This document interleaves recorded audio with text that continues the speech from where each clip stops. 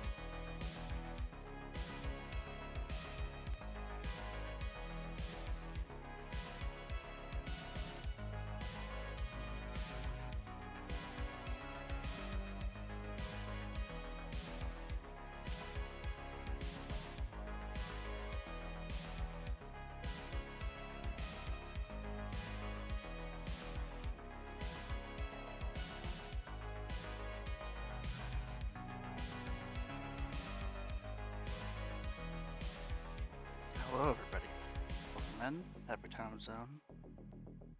Worn out, but otherwise okay. Taking a shower. All good honor.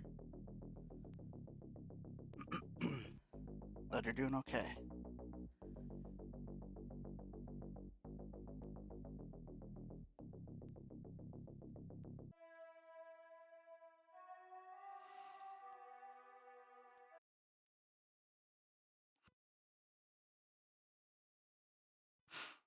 Now it's been like a year, almost a year since I last played Rogue Trader, and I've been wanting to play it again, or get back into playing it, because it's been so long.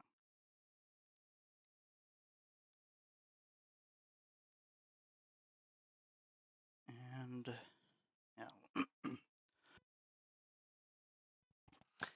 I last played it during my streamversary back in March of last year.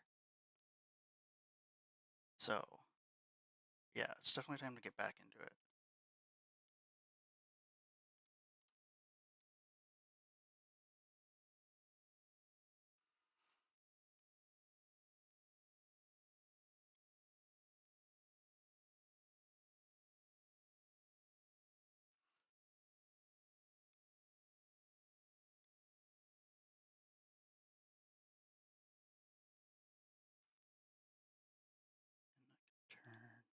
Turn that off.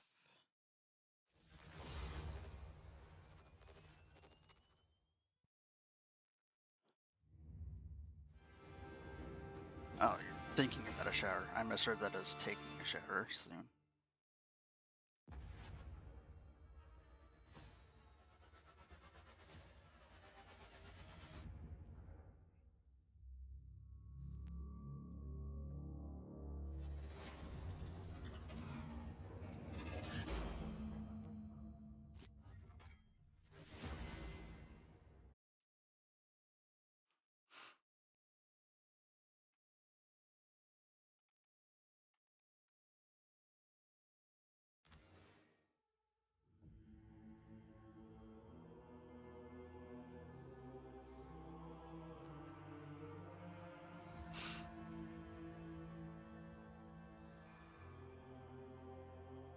Oh, okay.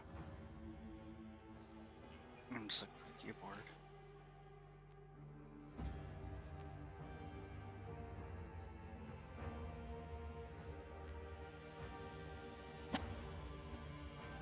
So far, Dark Hair, she's looking good, but I want to finish Rogue Trader first. I know it still has some time to come out. Last I remember,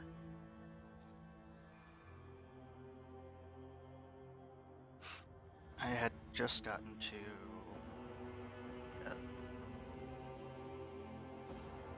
is it a way station or like an Astropath station?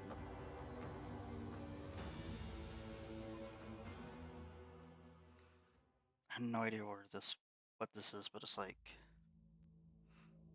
there's like a coup going on in this place. Enable install DLC in your current playthrough by opening. Okay.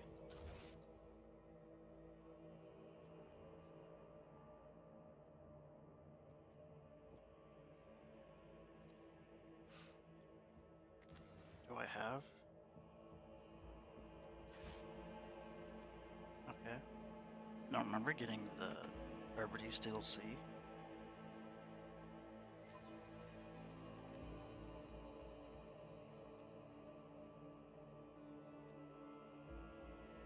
Oh, I guess I did. I guess I bought the.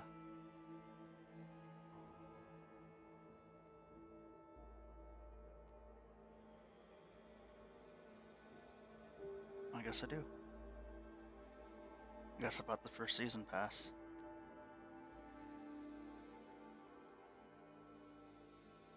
Or the bundle that came with that pass. Cool.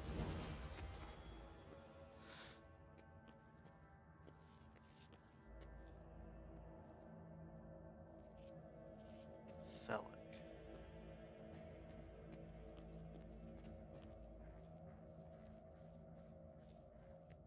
I tire of idleness. Let's move.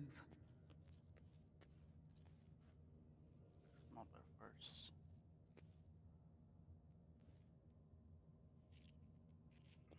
And I can do WASD camera. I love that.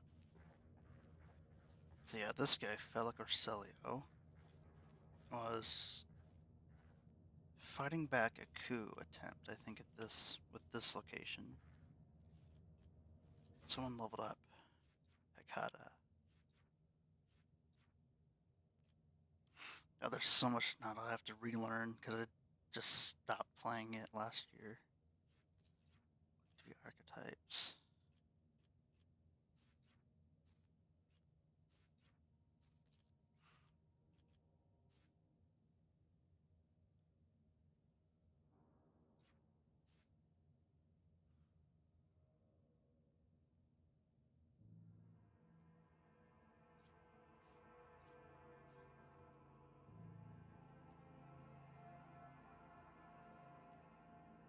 Oh, that could be pretty good. Some of these are actually really good.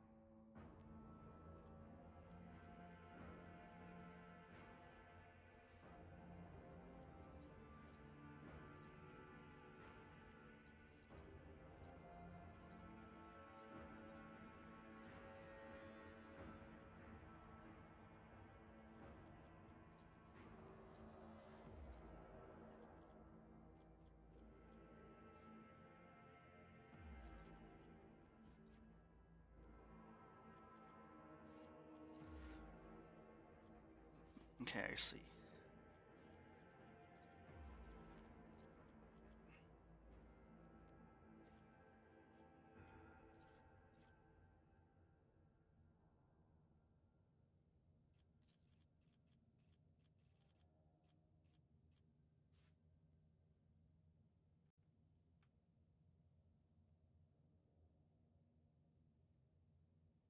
Begone, bot.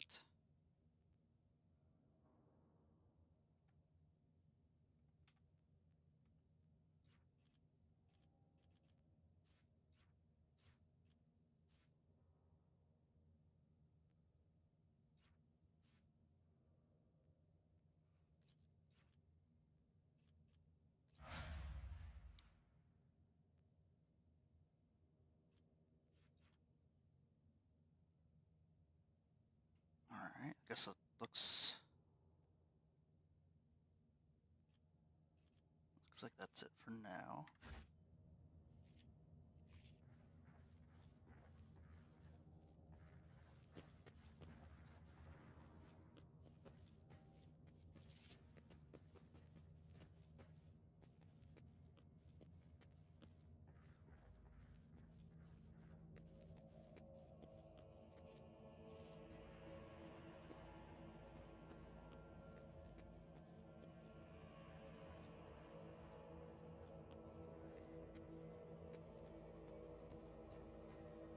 Okay, where can I go?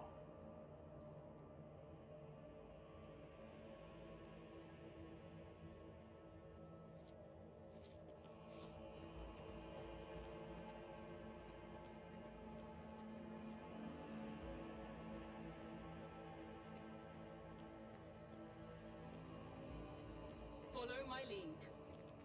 Compared to naval service, that was barely a challenge. Okay. Attention to detail is the key to success.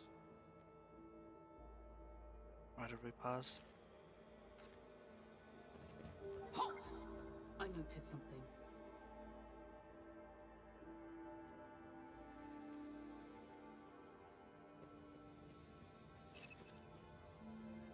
Doubt is for the weak.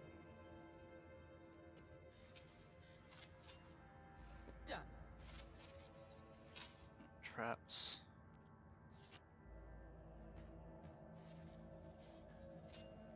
I rise to the occasion.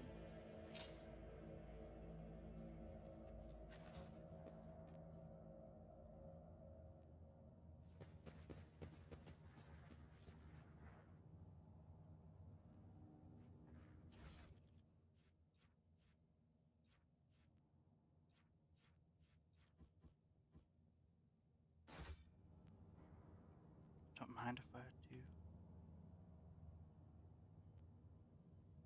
Don't leave your shit laying around, because I will take it. What advice do you seek? How may I serve? They say a little bit of humility never hurt anyone. I help others better themselves by wholeheartedly humiliating them. We must act. I think we're gonna have a fight regardless. Did I mention that my whispers tell me jokes? Jokes that once said aloud make your eyes bleed and blood curdle. Talk about black comedy.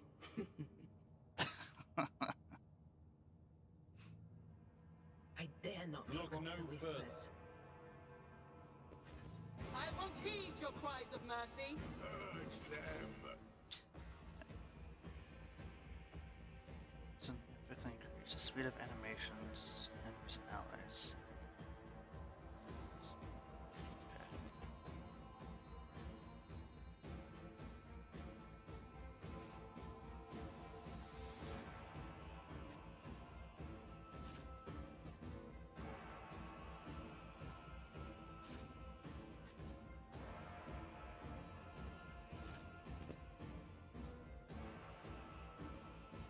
Stay vigilant.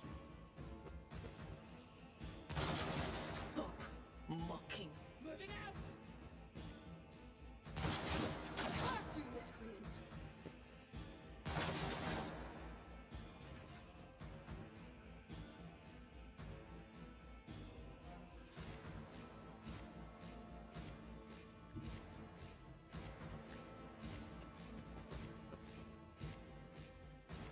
Storms first.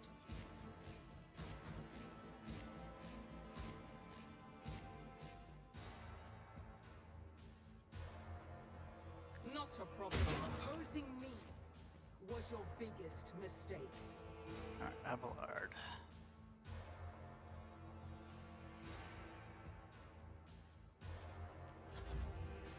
Virgin Merchant. The enemies of the Emperor will be undone! Faith without deeds, strike is a prayer. Sweet. Weapon at the ready. Break their morale.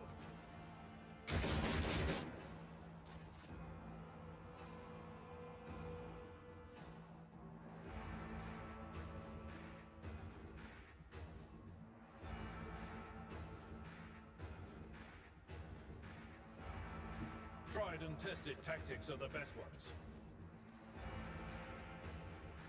Okay, can't get around anywhere with you.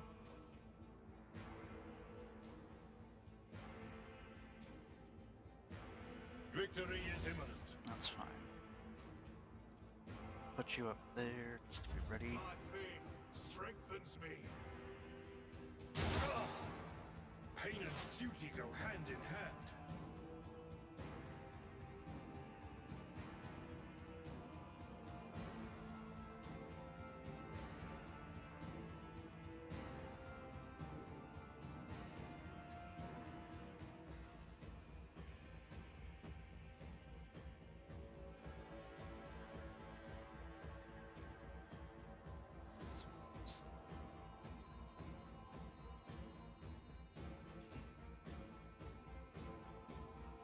No can do. Too far.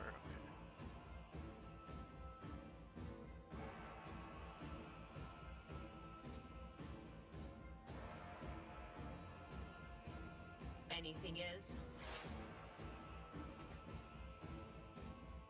I was supposed to do something, I don't remember what.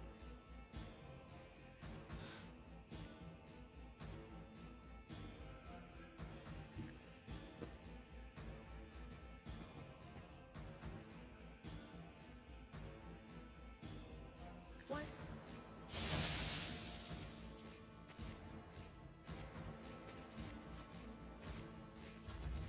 High momentum.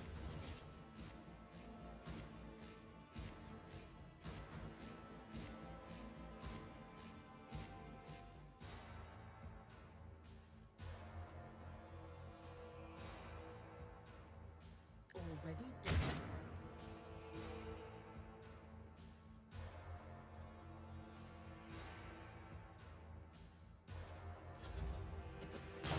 Enjoy your luck while you still draw breath. not falter. You just killed your partner up there, dude. All too soon.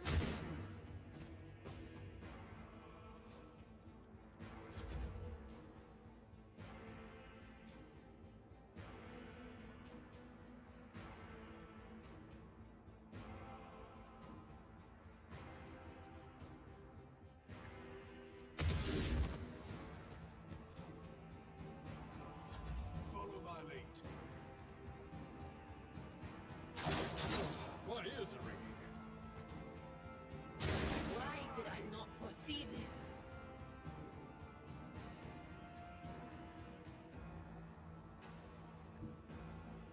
A tactically sound approach. Mark you a target.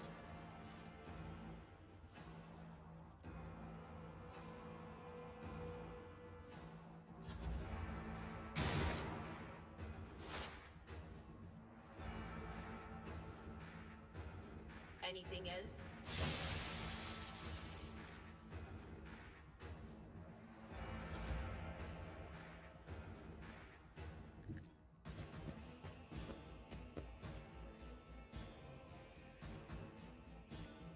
Suits my purpose. Nothing of value has been lost. Nothing worse. Onward!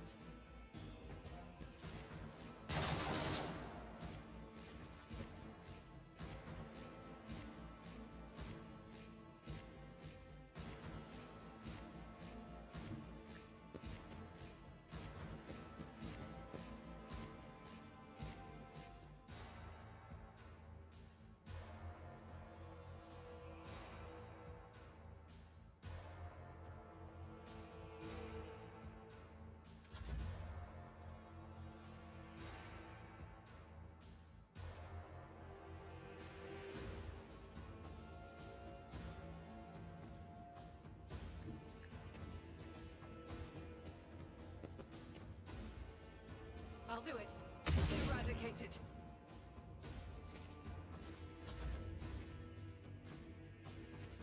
I'm not interested. Too far. I've seen worse battles than this in my time.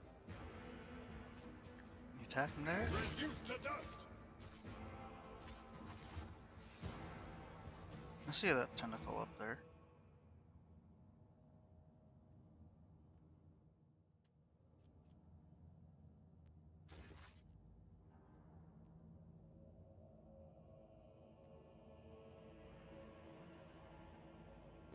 Do you see that?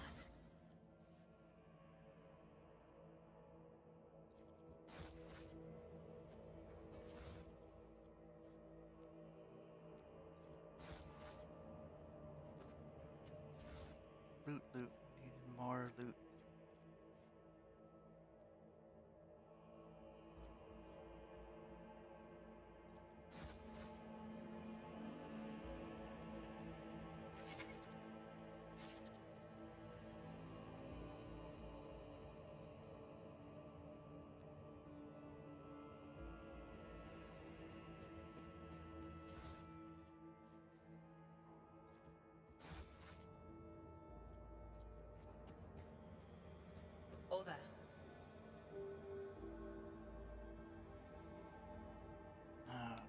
some sort of potentially some sacrifice.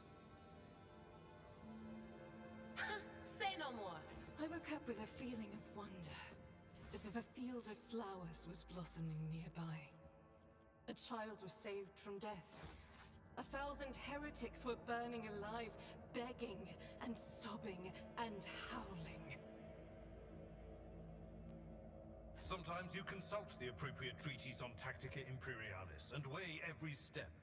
Sometimes, though, you just fire your biggest cannon and save the day.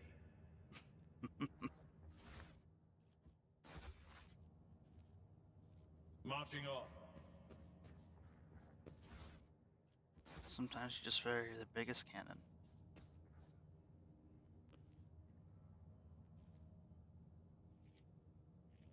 That's Mechanicus. Janitors, okay.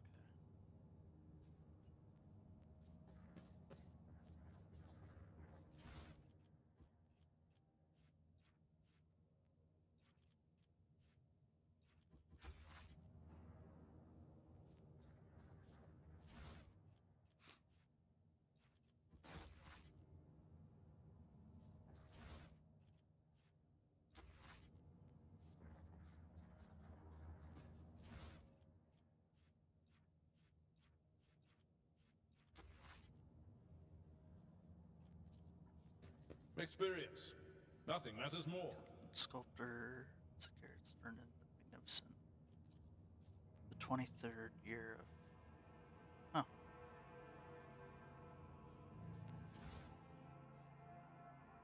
Data crypt.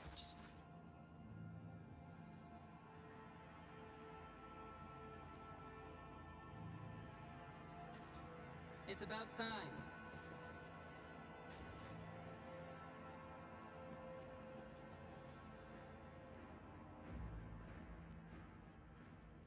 Yes.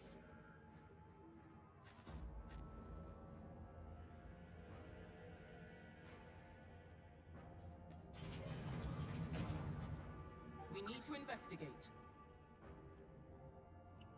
What advice do you seek?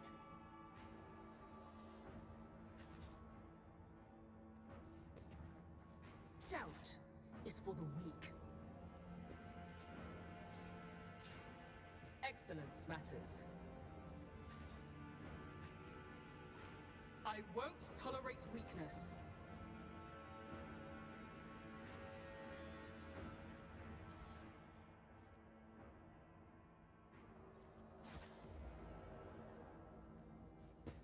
Damn warp! If we'd been in real space, I'd have. Heard what? Spare me your wailing, witch. Every voice that sounds in your mind is a whisper of the archenemy.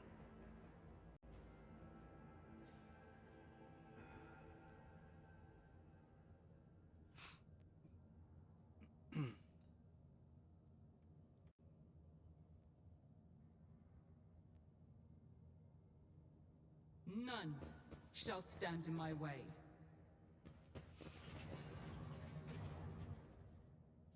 What is that? Oh, we dodged it.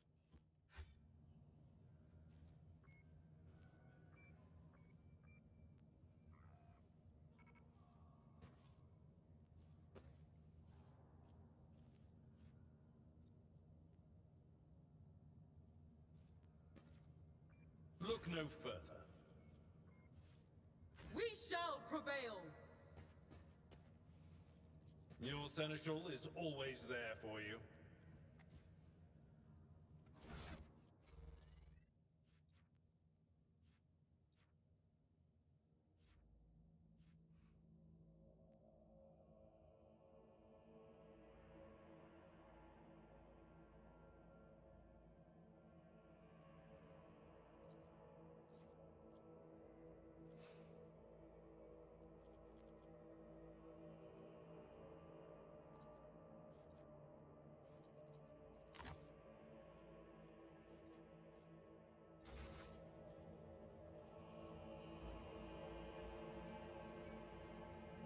Oh, I see. The healing is much appreciated.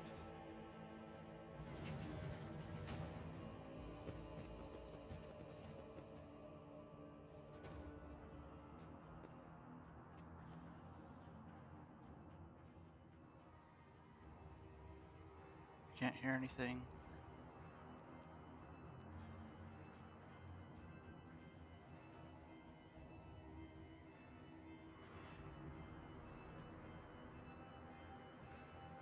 Hearing like with an insurrection. Yes, indeed, death to traitors.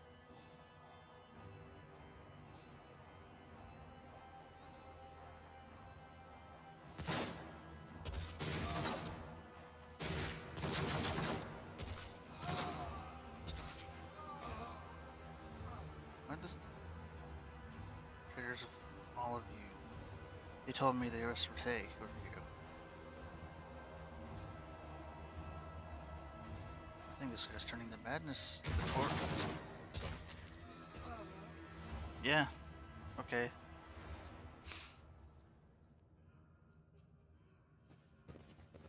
I'm always ready.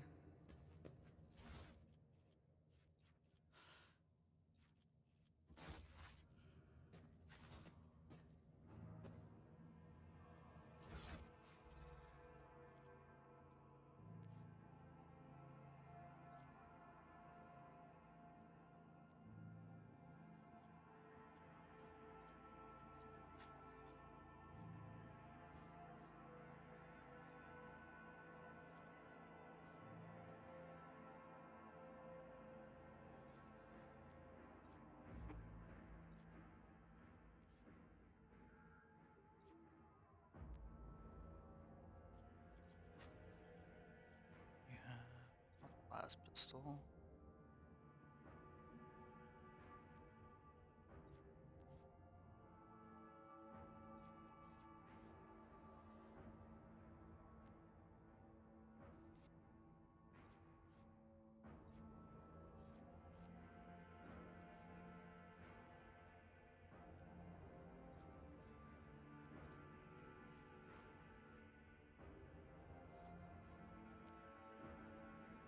Chaos tremendous honor. Yes, with this promotion will transfer the entire squad of the child's personal guard. God Emperor will. You are a strapping lad. You'll probably make it for a cycle 3. It has worn down better men than me. What even is the point? If your brains turn into mush, I may rip out your eyes like Amos did, at best. I'll just go bonkers like that little shit stain that kept stealing our Eho. What happened to that one? Threw himself out of the depressurized chamber because some voices told him to. Calm down, Keeper Fullick, said the squad will not have to serve the child for long. He even gave us a little leeway. Unlike that fish-eyed, be quiet, he might hear you.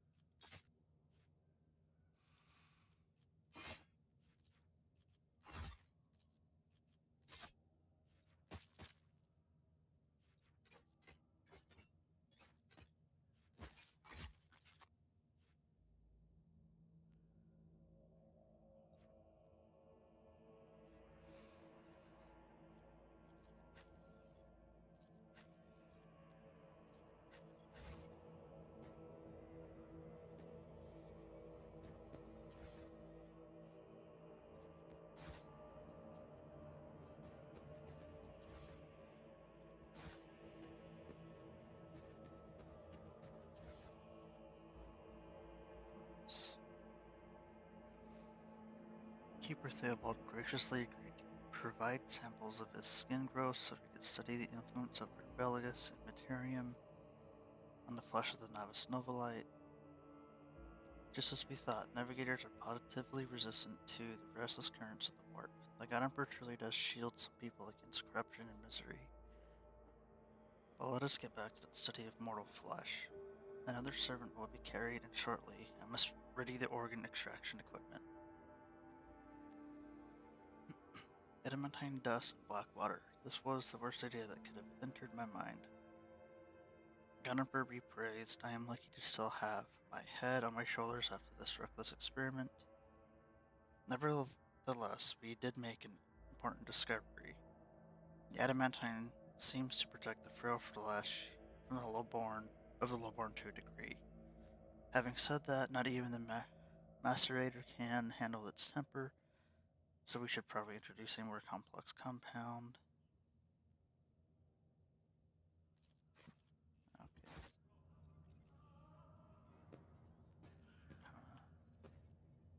I wonder to what then?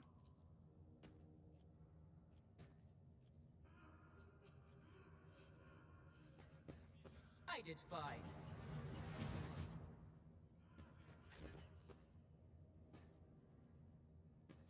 I go where the whispers lead.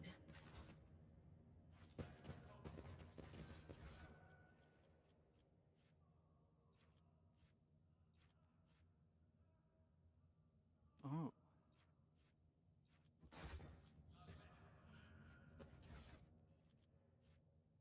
A long las. I have a long las in here, but not on Darktide.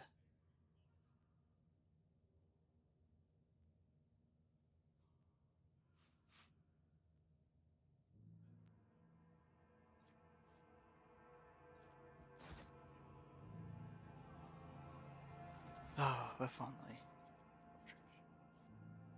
Unlock.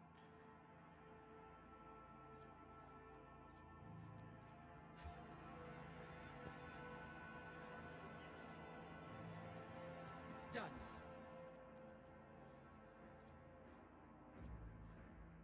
Corpse starch. E. The main staple of the Imperium.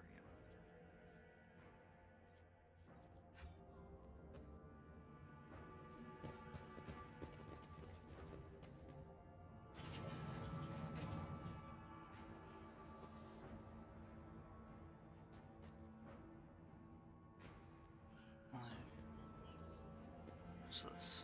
For some reason, Archimedes specifically has found its way to the station. So are y'all just losing your mind?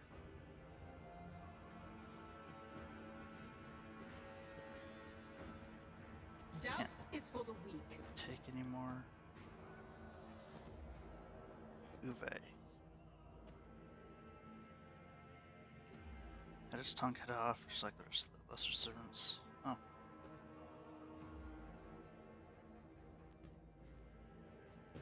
A new challenge for me.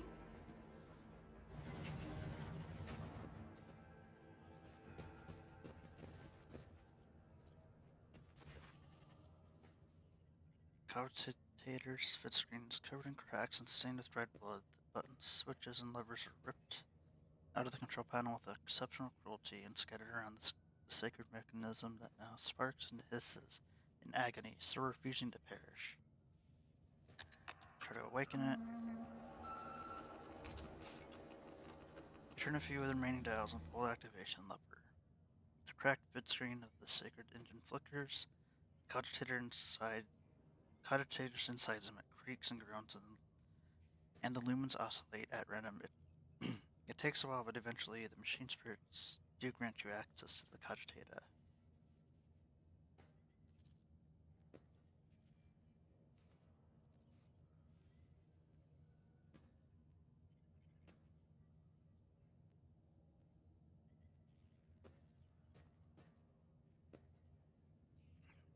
After a brief pause, the data appears on the vid screen. Phallic or cellular location, main hall, status alive. Theobald and Calamira. Her chambers, alive and deceased. Alexius, lower levels, deceased. Rasmus Esteban, unknown, deceased. Archive data stored in data crypts, partially corrupted, summons access the residual logs for examination. Fox report. This is for some time before you hear a voice. Officer A282, do you copy? Several generators overheated on the lower levels Chambers A to D are unpowered. The tech priest crew sent to investigate. The problem is not responding. Questioning back. The officer's speech is interrupted by shouting, and the recording abruptly ends.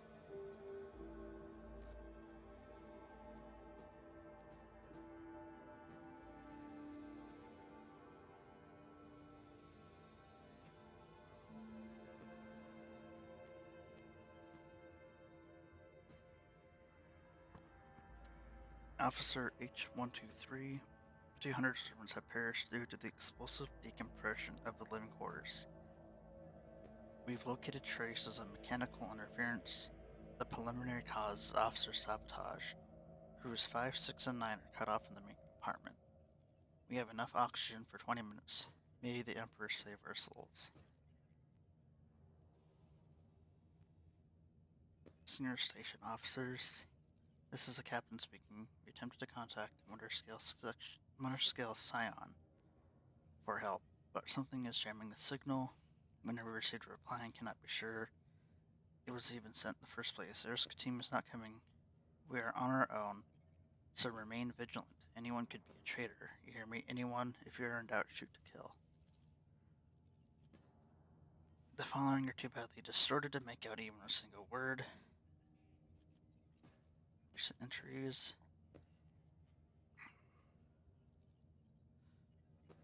Report X880. Originator classified. Date classified. The servants close to the child have started butchering one another again. An order came from above to have the remains reprocessed. Report X886. The negotiations with the Winter Scales were a success. A new batch of servants will arrive in 10 moons.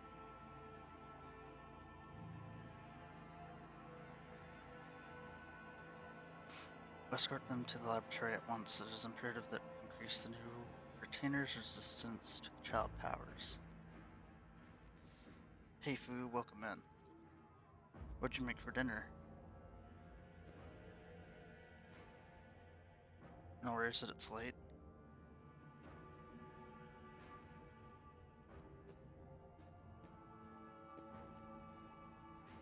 Sometimes having food just after midnight is what it's about.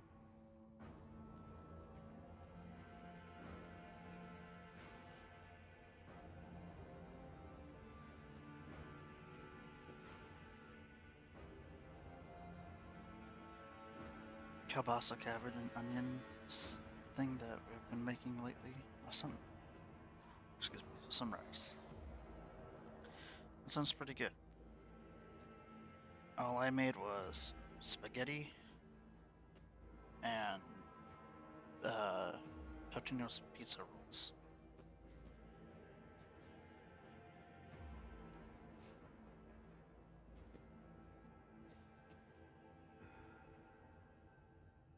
Yeah. Yep. I didn't know what to cook, so I just said spaghetti. I also woke up late and I was like, I didn't feel like doing anything too in depth.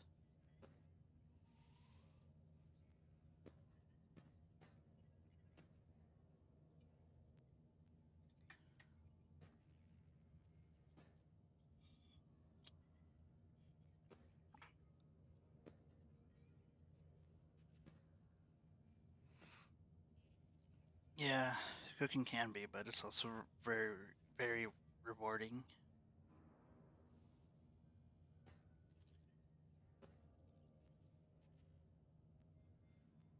The log is almost completely corrupted, but you managed to recover the latest entry. Identity confirmed. Regent. Aron to Orsilio. Date of visit classified. Reason for visit classified. Date of departure classified. Fun. They told me I had to like feed these kids or something. I don't know. Now my kids almost both legal adults, so yeah, they can start cooking. Oh yeah. And you spent what, like the last 18 years cooking for them? How's it? I know your daughter brings you what, breadsticks or cheese something during streams. 20? Oh.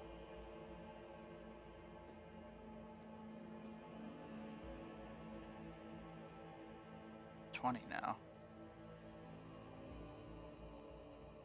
The cheat sticks. I know you have a command for it.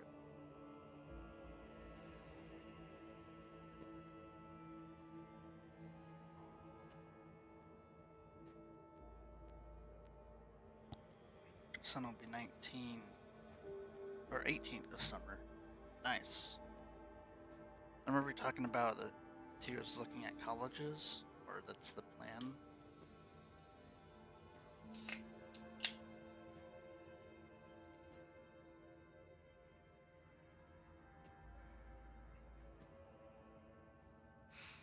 Due to graduate high school. That's only a couple months away.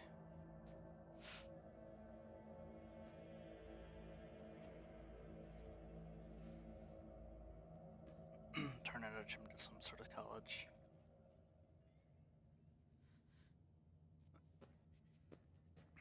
Yeah, the college could definitely help. I wish I could have stayed in college.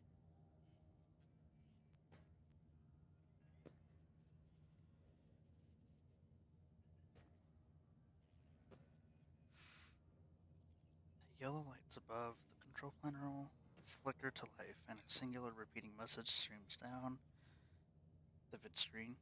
Warning: damage to technical compartments A12, B3, D8, H24 detected. Warning: living quarters L10, L16, L28 depressurized.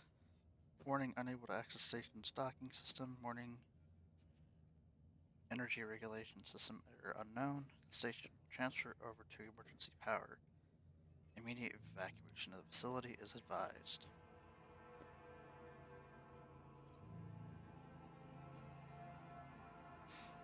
Daughter got her GED, but it's been like a couple of years. I'm like, okay, what are you doing with your life? And has autism, hints into bullying at high school, and they don't blame her. Oh yeah. Yeah. The bullying can be very relentless.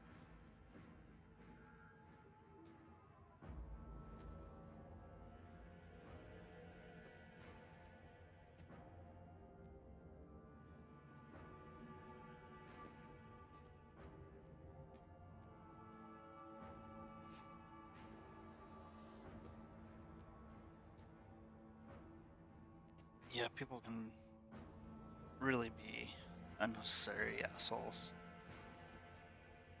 Like, I don't know.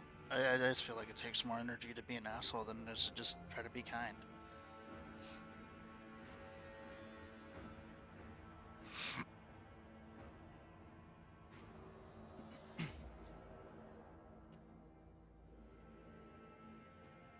Exactly.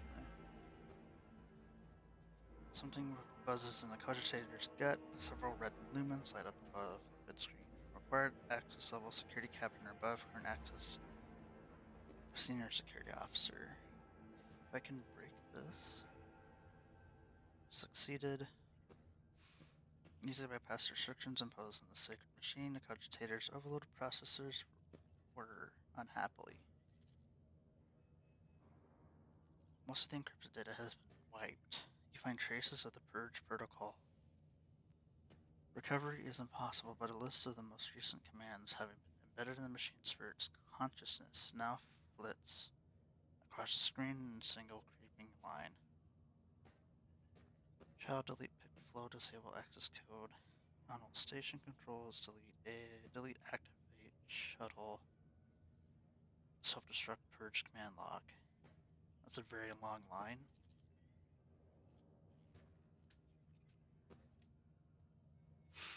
Exploring the archives for a while longer yields a surviving excerpt from the guard captain's report mentioning that the security system had recently been reconfigured without knowledge.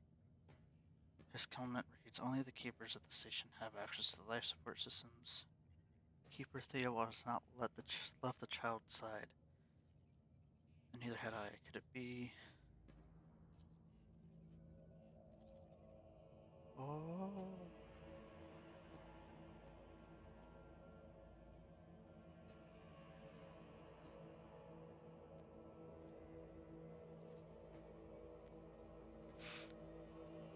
A few manipulations with switches make you realize the elevator to the upper chamber is blocked.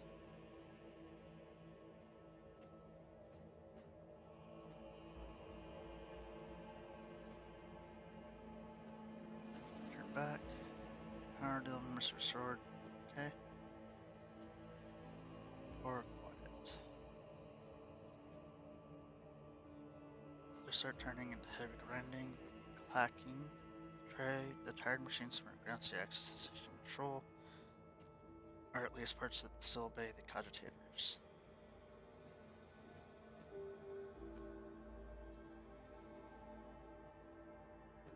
Presumption is incorrect. Static just a few moments later, you can only barely make out an inscription amidst a flow of rapidly changing symbols. Processing. I do not know binary.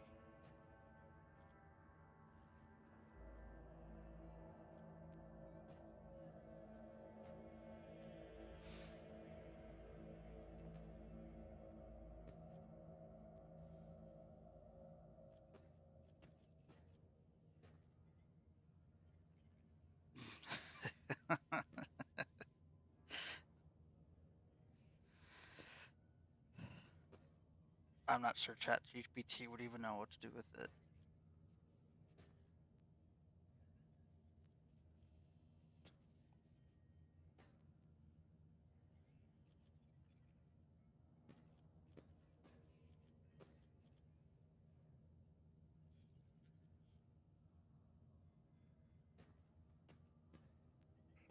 Oh, if only. Try Gemini, but I can't.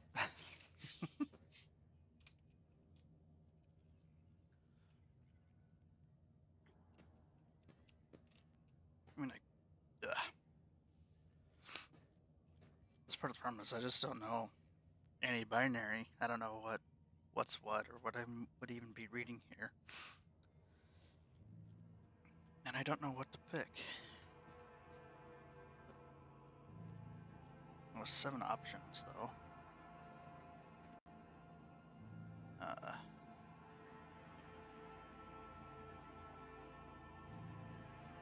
So like a dice roller. Roll a die.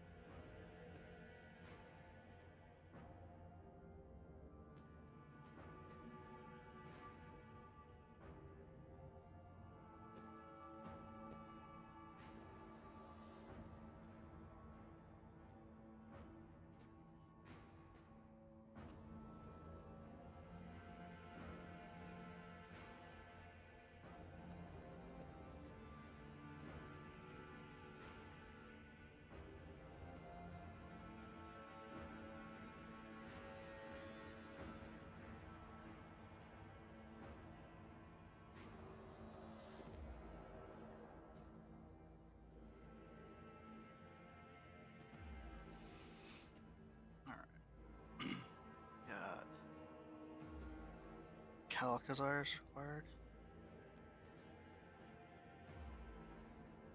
I have no idea what that's supposed to mean.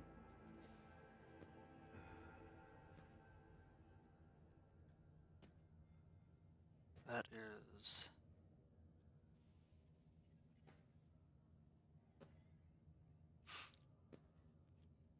Yeah, I don't know. But I did roll...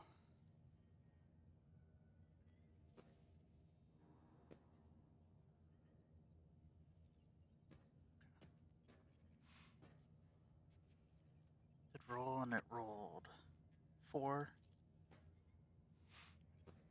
Takes a few moments to gather the data from the station's active systems and produces the following. Passage opened. Oh, is this like... Okay.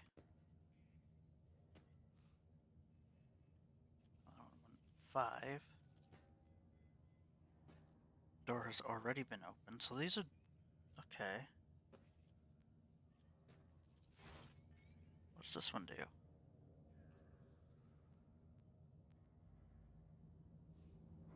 Back out the way I came.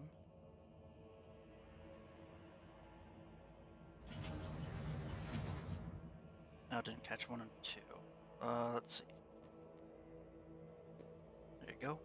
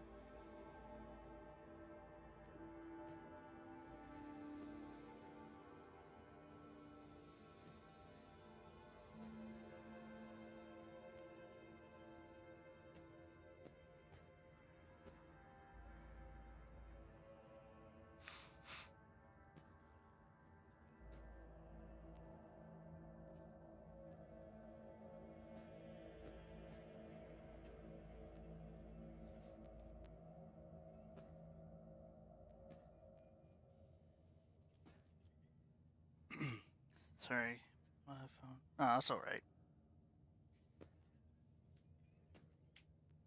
You're all good.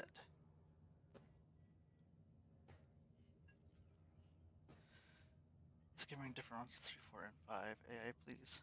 1 hall. Huh. 2 help me. Follow me quickly. 4 thank you. 5 sleep. Okay.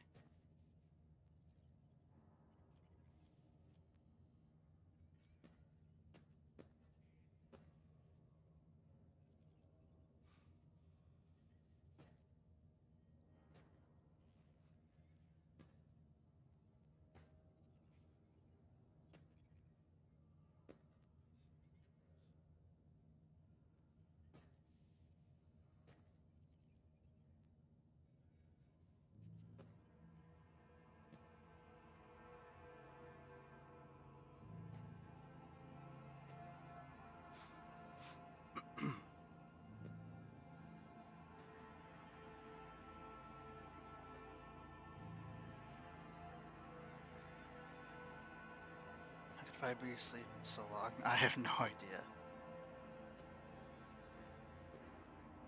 6 is lab. 7 back. Okay.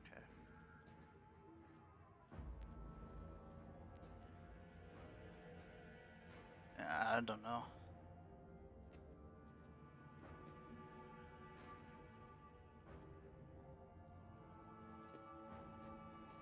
Door's already been opened. The door's open, so okay.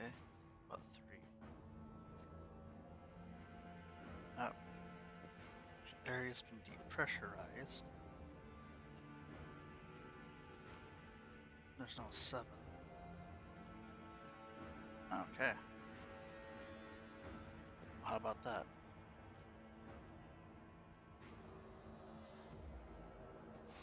Thank the machine spirits and reset the operating protocol.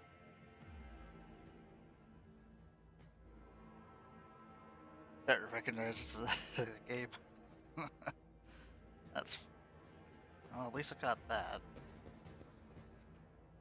Did open all these doors.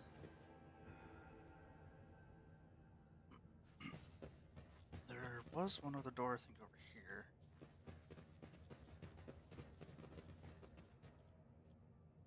Just goes back in there. Nothing's impossible for this old officer.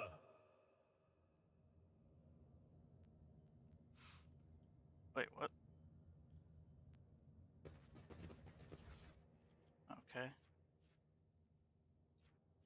Mars pattern sword. Oh.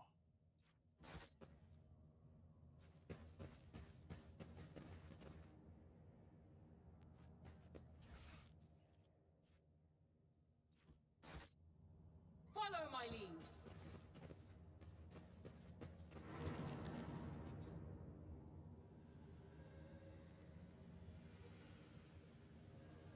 What are warp trickery happening?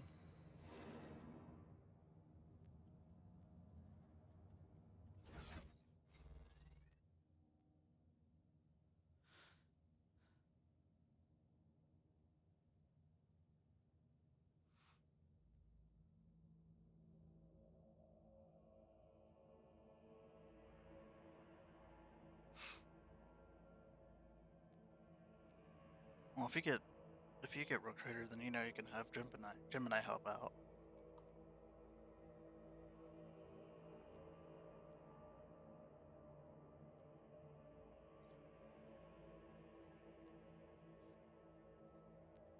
What was that? Why are you crying? Why are we crying? Or sad?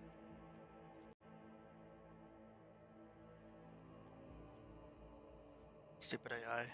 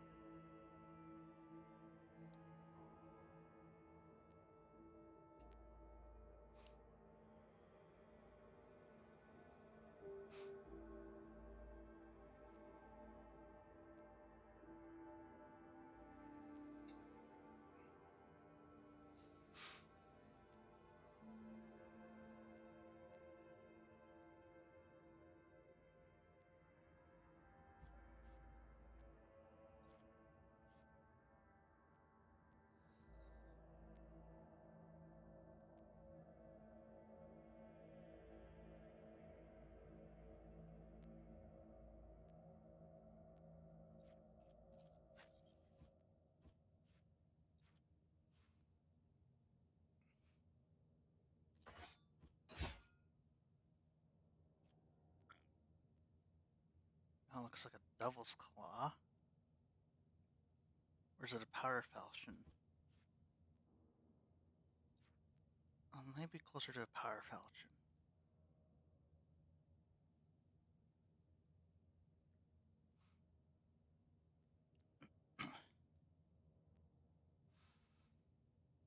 Oh yeah, no good.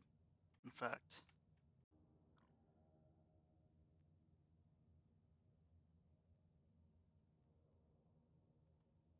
Now I have this too.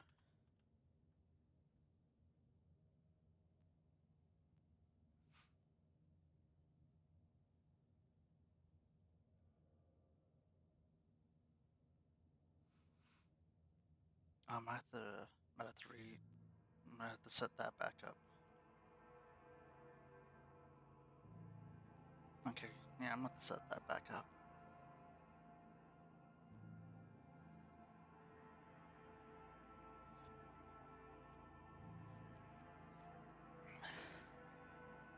Yeah. I don't remember who it was who sent me that.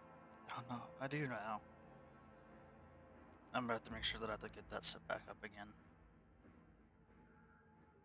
It's the reason it's not working is because I heard that people. There was one. Don't know if it was a previous breach, but that people had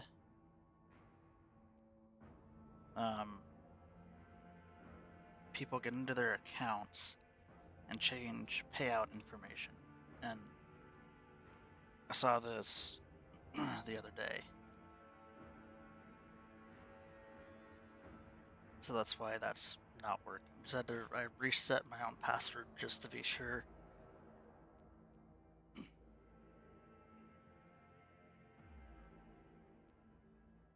So I'll get back around to getting that enabled. You can use those. Yeah, I didn't hear about it through Twitch directly, which I would have thought that they would send it like out an email. but nothing ever came up.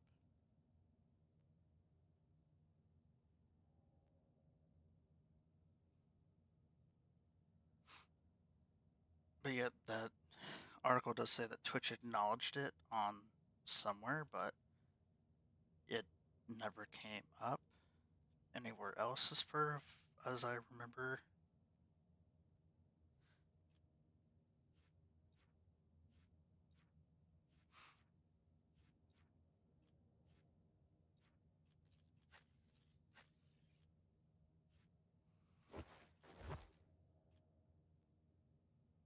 Those fit you pretty well. Magenta doesn't. You can do that. Yeah, it's a good idea too, and then maybe change your passwords, but I had to reconnect several things after changing my password.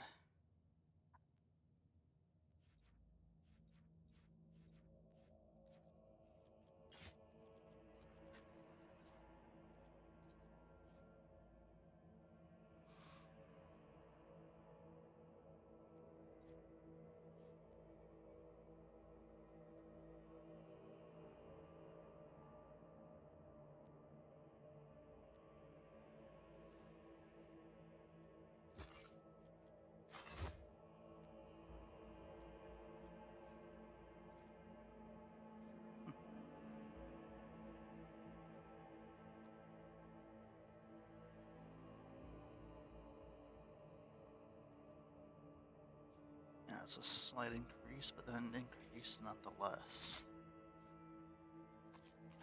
Fire grenade. Maybe we should put that on Magenta.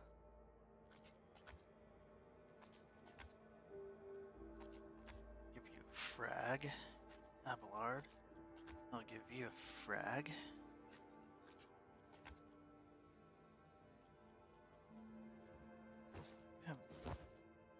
Doesn't change anything because it's basically the same.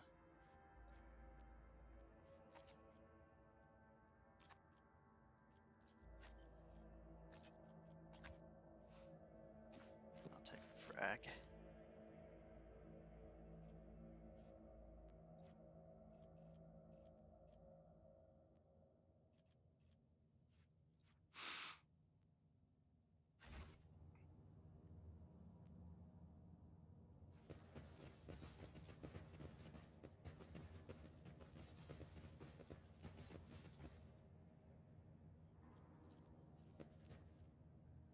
Cost extensive reagents here. Your nostrils and broken glass. Crunches underfoot. Somebody wanted to destroy the laboratory or find something.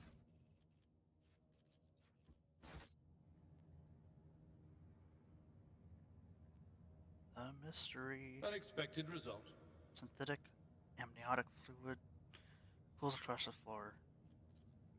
Barely discernible traces stretch to the side opposite the entrance. Okay.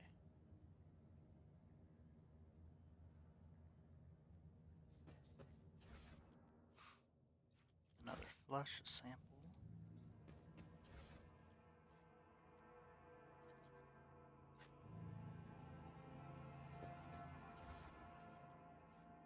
Bile gel. Butter. And acid. Okay. Purified sample from the ocean world OM42K003. Vicious translucent substance. Hissing, foul smelling liquid.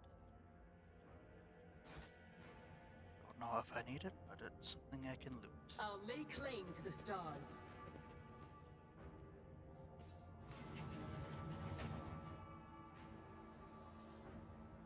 Choose to change, reset everything. Yeah, I get that.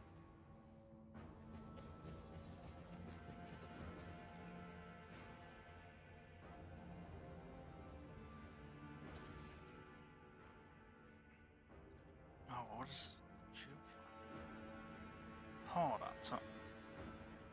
Just do a quick save. No, I totally get that. I wouldn't want to reset up everything either, but I figure it's safe rather than sorry for the time being. And plus, I did it the other day when I still had time to get back to it and like actually update and reconnect what I needed to reconnect.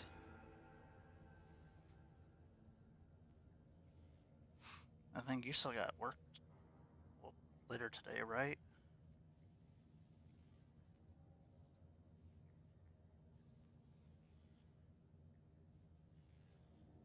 Yeah. It'll probably be like a good couple of hours just setting that all back up. Oh, you have next Friday off. Nice. I'm off on Fridays, so I don't know if you want to play some Dark Tide.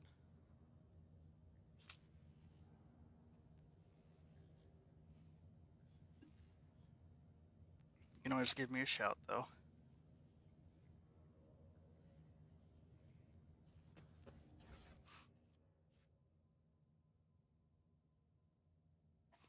Absolutely. Should be streaming Thursday night. Alright. I'll definitely be sure to be there. And Friday. Yeah.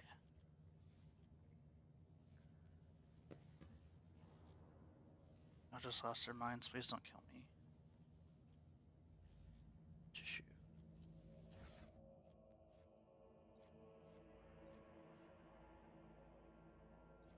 I don't know what is all this about. Adamantine.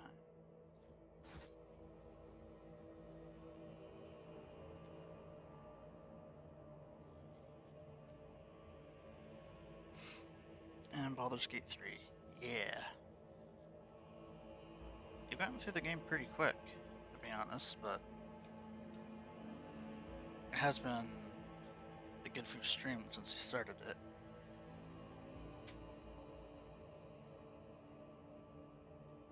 $200 hours.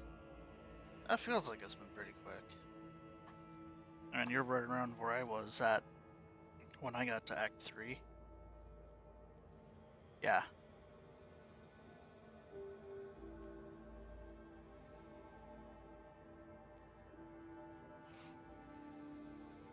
You're just gonna be like that. Wanting to replay, yeah.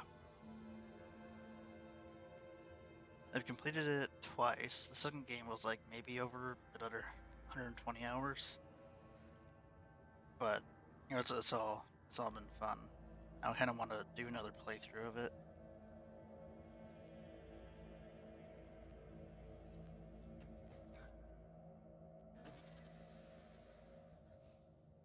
Turn to Fellic.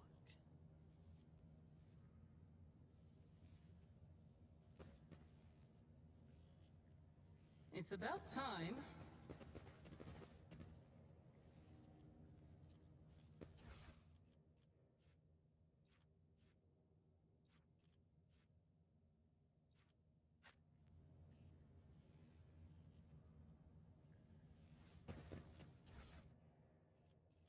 Don't have a reagent, but I have Catalyst, Data Crypt. I can do something with all this.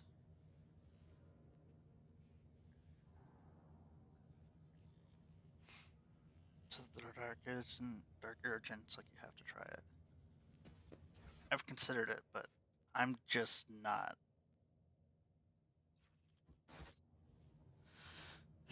How to put it?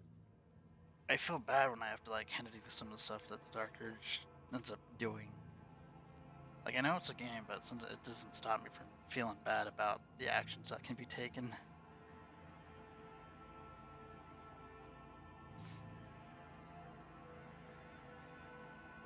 But I know a lot of people have had fun with the Dark Urge.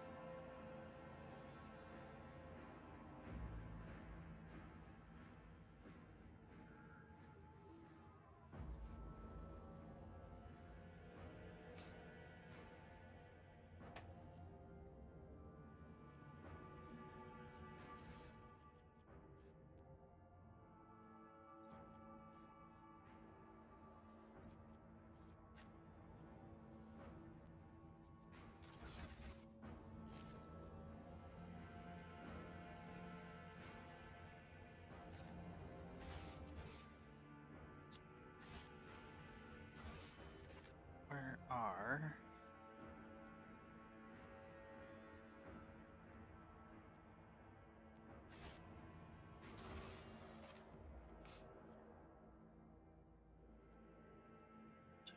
Signatures.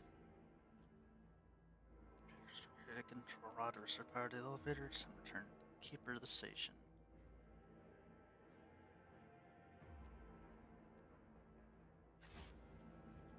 I want to know what this is, so I'll just save.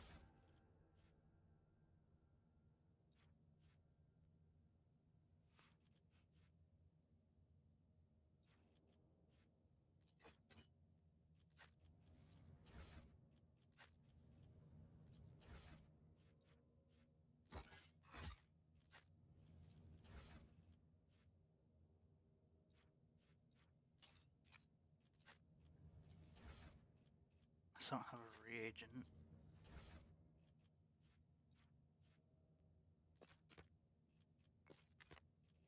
That.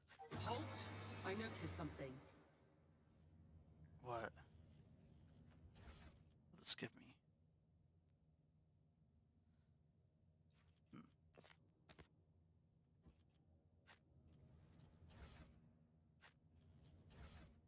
Ah.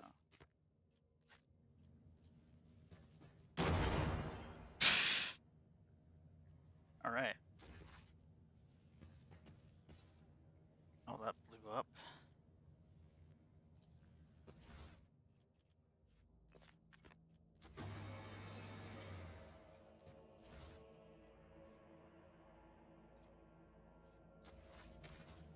Oof. I gotta go to the bathroom. So I will put this on. Put ads up, and I'll be right back.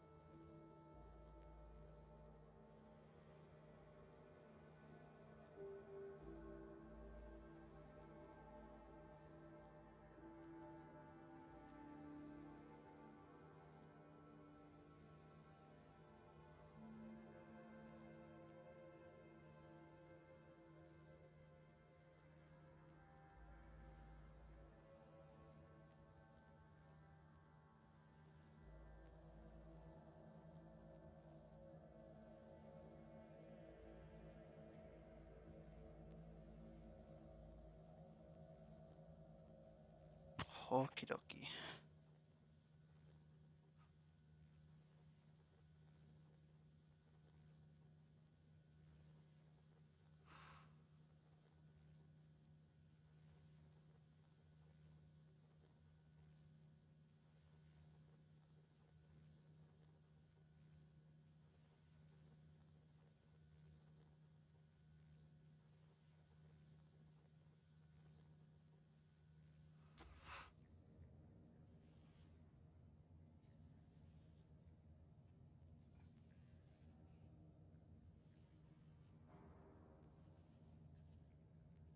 I have not watched this season of Fallout.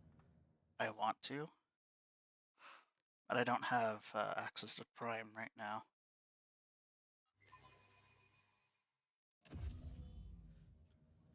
Let's see about redoing this.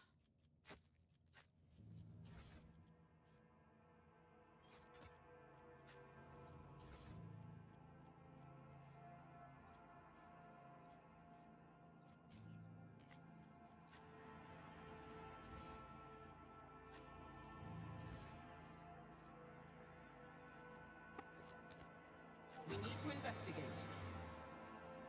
Oh, believe me, I really want to watch it.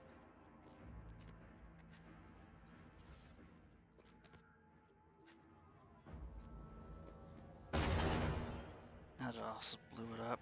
Okay. Perhaps I'll just reload and let that sit for now.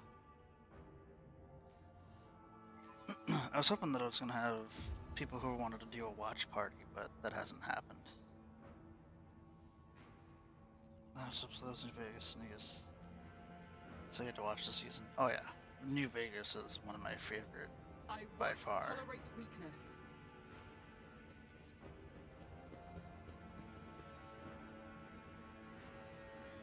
I want to see where they're going to go with it for sure.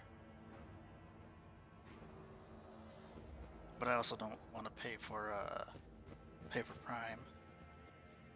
Excellence matters.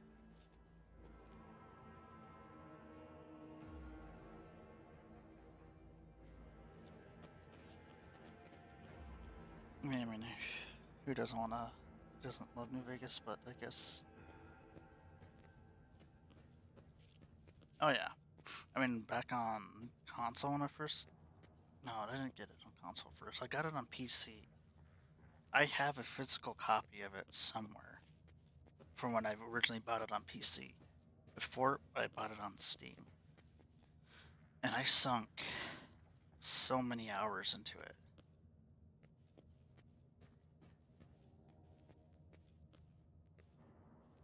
And now I can't really play it much these days because it crashes like every 20 minutes, even after trying to get through stuff like workarounds and whatnot. I don't know what's causing the game to crash. It's just crashing.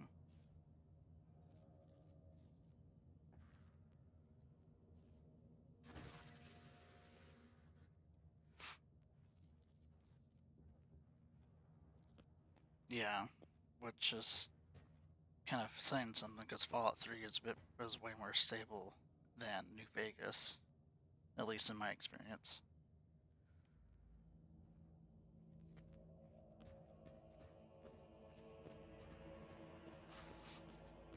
Excuse me. But Fallout 3 is not one that I like to replay a whole lot.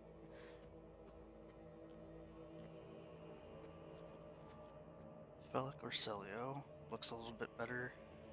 Sungar hair is now neatly braided.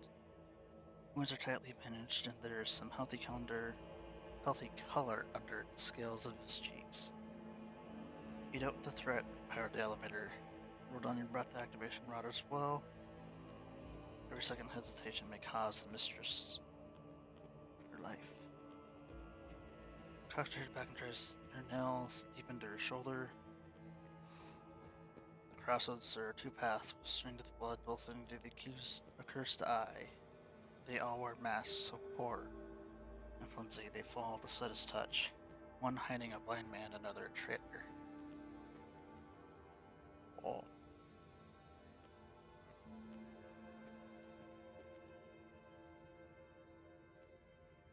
One is faith, blind faith, the other is hatred and treachery, both lead to tragedy. You simply have to decide what kind of tragedy you like the most. Well, it doesn't really help.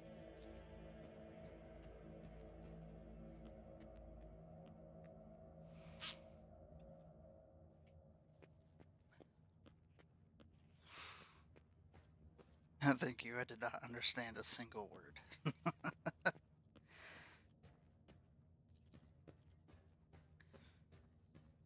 My whispers are giggling nastily. They will not speak. The naughty little things. They say that tearing out the masks is your concern.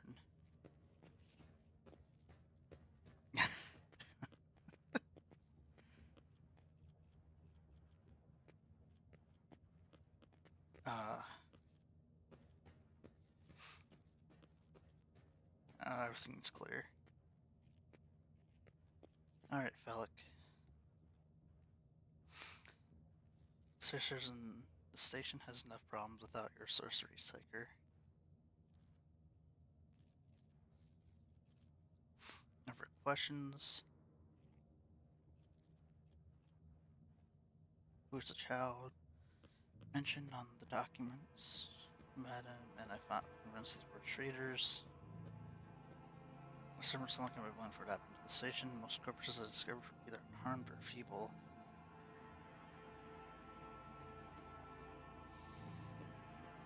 Not alone. Child is what the station's servants call Lady Cassia. For the commoners, dirty mouths must not clear her name by uttering UCE. It's not beneficial for all servants to have their vocal organs altered. Some prove to be more useful when they are still able to speak. And one of the great things about having a fully dynamic game engine is all of this just works. It just does. Thanks, Todd Howard. Praise be. Welcome in, Ember. How are you doing today? Hope you are doing well.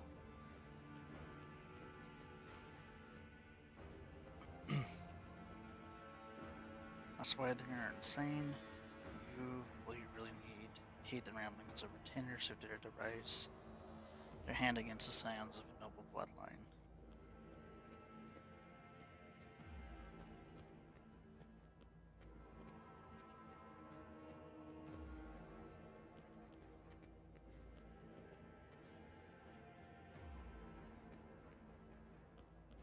Sleepy start today, but surviving the heat wave. And a little bit this afternoon, though. I can only imagine that with the rain, it made the humidity worse. But hopefully it's cooling down. Starting to cool down for you all.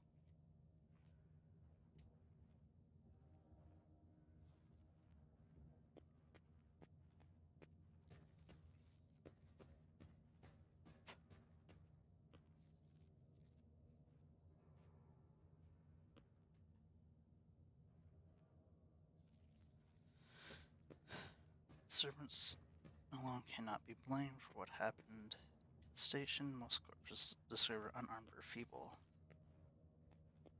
They think most servants could plan a coup. The senior officer is just as guilty. Half my guards butchered one another because they suspected treason. As for the culprit, the coup is staged by those closest to the mistress. The house isn't too bad for humidity. Usually the clouds protect us. Oh, nice. I'm glad it wasn't terribly hot.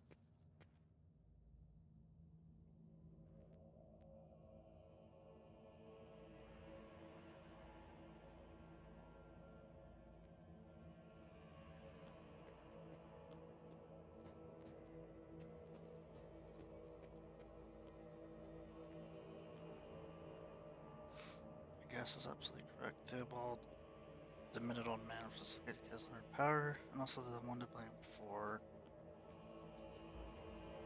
the woes that have befallen Gurek 5 in our level line.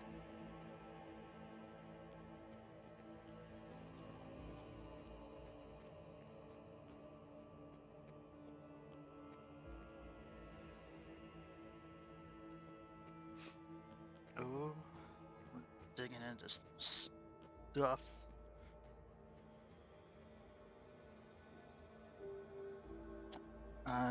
Let's feel like he's gonna turn. Which means he did it before the report was filed, or maybe after. Or you just suspect me of what happened, the one who's going out of sight to preserve what little there is still left. You keep Saunders' accusations to yourself.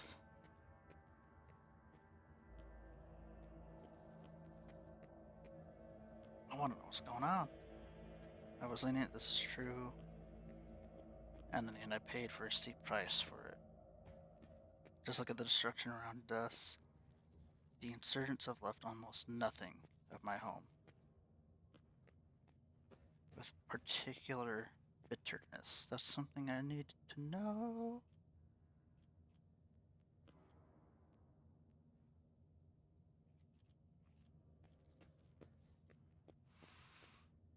Alright, can I save here? You won't let me save while in conversation. Thank you. I don't know what to say. Status not to prevent me from admitting it before, but you have awoken hope. Hope that I might actually leave the station together with the mistress. When asked favor.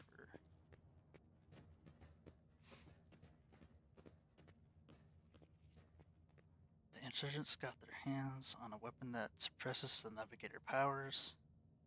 Their absence makes me a living target, but the weapon is useless against you, as is a bunch of lunatics building it. I humbly ask that you deal with the scum huddling upstairs and hurry to adorn my mistress with the relic of our house, a sacred amulet against all evil. I don't believe it's going to be that easy. Oh, excuse me. Recent events have badly disturbed Lady Cassia's psyche, and warp entities always lust for weaker souls, especially when the veil grows thin. You too will be safe next to this charm.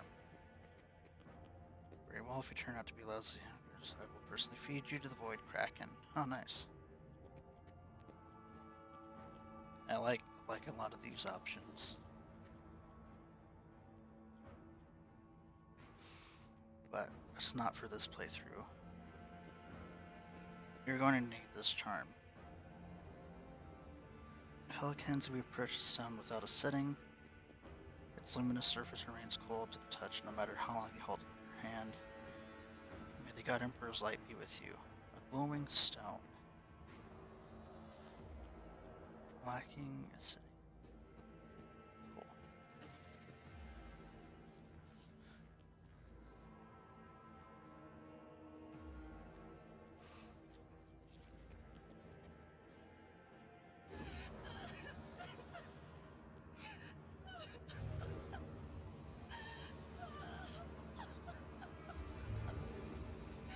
Might be too late to save them.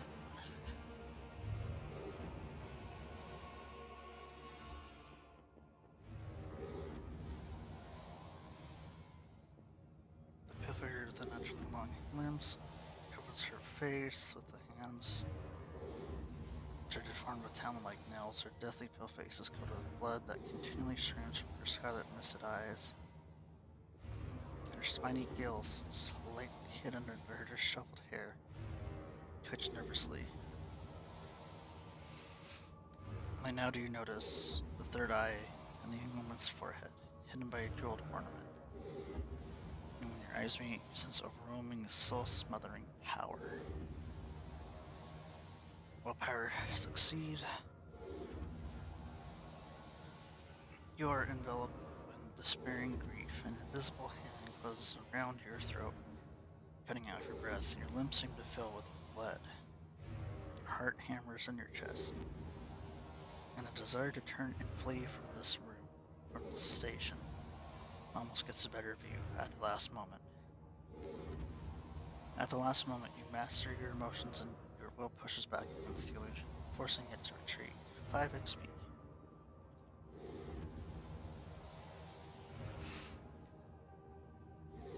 Deer emits something between a moan and a drawn-out whimper.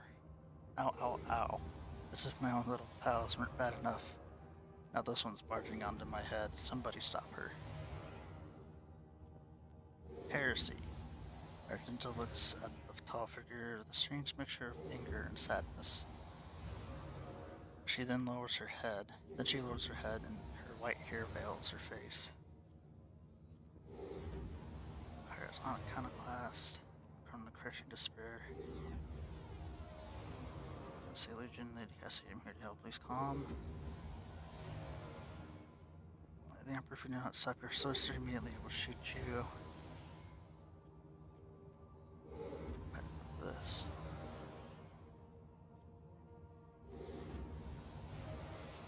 Lady Cassie, I presume, stares in the navigator's direction, but before a firewood look. Then turns sharply away and awkwardly wipes his eye.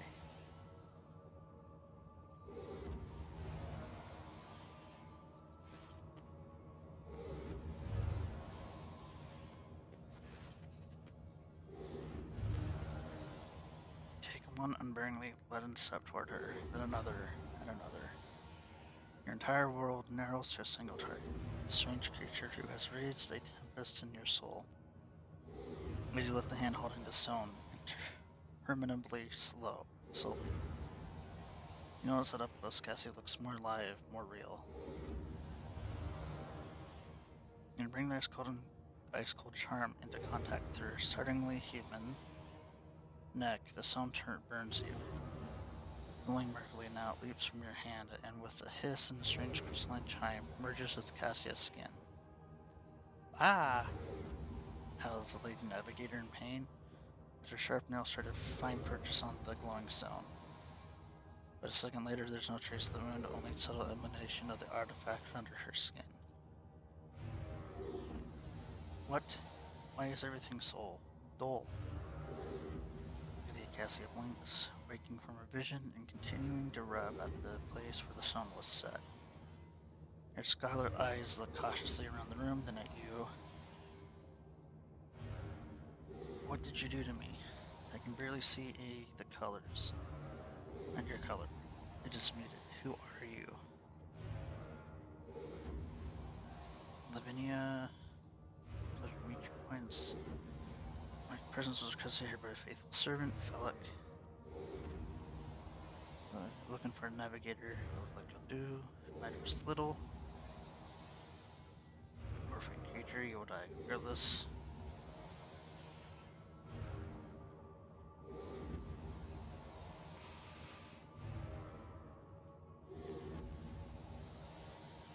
I feel as if I do that, Felix. Sometimes we cannot say whether it's a fear or surprise. I feel faint. Heavy-set old man who has been kneeling nearby. There's run as though the nurses ripped from the child. Lady Cassia, where are you, sacred child? Despite its venerable age. You.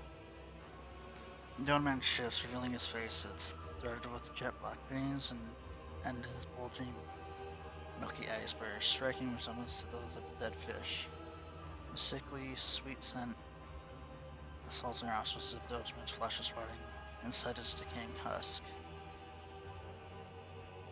The eyes fill me as they are unable to make you out as either enemy or ally. I'm warning you, one wrong move will bring the wrath of the house. The wrath of House Orselio down upon you. That's what's stirring, just making the whispers shriek like crazy. That he might just open his eye. Threatening the head of the dynasty is a grave offense esteemed, whoever you are.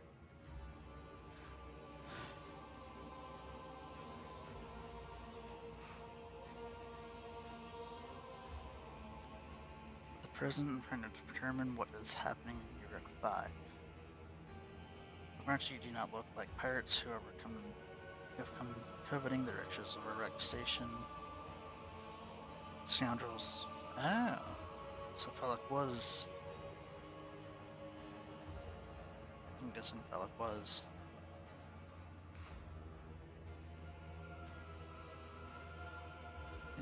Celia, another rogue trader in the corner of our galaxy. How interesting.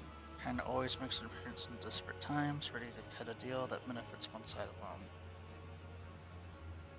Given that you have not so far drawn your weapons, your intentions are probably peaceful, and so, House Orselio now asks the service of you. Save the life of the child in exchange for future cooperation. Do not hurt any answer, think on it. You can make yourself an ally or enemy of the house today, you decide. Service asks me.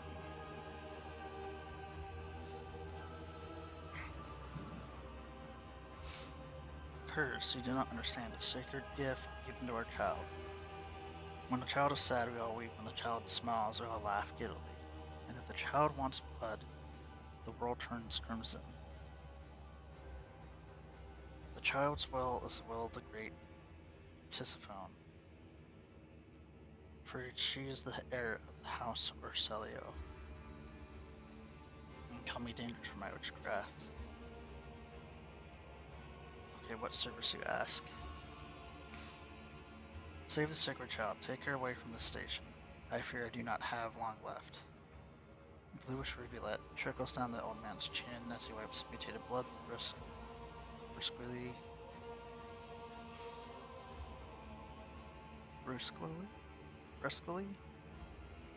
Oh wait, this... You glimpse strange burns covering his flesh under the clothing. The slightest movement might be causing him unbearable pain.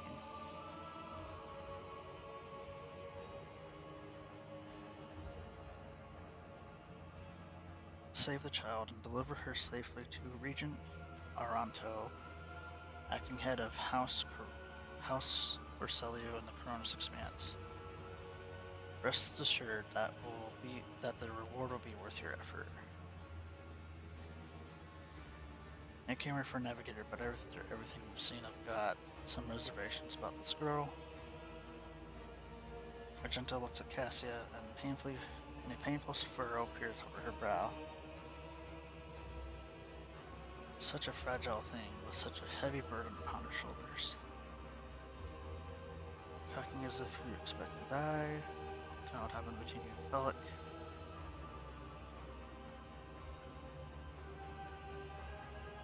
Felix is my word-to-word student. He came to Europe 5 as a callow youth. I personally mentored him and entrusted him with the care of the child. He was like a son to me, but he proved to be just another traitor. He sought to steal our most precious treasure, the heir of our house, our sacred child, to revel in the power with others like him, casting our house into the abyss, to pervert centuries-long traditions of our family. You can see the fruits of his villainy for yourself. He decided he was not bound by his duties to the legacy of the greatest of our Novators. Tisiphone Orselio, who led our house to prosperity for countless years, foolish boy. The renegades clouded his mind. They sought to seize control of the dynasty before the sacred child had come of age and taken up the Novator's throne.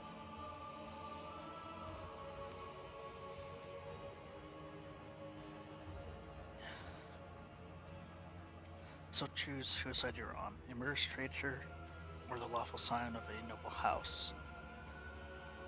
Theobald speaks these words softly, looking at the unconscious young woman with reverence.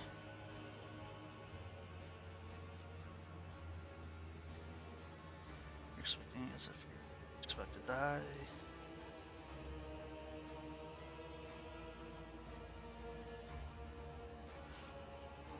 Shrugs indifferently. My service to the house is coming to an end.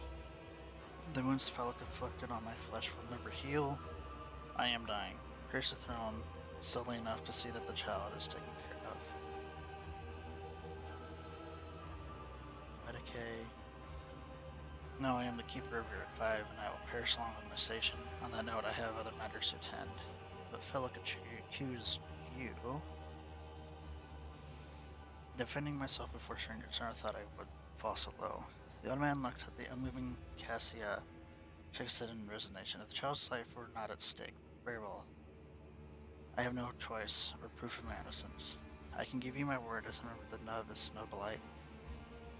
If the honest word of an honorable man counts for anything with you, I guarded the station against calamity and incursions from without, to the best of my ability. I forced the wardens to strictly observe security protocols. I personally selected a servant, and I faithfully protected the child.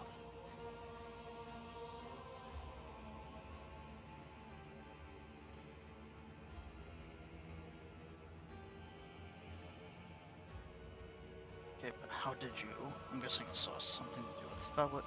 Let's see. Do not thrust words in my face. I am twice your age and twice as wise. Take my advice, trust no one but yourself and the Emperor. Even those closest to you will betray you for gold, power, and far-fetched ideas of a bright future. Please share your thoughts. Catches from here.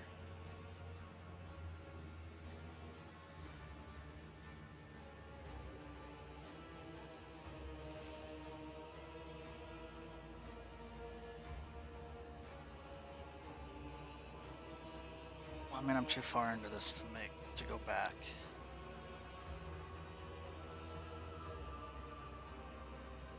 Yeah, let's do away with Felix. Allies are always welcome, even temporary ones. I will revive the child. Do not be alarmed at the power of the house. Sailors later will help us destroy our enemies and shield us from Felix's navigator forces. But you rest for a time before the battle. And dialogue. Okay. We shall prevail!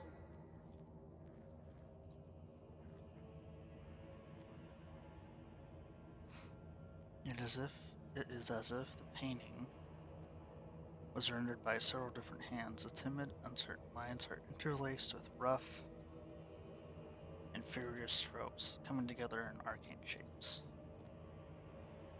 While no one appears to be living in the cage, somebody still filled the trough with dried fruit and fresh water. A new challenge for me?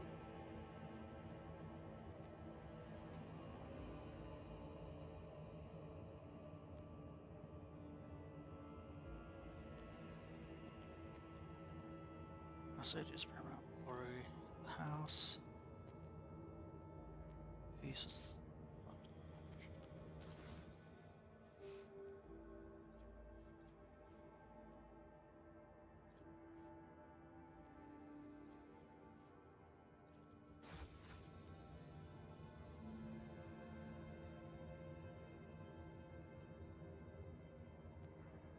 Victory awaits. We must act!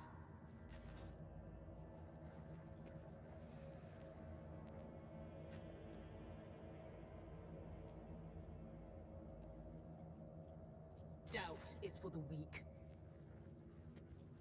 Can I talk to you?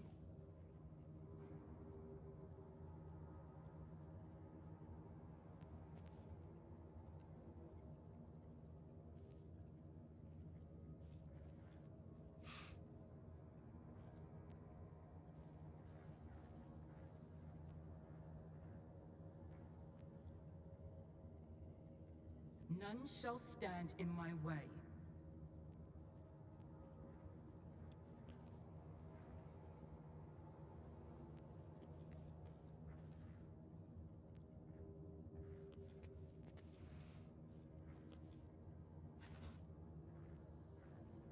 Well, that's all that I can do here. There's something over here. In the Lady Navigator's private library is a room with essays, novels, and personal accounts from trailblazers and explorers of the Imperium. Okay. It's about time we repaid those who betrayed our house.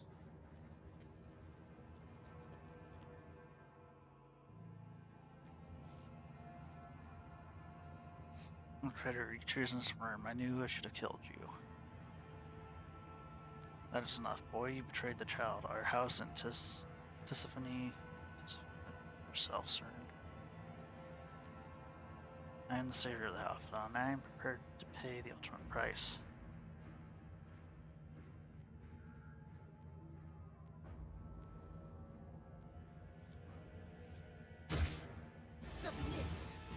you'll die quickly. For the Emperor!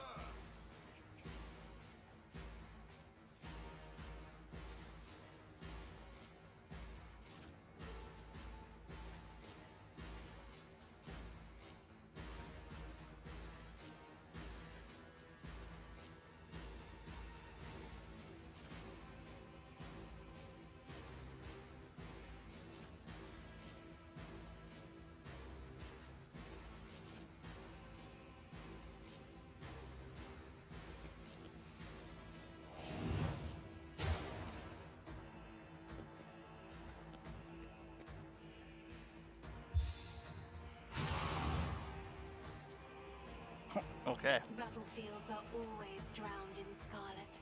Now you're clad in scarlet.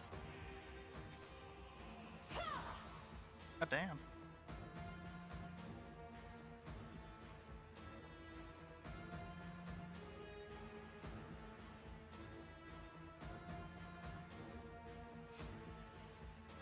No movement.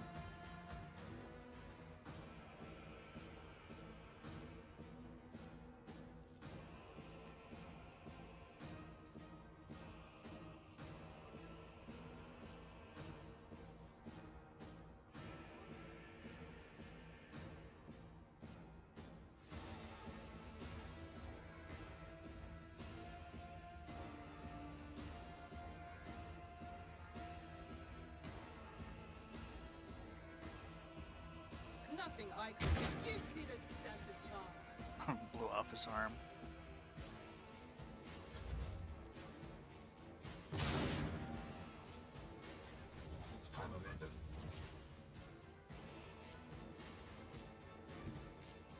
Follow my lead.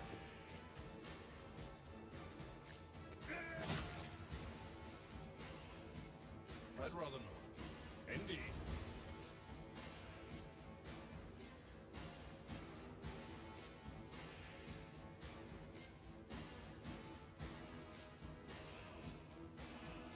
At your beck and call.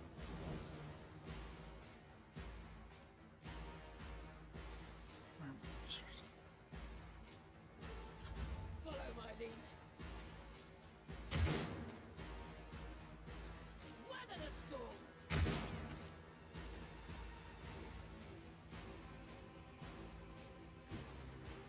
Rejoice in battle! This is why I was chosen! Follow my lead. For the glory of the Imperium. My lead. Nice.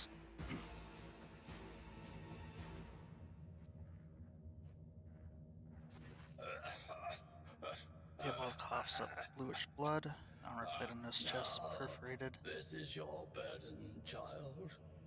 Survive. Return to the fold of your house as your destiny demands. I don't expect that to be voice acted. No! Don't leave me alone in this violet-brown haze! Wake up! Your mistress is giving you an order! Do you hear me?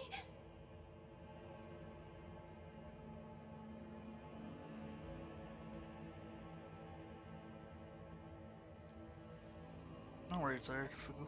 Hope you have a good sleep and hope you have a good day at work. Have a good night. I'll see you tomorrow. Or I guess later today.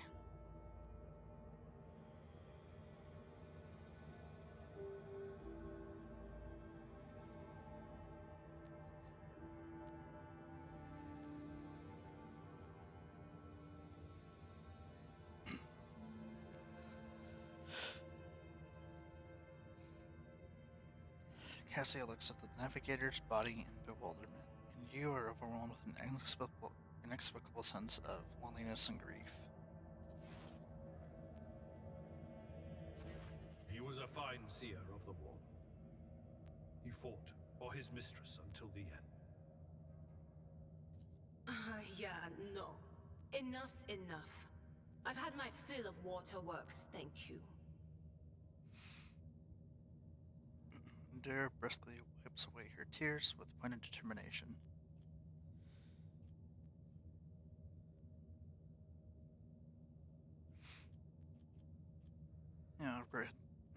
meet under these circumstances. What need have I for your regrets? I just want things to go back to the way they were before. And Cassia looks sorrowfully at the destruction around her.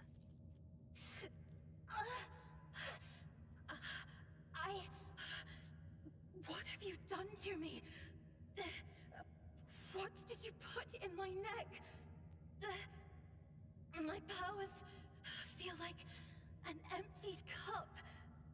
The shadows around me have grown darker. What is going on? Help me! Relieve me of this burden! Okay.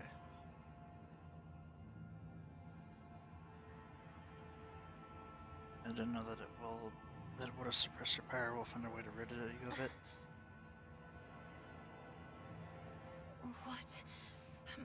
What are you going to do to me?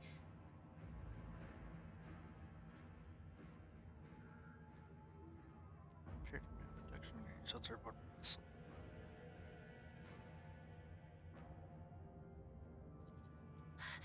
I beg your pardon, but what about my servants?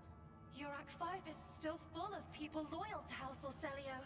You can secure your servants once we're out of here. All who can be saved will be given succor aboard my ship. I'll provide you with necessity. Naturally, this includes servants.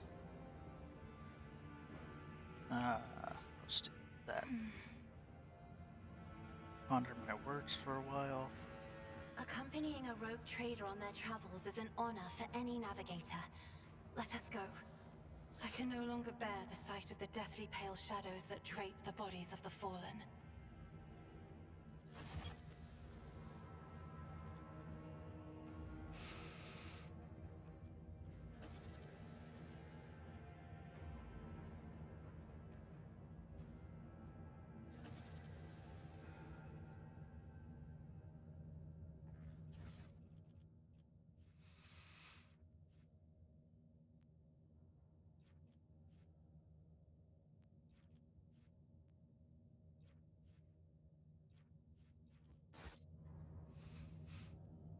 That was everything? No.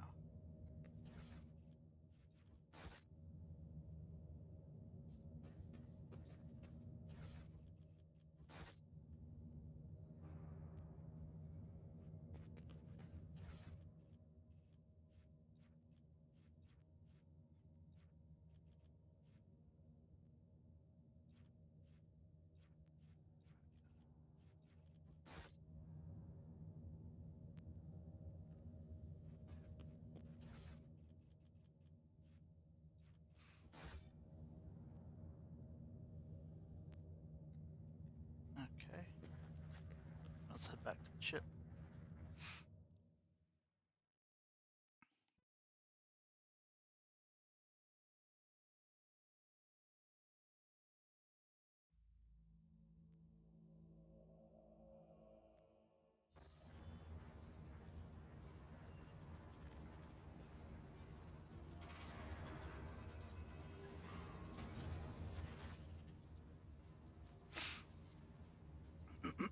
Excuse me. Lord Captain, Lady Navigator, welcome aboard. The Sanctum Navis has been prepared for the common communion ritual, but the Lady Navigator wishes to rest her in her quarters first. Cassia sharply raises her hand in protest, but then closes it around the glowing stone. Pain grimace twists her uncanny features. If we're supposed to speak to the rogue trader, leave us.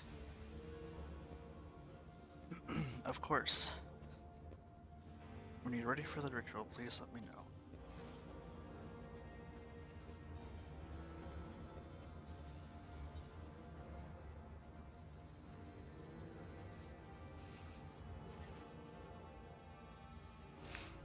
Cassia sweeps her pensive gaze over Victus, then lowering her lashes slightly, turns to you. Did you wish to speak about? Tell me more about the ritual. First, you would do your duty as a navigator. All other conversations can wait. I I do not wish to speak to you. Go to the Sanctum Navus now.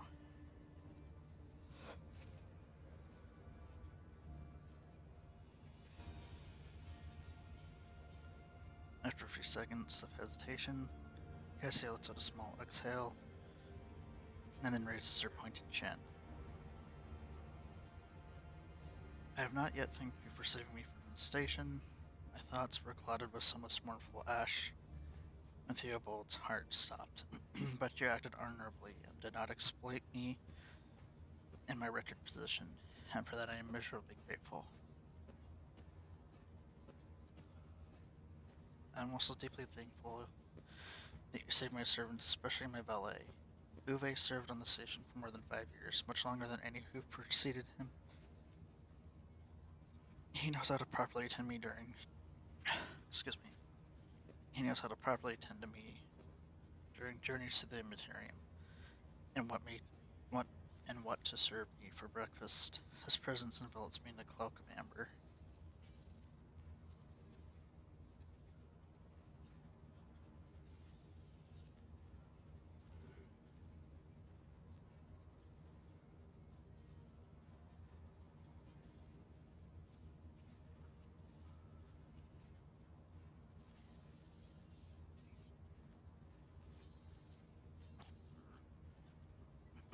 However, I am troubled with that stone you implanted inside me. According to Felix's instructions, I cannot remove it or tear it out or cut it out. I cannot even touch it. It is suffocating me, weighing me down as though my heart were locked in gray blue ice. I can but hope that it will not be a hindrance when I am guiding the ship through the Sea of Souls. But now, Cassia throws back her shoulders. I am ready to go to the Sanctum Navus and perform the sacred rite. I require brushes, canvas, and the best paints you have on board, but no red.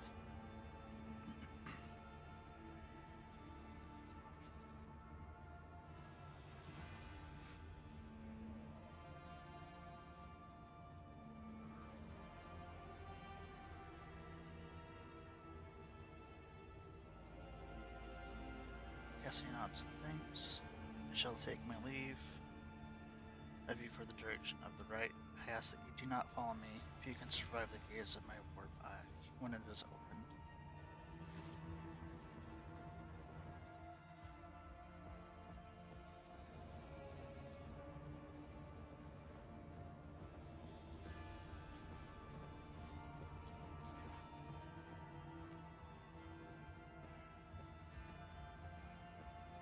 Lord Captain, I will oversee the open channel between the Lady, Navigator, and the bridge, and may the Emperor's light help us all.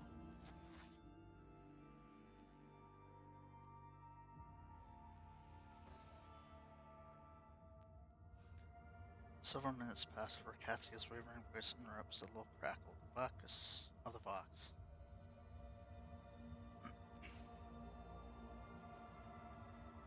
I make ready, initiating the communion ritual. Come here, Uwe.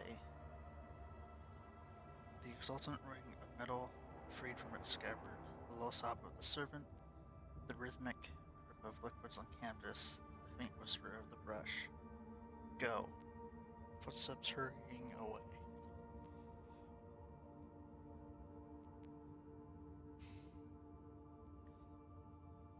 I see violet vortexes lashing an ocean with a million flails, and umber shadows spinning over the surface in a fiery dance.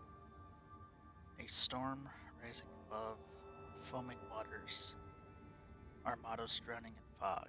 The path from one end to another cannot be seen. And here, beyond the wall of glass, a daughter forsaken by her father yearns for her brother, and the sun's pale disk goes in tireless pursuit of her. No, of me. Its frozen rays lie. That spring is here. The light is deadened. The great ruler is gone.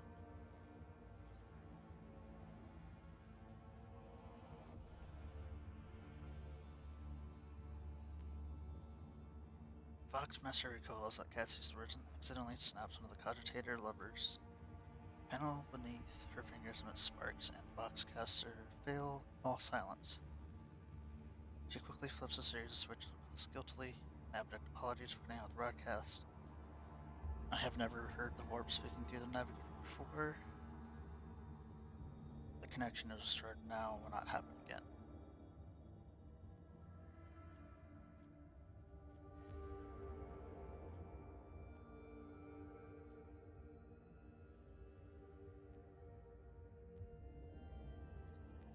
You feel a sharp jolt and the ship trembles like a wounded creature. Box officers report that lumens have gone out across all decks and that the captain's bridge is the only place that hasn't been plunged into darkness. Our captain, the engineers report that the Lady Navigator ritual has agitated the machine spirits all over the vessel. It is no cause for great concern, but we cannot assess the damage until the ritual is over. Ah, damn, 9 damage.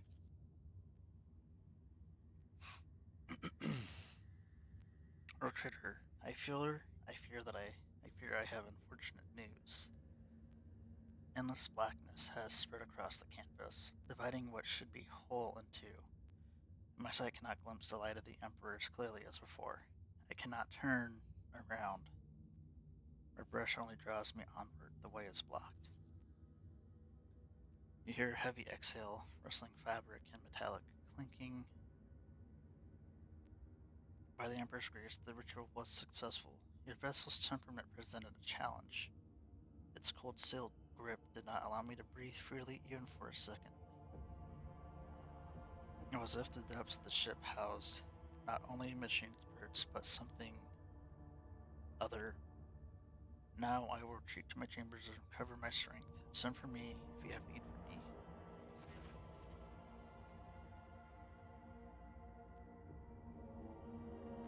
Lord Captain, congratulations on acquiring a navigator. Please spare me a few moments of your time, as there are several matters that require your attention. First of all, I wish to report the condition of the station Garrick 5.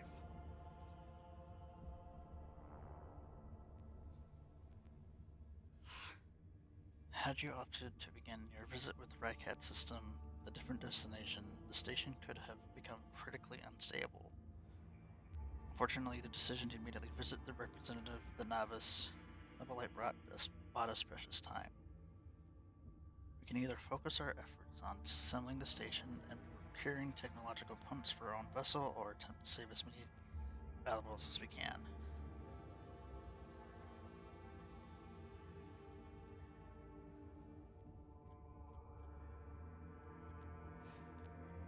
Oh.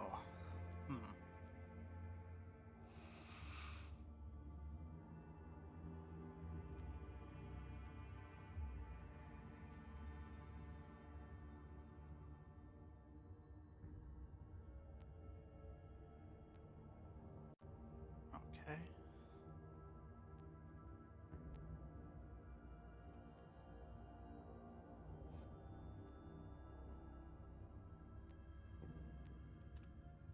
Three-sided die.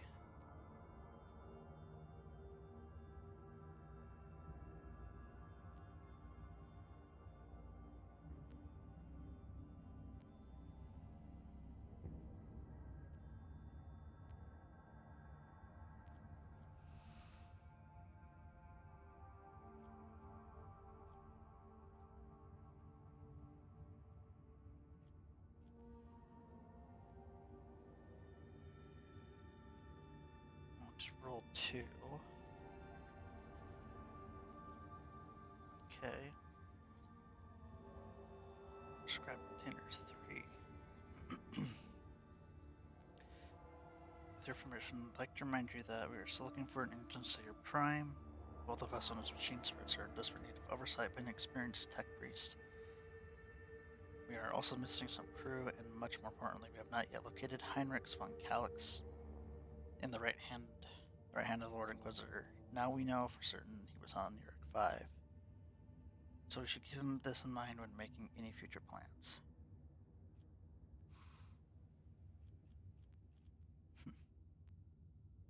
That'll be all for now. As it pleases you. Okay. Doris. I guess.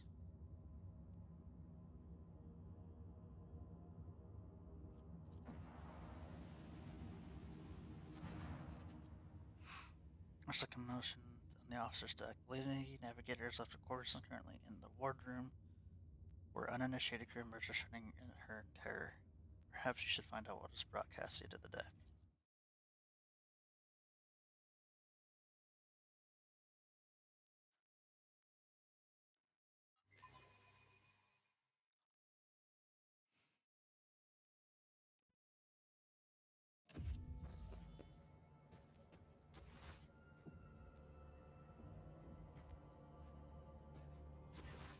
Lord Captain, my apologies. I did not notice your entrance.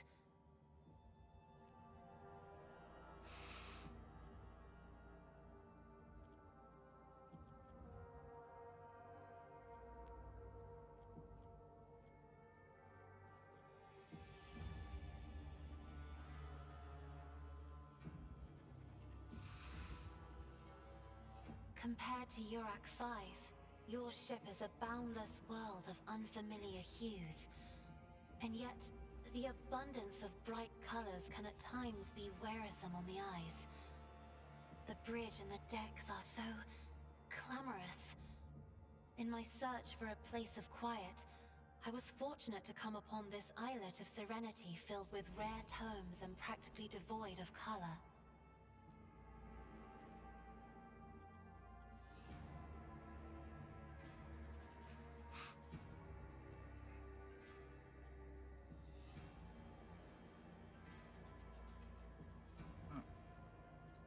Oh, this.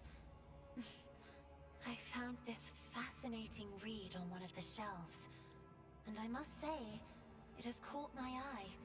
Its every chapter is written in verse.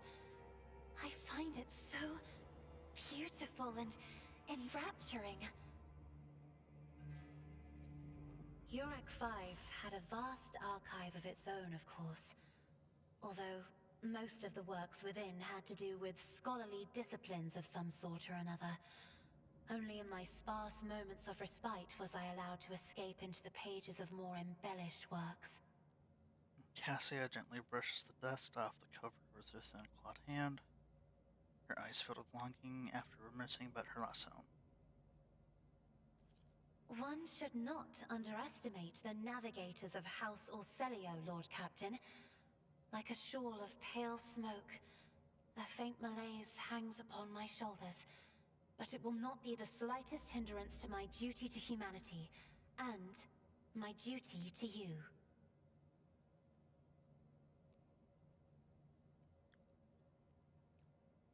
Is reserved and pointedly decorous, clearly intended to create a distance between you and her, or a distance between you.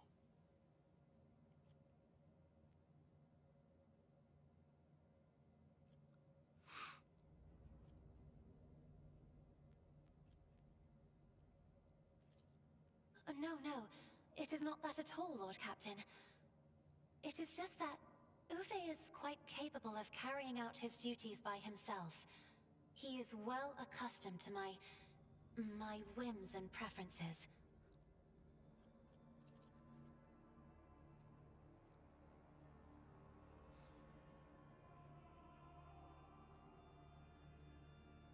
Kazakh cringes ever so slightly, adjusts the oarsman on her forehead, and then awkwardly hides her clawed fingers in the folds of her clothes. The unnatural appearance of navigators often becomes a topic of gossip among lowly servants and officers alike. It is unsurprising then that Cassia prefers the complete one who is used to how she looks. There are people on this ship who are far more impulsive and dangerous to others, and far less devoted to the God Emperor than a herald of the Navis nobility. But I did not need your words to see the shades of umber unease that whirl around your subjects whenever I am near. Were I not acquainted with such a reaction, I could have found their behavior and your question just now insulting. Oof. Lord Captain, would you kindly explain to me why you are pestering me with these questions? Inquiring about my mood and my needs, showing an interest in the books I am enjoying? You are behaving as if you possessed a shred of fellow feeling for one such as I. I beg your pardon, Lord Captain. That was no way for a navigator to conduct herself.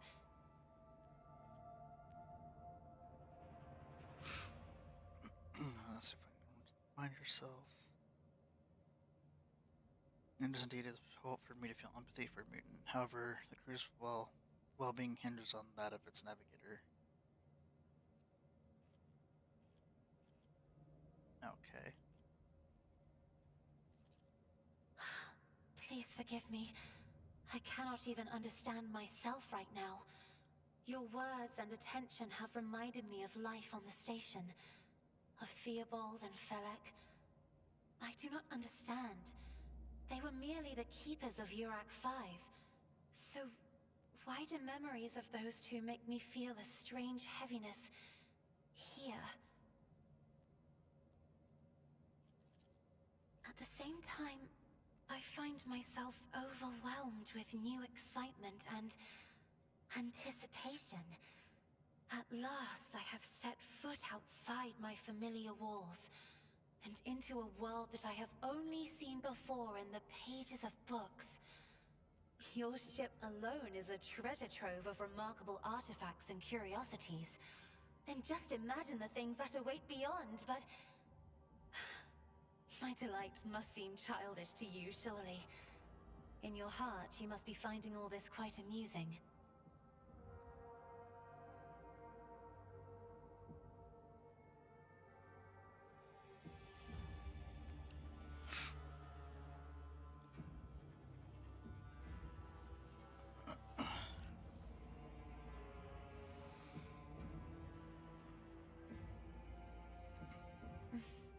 Indeed. I did not know. That is to say, I could not have known, as it is the first time we are speaking in a circumstance so... private. My word, when I found this place, it was so full of officers. Why did they all leave?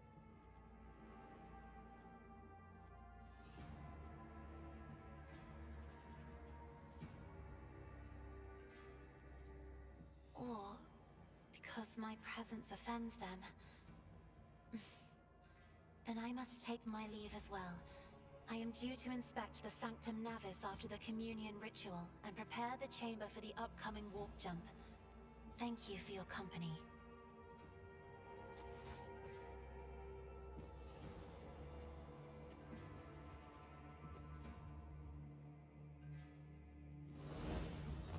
Alrighty.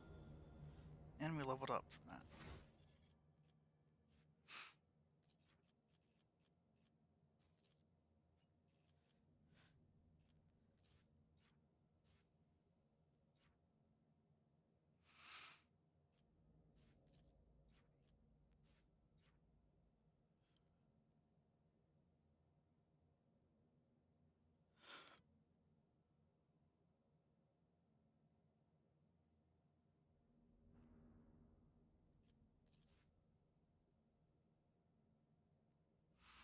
Oh, nice.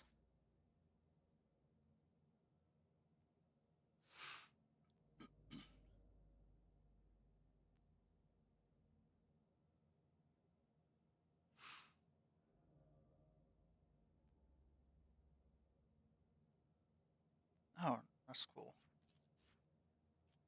Increased by 3.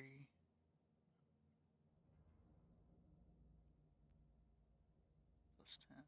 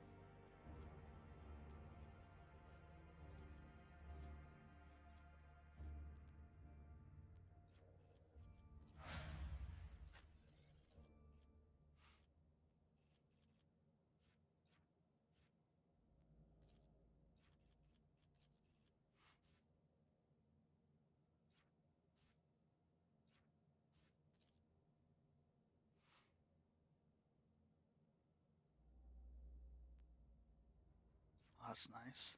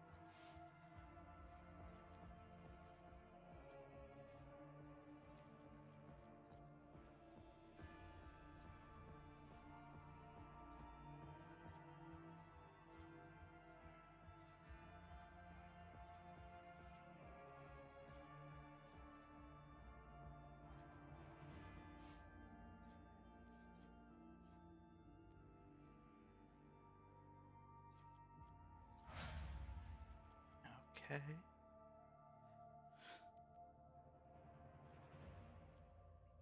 Well, it's up for that.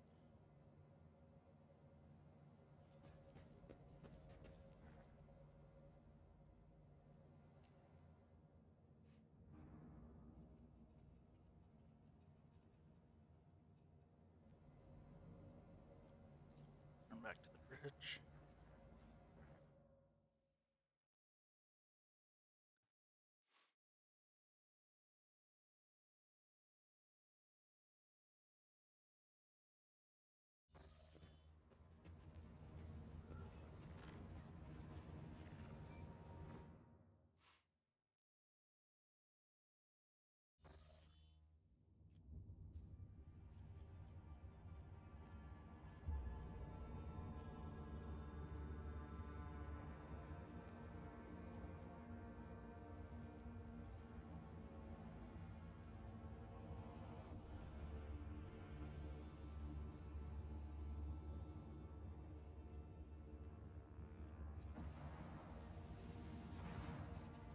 Information report. Members of a Sacred Cult operating aboard this ship have requested an audience. They wish to present gifts and introduce themselves to the captain. Sacred Cult. The Bloodspawn Lab, the cult defends the flagship from both internal and external threats. Lady Theodore hold them in high regard and looked favorably upon their activities. Okie dokie. Commence preparations.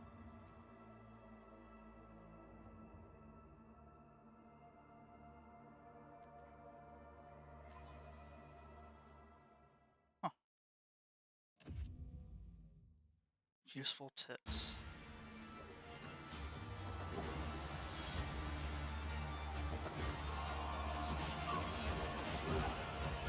Assassins?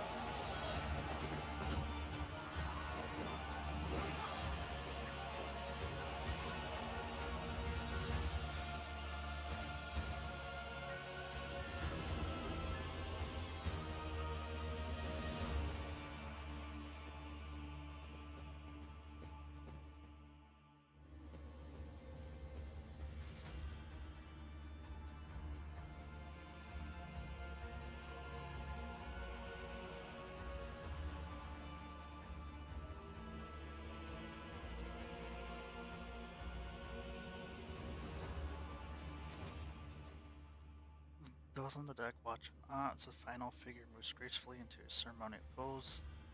Some of the officers whisper in excitement, while others murmur prayers to the Emperor. The Undying Emperor commanded us to spin a web of blood around his children, and we obeyed. We obey still. Masked cultists repeat the words in a mournful whisper. You obey still. Domin von Valancius, death has whispered your name.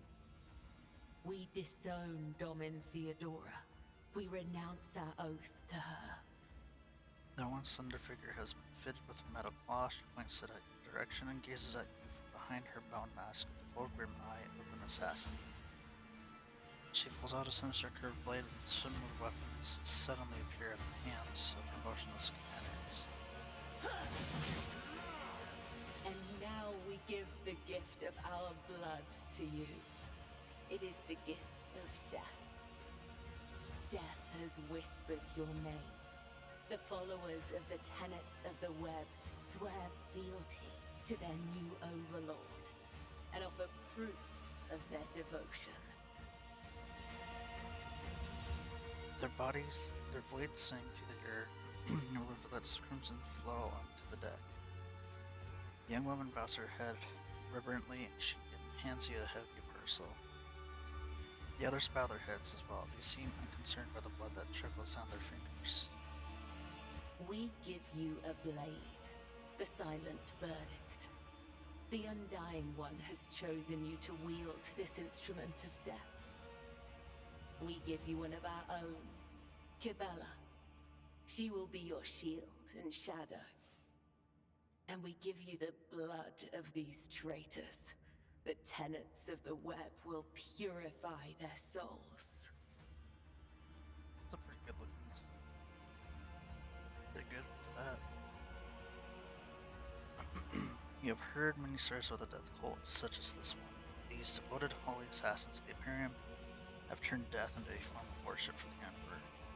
They are exemplary slayers, invisible executioners, and the scourge of traitors, heretics, and fallen souls.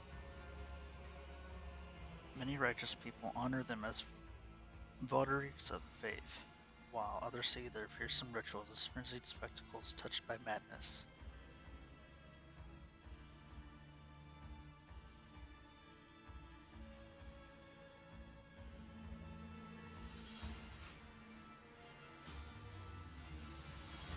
The cultists are all voidborn.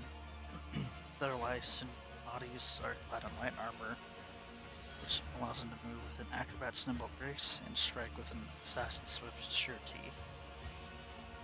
Their red and black vestments are adorned with sharp spikes and ritual jewelry. Where time and training have worn their garments threadbare, you can make out patterns of bleeding and lacerations. The prisoners cower beneath the weight of your gaze, blood drips on the tear-stained faces of the captured officers, technomats, and workers.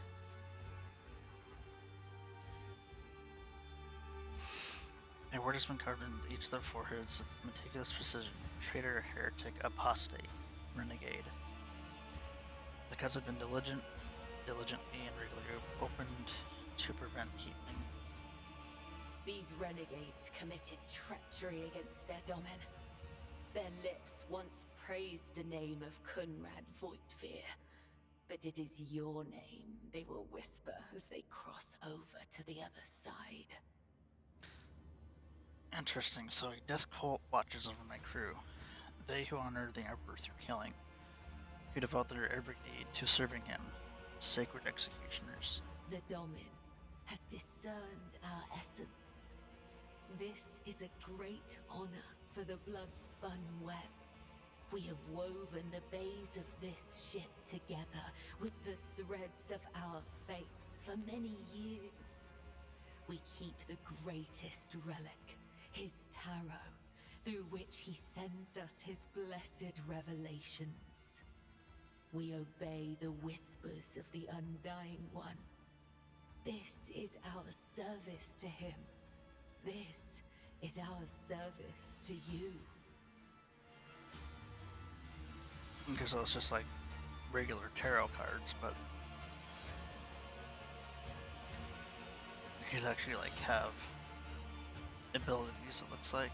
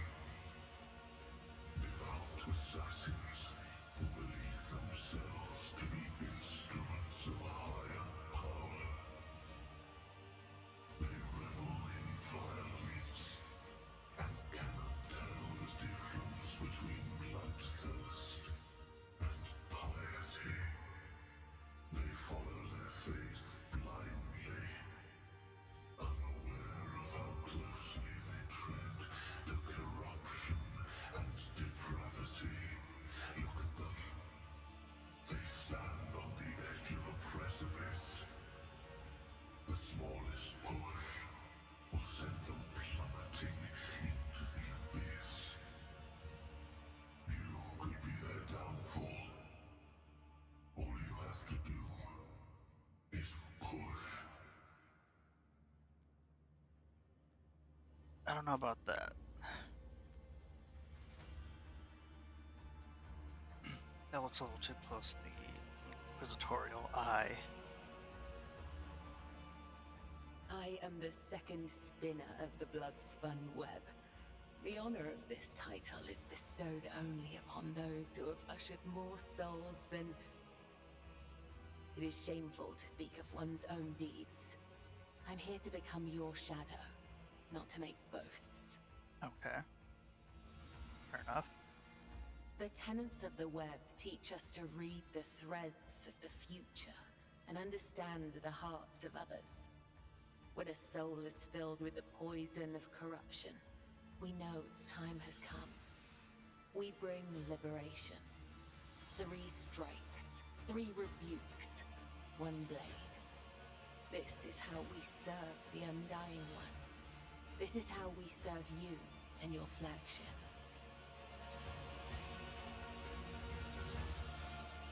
But there are others.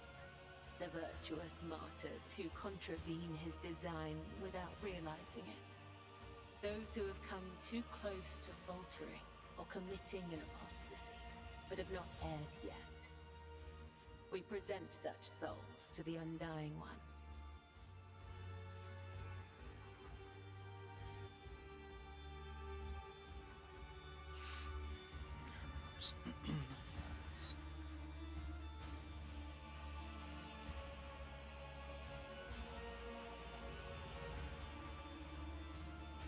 Our laws and teachings, our philosophy and way of life, our art of combat and spiritual dogma, the tenets are the Bloodspun Web itself.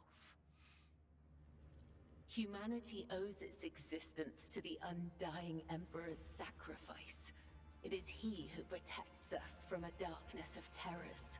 Hence, each of us has a duty to serve him, and a duty to die for him. To act otherwise is to waste the life that has been given to us by the Undying One, to become a thief. We help others understand this. We help them to live and die righteously. Alrighty.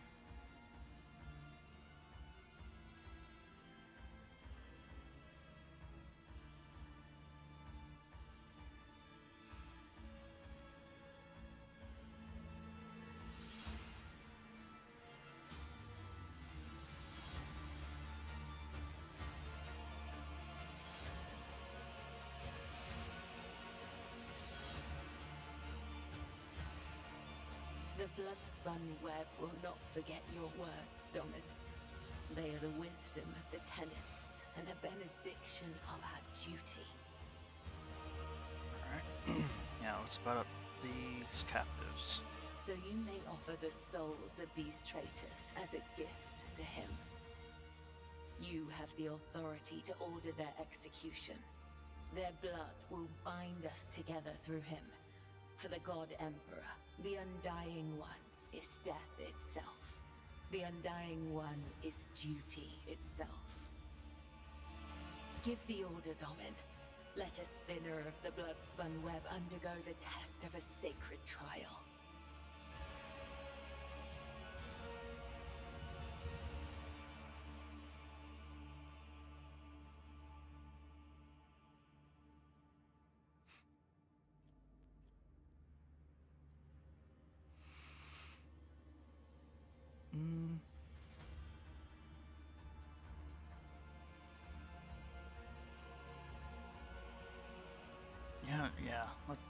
this A do? dagger that has not sliced through sinew is nothing more than a toy. Let the final dance begin.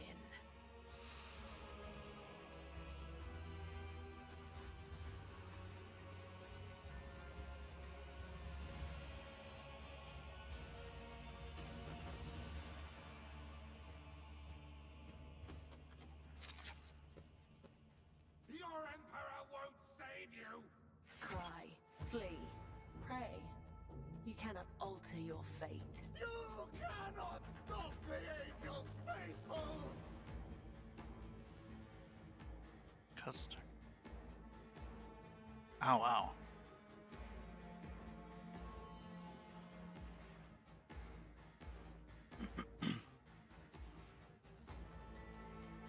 Kill us with answer.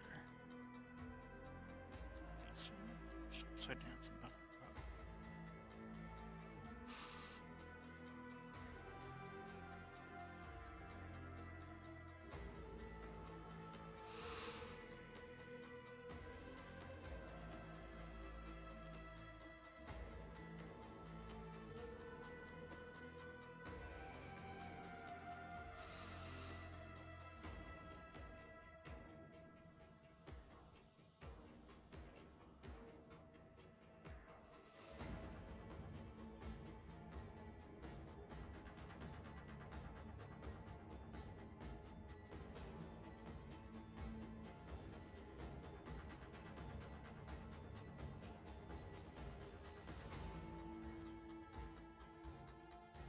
Okay.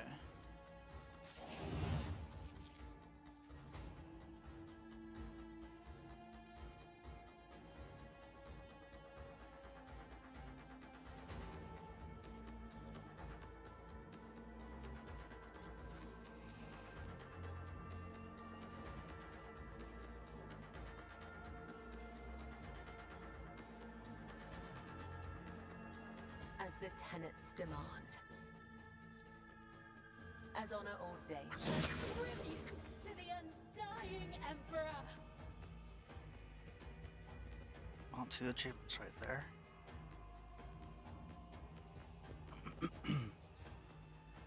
And more of them to kill.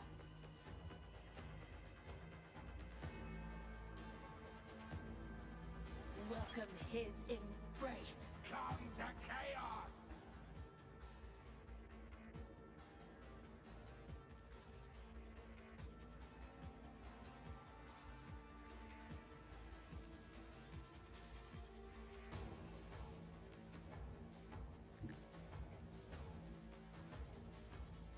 Trust me.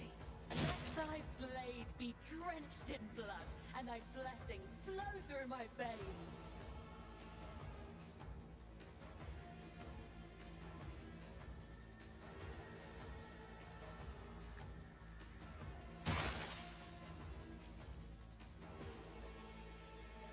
I shall not fail.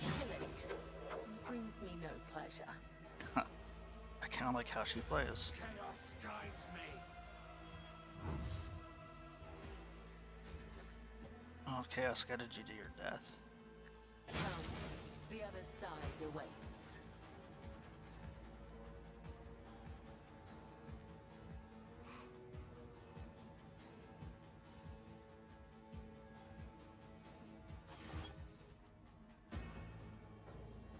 A cut to the heart, a cut to the throat, a cut to the stomach. The wounds have been inflicted according to his pleasure. The blood of the apostates will wash away the stain of their treachery, so that their souls may pass. So that their souls may prostrate themselves before the undying one's throne and beg his forgiveness.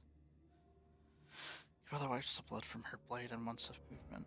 I have acted with reverence and shown proof of my loyalty. Will you accept me? Will you make me your shield and shadow?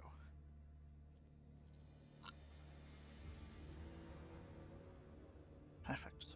Yes.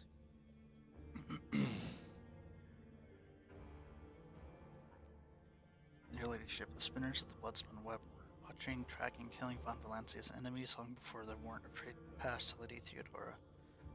However, their blade has also been known to cut short lives of highly upstanding persons. Factotum saw us nervously casting a fleeting glance at Cabela. I certainly do not in any way condemn the deeds of the deeply esteemed cult. I'm sure they must have had good reason. The Master at Arms clears his throat, or her throat. The cultists are the scourge of the seditious. They bring the unrighteous to ruin. He enforces respect. Bloodspawn Web, for we share a common goal. To bring his light and harsh justice to the dark steps of the ship.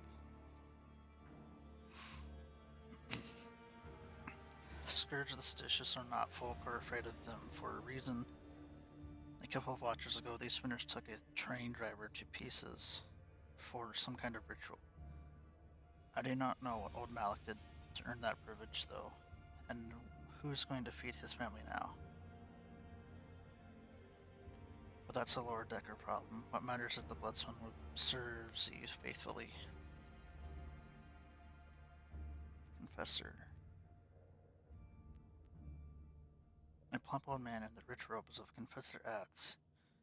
My predecessor's predecessor once delivered a sermon about how the spinners have saved this vessel from the servants of the Arch Enemy.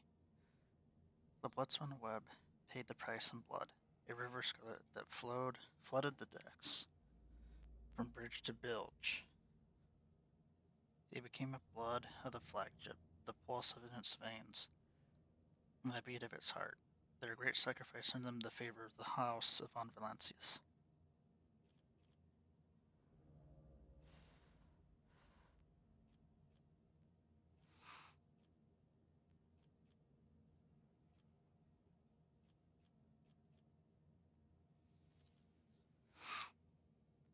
Confessor Aldebard, your ladyship, I as the humble servant of the Emperor, I am entrusted with the high honor of being the ship's confessor, or in other words, the highest spiritual authority on your vessel. I am here to oversee the purity of the crew's faith. I officiate the officer's chapel, and also look after the ship's reliquary.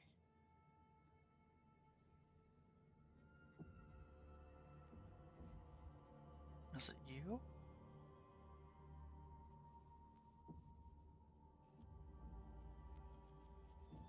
Tell me about the sacrifice. The vessel was beset by famine and pestilence during a long warp jump.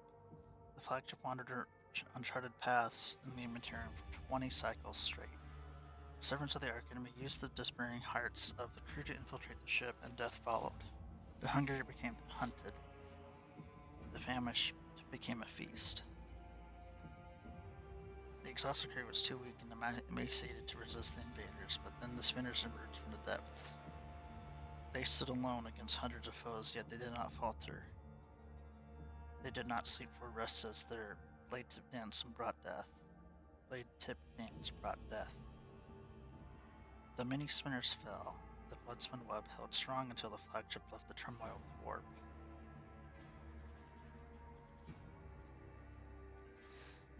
I've heard, though only at a distance, the prayers the spinners offer up to him. I've seen how their deeds fill the people's hearts and confidence in the inevitability of his wrath. The Bloodspawn Web's loyalty to the Emperor is without question, as their willingness to lay down their lives in the fight against the Arch Enemy.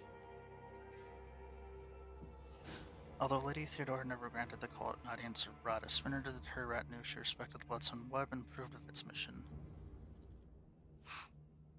It is strange, their shadowy forms are swathed in darkness, yet a radiant light burns within them, like scarlet flame. I think it is a good sign. It is rare to see anyone filled with such light, even amongst servants of the faith.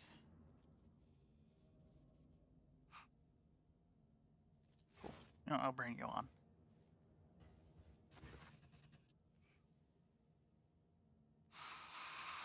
Cabela's movements are slow, almost rhythmic, as she removes her ceremonial mask. The dark shadows of her eyes accentuate the deathly pallor of her skin, which is covered in ritual scars. Henceforth, I am your shadow, Domin, an instrument of the death placed in your hand by the undying one. For so it is ordained, and so his tarot forspoke.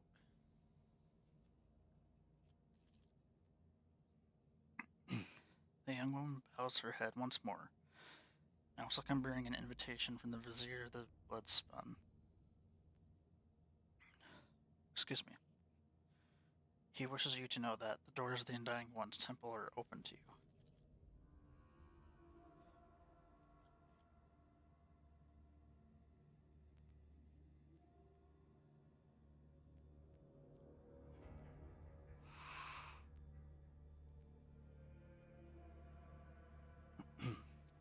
Are you suggesting that the Lord Captain should go down into the depths of the flagship to search for this temple? With all due respect, the lower decks are for servants and crew. They are not a fitting place for her ladyship.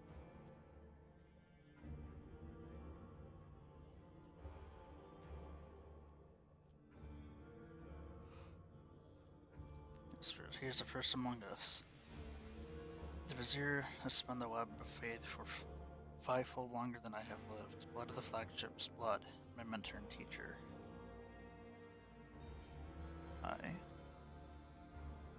I am not permitted to say. If you wish to find a temple, you must walk the path of Saint Ariane, the matriarch spider. Hers was a thread that would become the Bloodspun. Her path deep within the flagship in the dark tunnels of the freight line. And that is where yours must begin as well. This journey will bring you closer to the thread of the web, closer to the Undying One, closer to understanding death.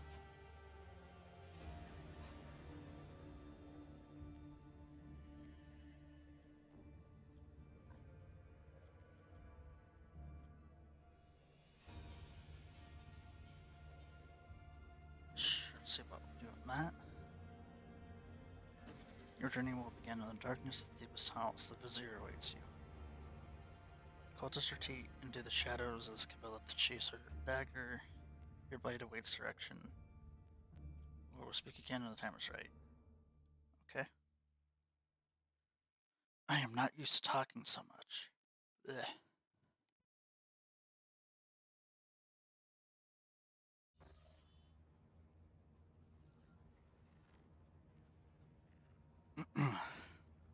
Rotator ship is a veritable city sailing through the void.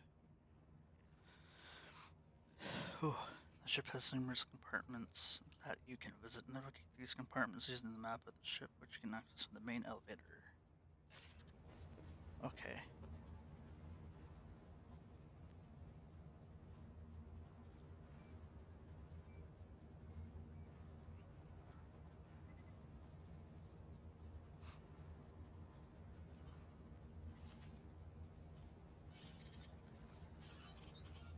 Lord Captain.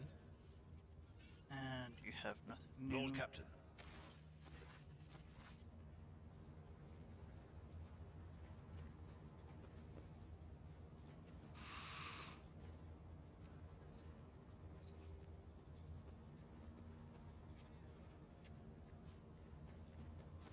Greetings.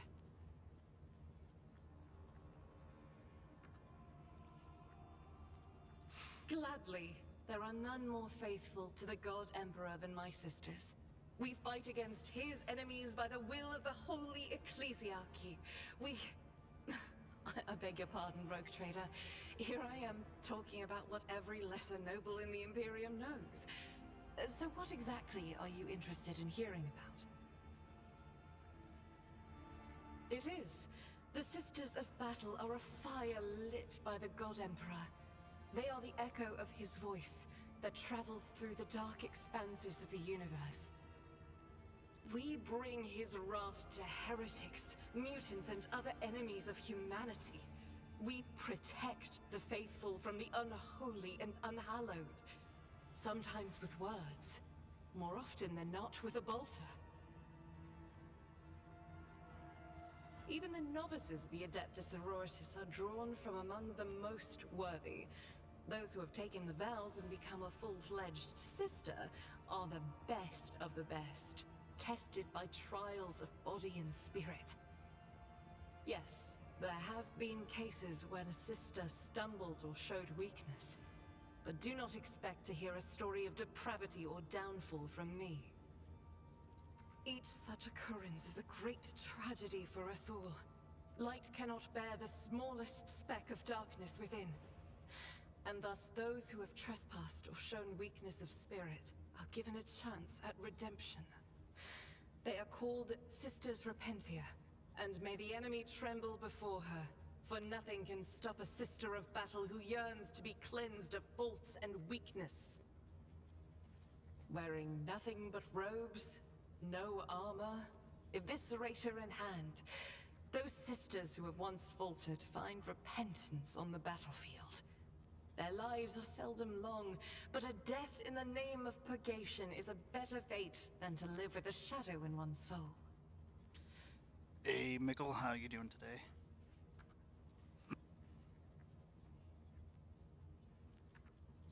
Once I had completed my novitiate, I was sent to the Calixian branch of the Order of Our Martyred Lady, assigned to the Order's Pronatus. The Order's mission is vital and noble. The Sisters Pronatus protect great relics of the Imperium. We guard them, preserve them, escort them when they are brought onto the battlefield or presented for pilgrims to venerate.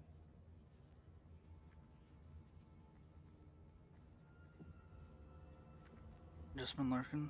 Oh, good. I'm doing alright. That's good.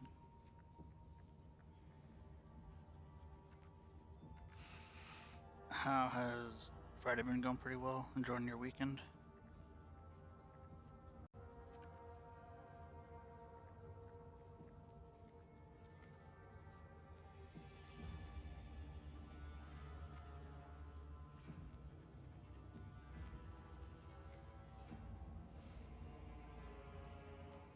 And we seek out the relics that have been lost.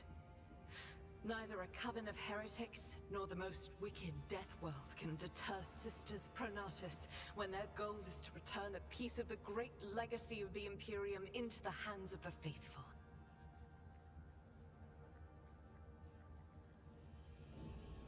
Let me know if you're wanting to play some Darktide. I'm more than happy to switch over if you want to play Darktide. Bought a Silico a few nights ago, so I've been playing that. Oh, nice. What is that game? I don't think I've heard of it before.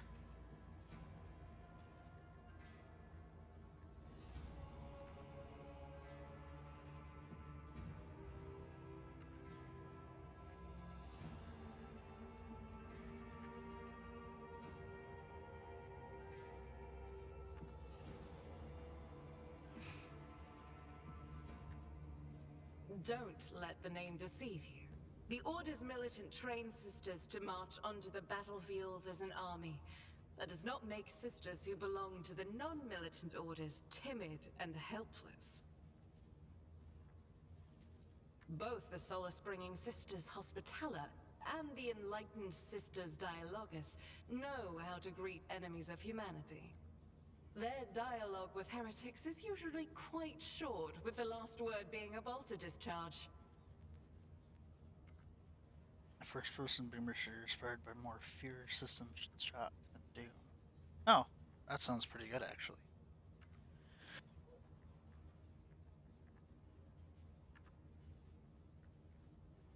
Celico.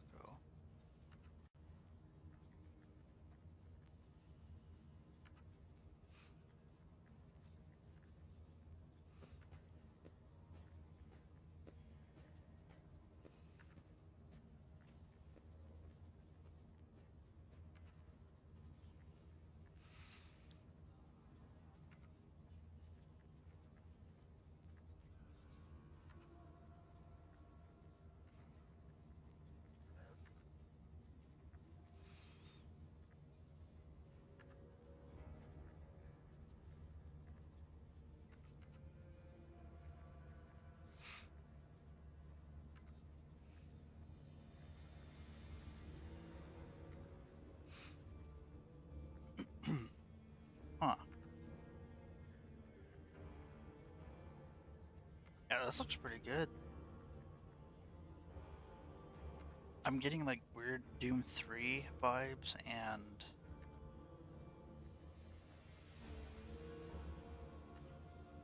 like Duke Nukem.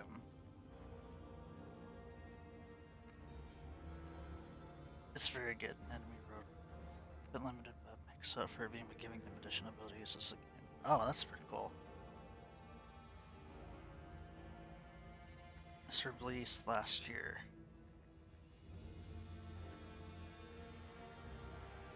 And not a significant amount of Doom 3 in there. Some of the weapon designs mainly remind me of Doom 3. And the environment reminds me of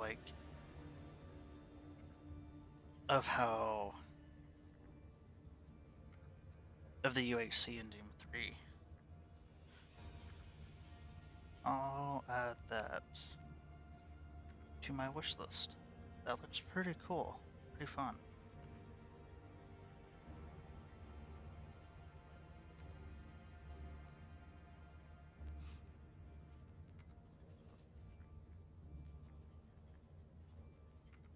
Sounds good. Hell yeah.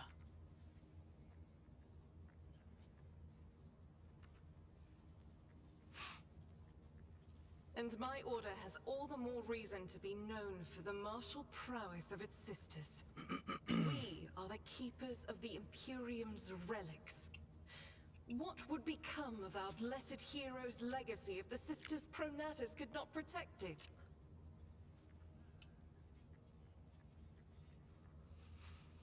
The Order sent me to Footfall. My undertaking was to assist the local priesthood of Drusians in caring for a sacred reliquary that had been there since the time of Parson Mr. Wayne, the station's founder.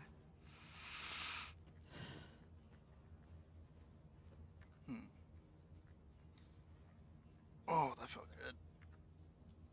Oh, I might need to take a break here before long. Yeah, it's been about that long. None that I'm aware of, but the Sisterhood's orders are many, and can operate independently of one another, sending their sisters wherever their presence is needed as deemed by the Ecclesiarchy. Perhaps somewhere in the Lord Inquisitor's retinue, may his path be blessed, my sisters perform their duty as we speak. I wish it were so. Even a single evening spent in joint prayer and training would bring me joy.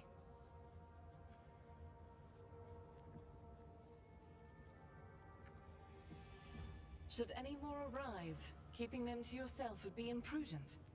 It is a virtue to take an interest in holiness. About me. I am the Emperor's daughter and his servant. What else is there to tell about me? I first came here when I found myself in need of passage from Footfall to a remote planet. But I imagine what interests you is not that first journey, but rather what brought me aboard prior to the cultist attack. That story is complicated. It just so happened that I made a mistake. In a moment of laxity, I was ambushed by the accursed followers of the archenemy. I was badly wounded. Lady Theodora came to my aid and brought me aboard her ship, where crew attended to me in my weakened state. It all happened not too long ago. I had barely recovered from my wounds when the cultists struck. Truly, the servants of evil know no rest. There is no place where we can be safe from their machinations.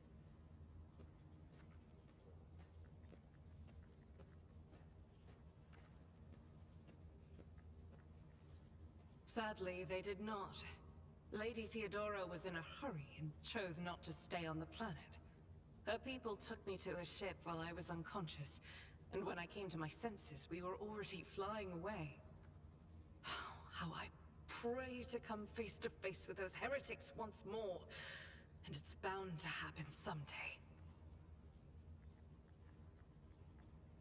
Welcome back.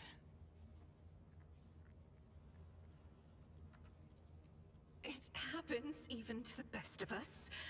My mistakes are my burden to bear. I'll find a way to atone for them. On one of the recently discovered planets in the Expanse, no one suspected that it had already been tainted by the filth of heresy. Had I known it beforehand, of course I would have been on my guard.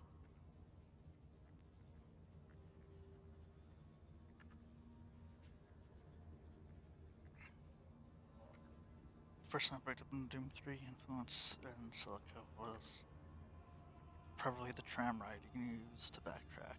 Oh! Now I'm curious. But yeah, the tram rides in Doom 3.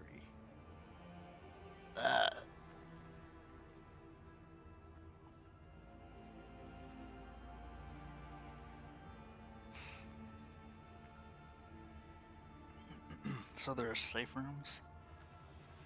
Like Left 4 Dead safe rooms, or...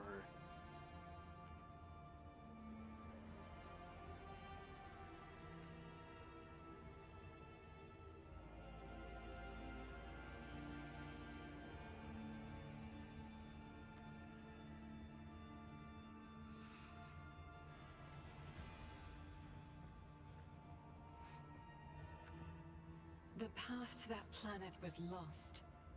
All the knowledge is gone, along with the previous navigator. It would take immense effort and resources to rediscover the route. The heir to the Von Valanci's Protectorate must have plenty of other issues to deal with right now. Perhaps later, when the skies above our heads have cleared.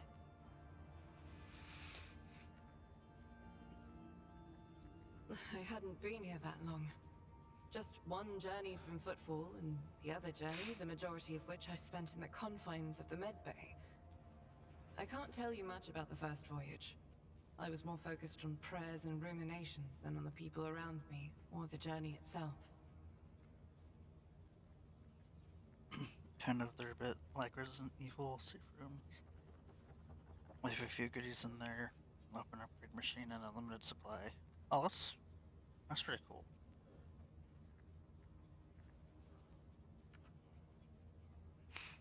So Resident Evil. Oh, I can see how that would work for that game. The typewriter, though, you can just save anywhere.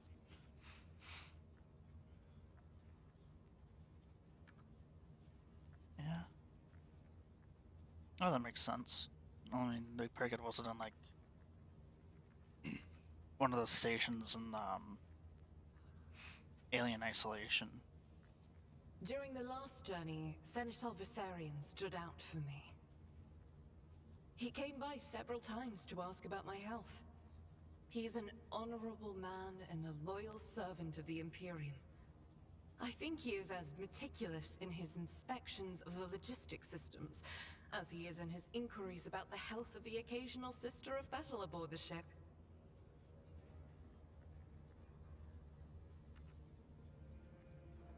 I don't really get the point, since enemies don't respond to being able to backtrack. Yeah, are there like collectibles or anything in that regard? Because then that would make sense to be... That would make a lot more sense to being able to backtrack other than just because you can. But not all of Theodora's people have earned my trust. You know who I'm talking about. There is no place for Adira Tlas among the God Emperor's faithful. I'm surprised she wasn't in league with the cultists. And I'm equally surprised by how deep heresy and treason run in this place. I'm glad we all made it through that dark hour. May the day that follows be bright. As you wish.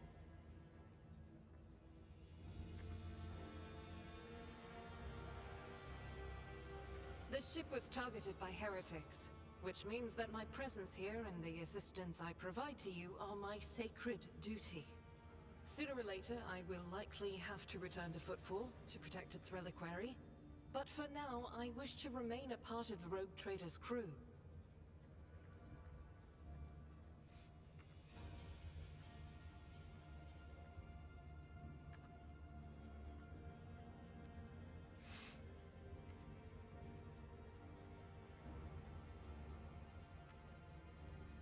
So they shall.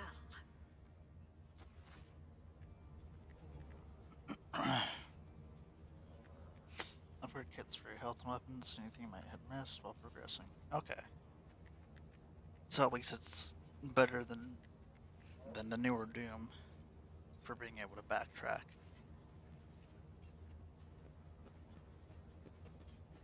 instead of having to restart missions entirely over.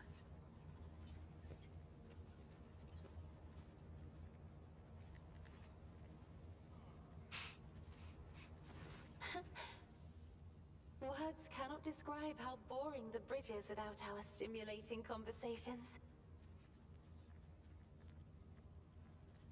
I am a part of House Orselio, an ancient dynasty of the Navis nobility.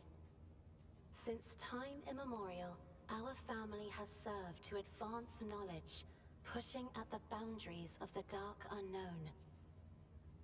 The Starway Atlas contains 2,843 routes that chart the sectors of the Segmentum Obscurus and reach all the way from the Coronis Expanse to Holy Terra. And Miss Mercy goes not the first level had like 29, I had 10. Oh. That's a lot of secrets. Wow. That tells me a lot of meticulousness went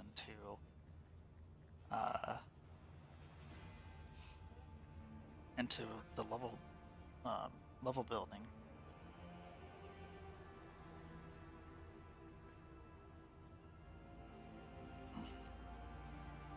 Three sublevels. Whoa.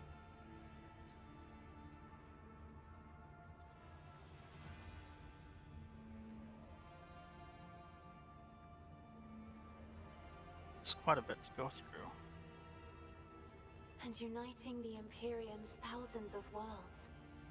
House Orselio is bound by commercial pacts to houses Galiatis, Ortina, Drotus, and... There is a dark blue knot tightening on your neck, Lord Captain.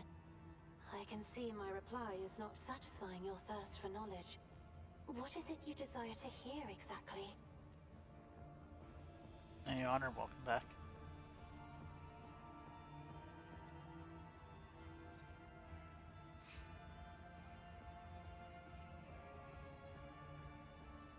You wish to know about me? I suppose I can help you with that. What would you like to know?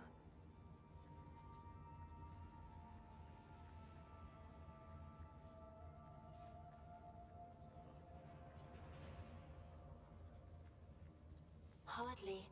According to the chronicles of the house, I was born on one of the Orselio worlds. Oh, what was it? Please forgive me, Lord Captain. My childhood memories are too vague. Sometimes I dream about the colorful birds that built their nests in the garden, or the servants dressed in purple livery, or the blue fog that rolled over the lowlands behind the palace. But everything is covered in a rosy haze. Perhaps it is my imagination, not my memory, that is painting these pictures.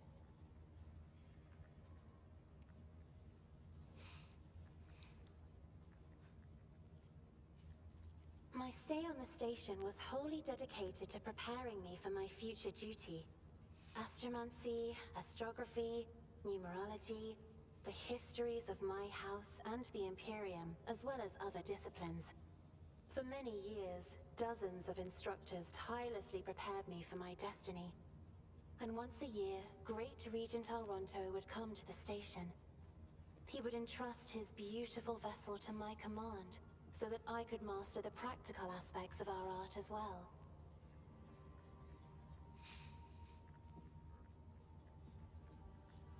The Regent gave me a bird from a sunlit planet once. I tried to befriend it and make it sing, but for some reason, it refused, and died soon after. The instructors were too respectful of my duty to my house to waste precious time on idle chatter. Aside from them, there were only servants on the station, and you know they have their vocal cords removed, so they cannot break their vow of silence. And since the subject has been breached, Lord Captain, why do you not follow this honor tradition? Your decks are so garish. Apologies, I meant noisy. The rabble don't just chatter. Sometimes they shout and even sing. Why do you allow such a lack of restraint? Rogue traders are highborn, are they not?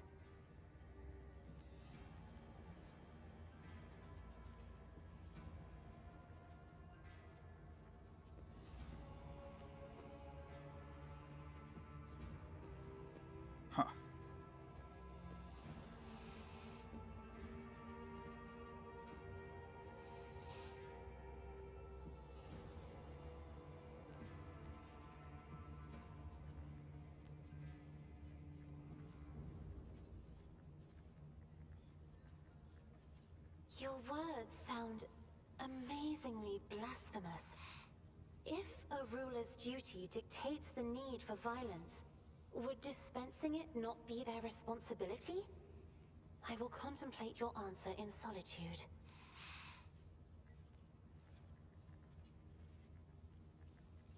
It may be difficult to describe. You see, every navigator perceives the warp differently.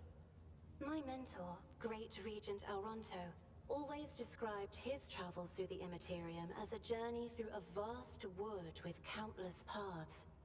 And I, assisting him in the first voyages, futilely tried to follow his example. But the wood would not reveal itself to me. But everything changed when I found my own key to this mystery. You see, I've always brightened up my rare moments of leisure time by painting. You may recall there was a workshop in my chambers. As soon as I imagined the warp as a blank canvas, an indescribable feeling came over me. I moved the brush, going deeper and deeper into my own painting. Visions were hidden within the vibrant colors of my palette, and something inside me knew which should be brought out and which should be left behind. I woke up several days later, after the voyage was safely complete. It may, but everything The Navigator's open eye is baneful to whoever the warp's ruinous shine falls upon, and therefore it is the symbol of our power. We are the guiding stars of humanity, found worthy of an uncommon gift, and one of the duties that we bear is to guard our eye, even from wayward glances that may bear evil. Besides, I am aware that lesser servants of the Imperium may find our appearance repulsive. The Navigator gene twists the features the rabble are used to seeing, and the magnificence of our role cannot be grasped by their feeble minds.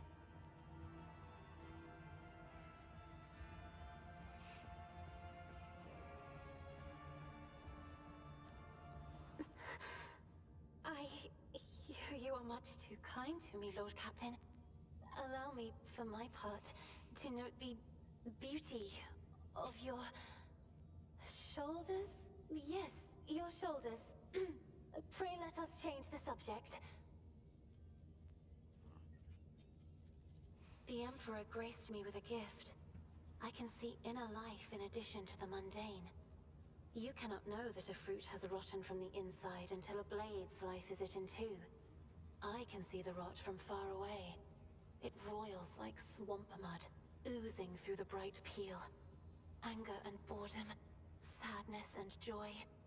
Everything that people shut away inside themselves is revealed to me like colors on the canvas of my world.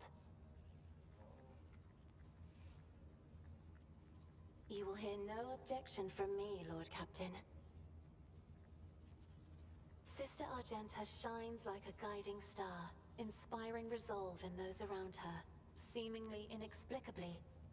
However, I see a dark and ugly fog billow behind her, contrasting sharply with her shining light. It burdens the Sister of Battle. It drags her down. Yet Argenta herself is hardly aware of it. Seneschal Viserion is among the few whose colors are a pleasure to look at. Whenever the Seneschal speaks, heavenly crystal clarity spreads around him. And whenever he is angered, dark blue clouds condense over him. And in his rare moments of joy, a pure gleam of sunset pink caresses the souls of those near him. Out of your entire retinue, Lord Captain, he is the only one I would trust with my life. Huh, interesting. Idira's emotions are like a maelstrom, bright, unbridled, enveloping her form like a wondrous kaleidoscope of colors. And as dangerous as a twisting warp storm. The riot of colors hides the truth from my eyes. What exactly is driving this woman? Is it her own will, or is it the Immaterium, Lord Captain?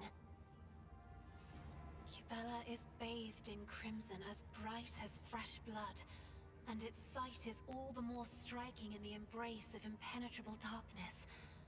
And yet, there is no malice in these heavy shadows. They are impartial, morose, uncompromising, and ever consuming what weak flashes of other colors there may appear.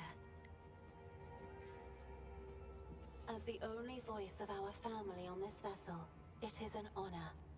As long as your questions are courteous, I will answer every one of them. Oh, yes.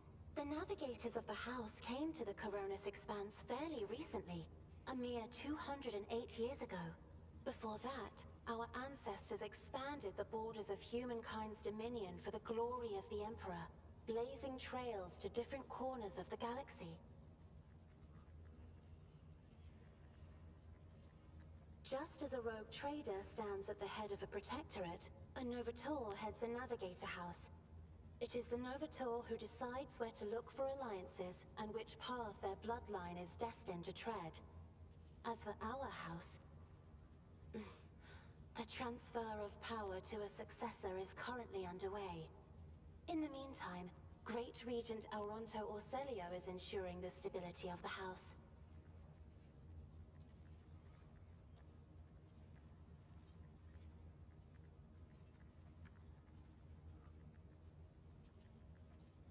So, says Regent Auronto. Nothing is decided yet. Some people in the house become enshrouded in rolling grey clouds at the thought of me becoming the Novator. But even more are bound with dull leaden chains. They think I am not ready for such a burden. You are shrewd indeed. My ancestor charted that route while fleeing the enemies of humanity. They say the Emperor himself was his guide, because the warp expelled their vessel without a single loss. Unfortunately, the lips of those who relate this tale seep with disgusting green hubris. I think Kalain Orselio was simply a skilled navigator. By all means. I have enjoyed your company. Thank you for the conversation.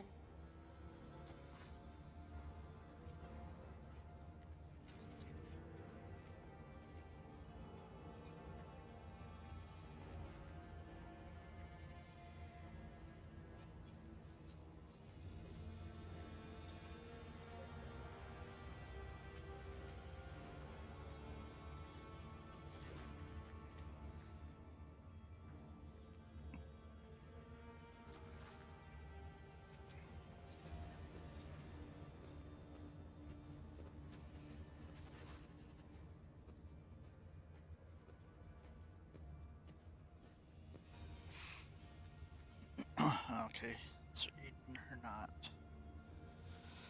I don't think you're voice acted.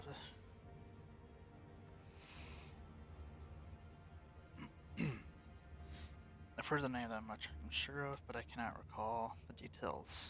I wonder if it's part of that operation that the late Mort was put in charge of. If it was, then there's nothing I can tell you, Lord Cap. The whole thing was kept under wraps. Your best chance would be to ask the High Factotum. Maybe some of his treasure submissions to this fire reckoning. Okay.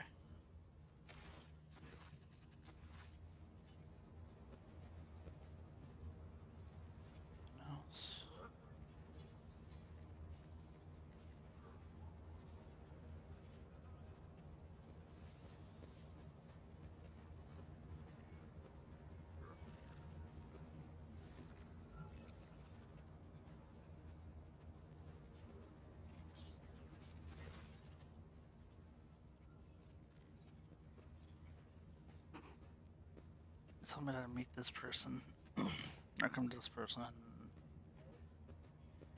there's nothing of that on here.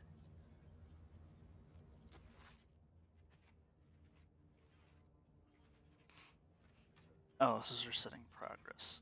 No thanks. Level progress. So respecking. Not looking to respec.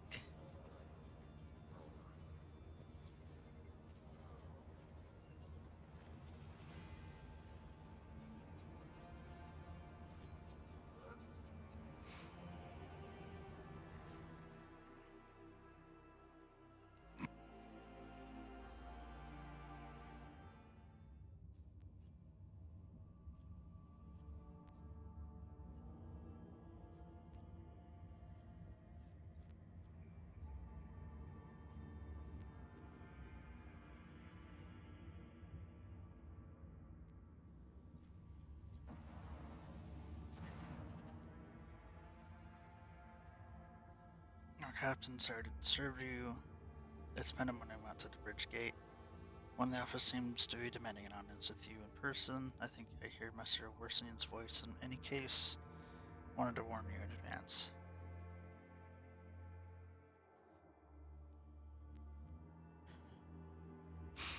Are we ever gonna get to this planet?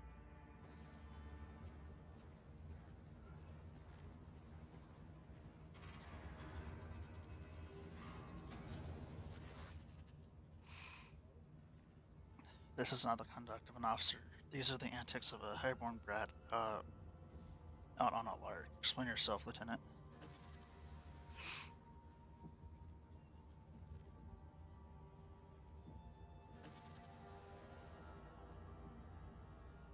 I apologize, sir, but I must speak to the Lord Captain. The woman sitting before him strives with all her might not to call under the onslaught of the superior's anger. She falters, but then manages to look him in the eye. Over here, Lieutenant Major, Lord Captain, not least because I see you've already seen fit to disturb her. Your unauthorized appearance on the bridge made an display of belligerence toward a high-ranking officer will be logged on your personal file without delay. Lord Captain Avrilla, Lieutenant Avrilla Vent, requesting permission to speak. I'm at extreme importance and urgency.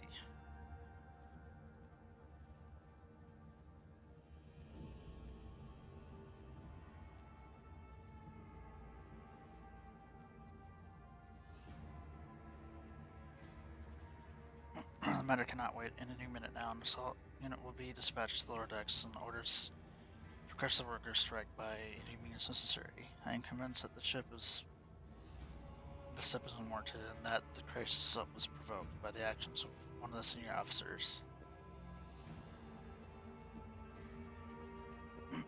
I want in no hurry to intervene. Let's let a skeptical huff. Glances at Sarback. You're standing not far from him, but she maintains a stony expression. Lord Captain urge you to investigate the actions of Seneschal Verserian and intervene what's happening on the lower decks, because very soon we'll have mutiny or a massacre on our hands. The vent reels off. The last words, though she knows them by heart, she has clearly been preparing to say them for some time. When she has finished, she casts an anxious glance at Abelard.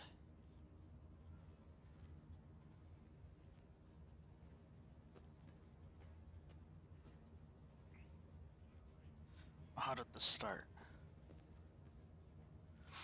Now crew morale is at an all-time high, and there shall be 3 to 4 ship-wide parades be thrown. We always needed more parades. The situation could boil over at any minute, so I'll give you the condensed version. It all began when the enforcers found a cultist amulet on the body of someone who'd been killed in the drunken brawl. Reported it up to Chain immediately, arranged for a cleansing rite to be performed and opened an investigation. The heretics have been found alive, but the search has brought tensions between enforcers and workers to a head.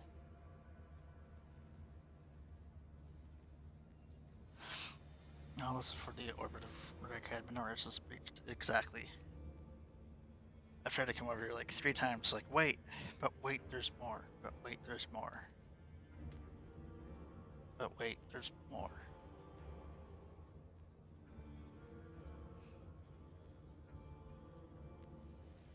I beg you to hurry, time is running out. I will not hurry since my competence is under scrutiny. I shall speak for as long as I see fit. There is an established order to the way things are done in the ship.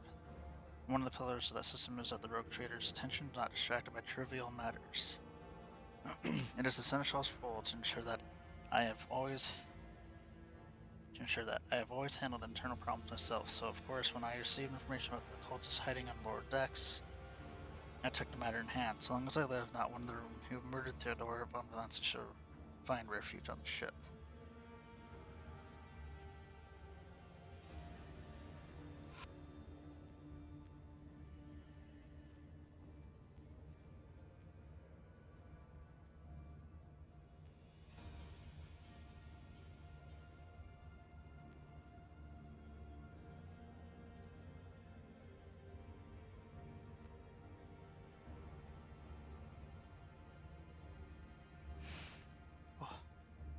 We were far too heavy-handed, Seneschal.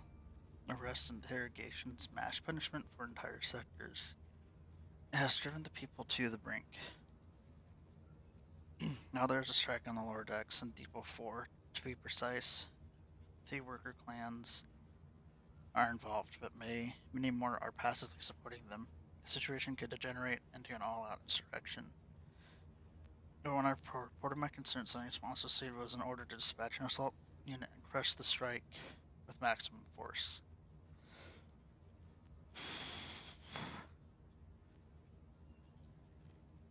I still no need to add anything. I acted within the remit of my authority, guided exclusively by the interests of your protectorate and personal safety. If you wish to confirm the rectitude of my actions for yourself, I have no objections. For my report, I urge the captain to go down to lower decks and stop the assault unit. I speak directly to the people.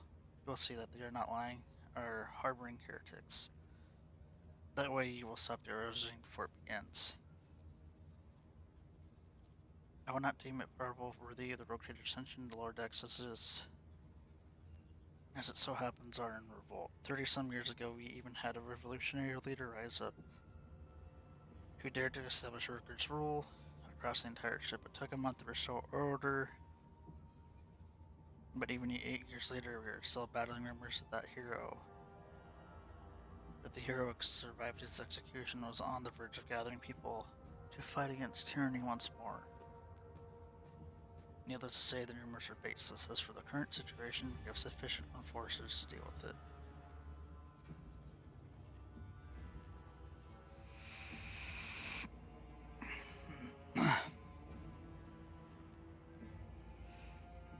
But on this ship, the word of the Lord Captain carries more weight than a salvo from 100 bolters.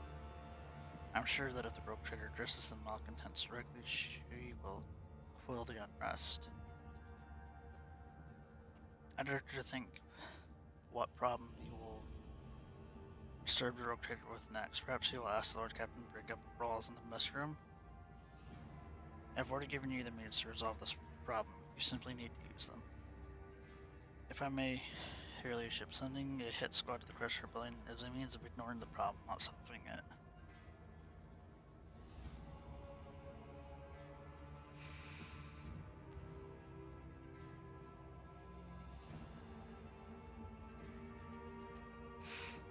Depot 4 is on the poorest sectors in the lower decks.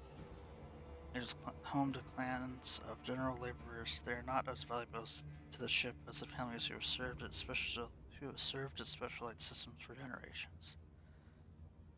They are an easily replaceable resource, and one which is now more besides given succor to cultism minions of the Arch Enemy.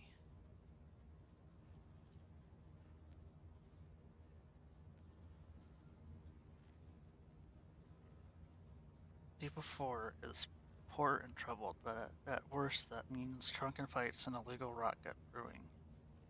We have handled the workers of Depot 4 in the past, and we would have done so again if the crackdown on Depot 4 hadn't been so harsh. And another important point to bear in mind, the problem is not limited to this sector. It is located on one of the most populated decks. And everything that happens there has a knock-on effect for all the neighboring sectors.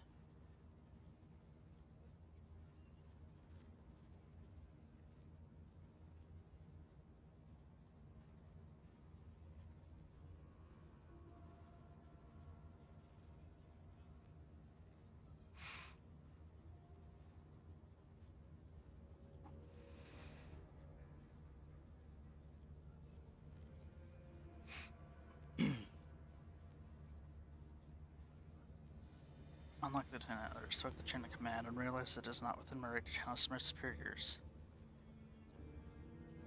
Starbuck bows her head in Nebula instruction. However, a moment later, Serpentile smile.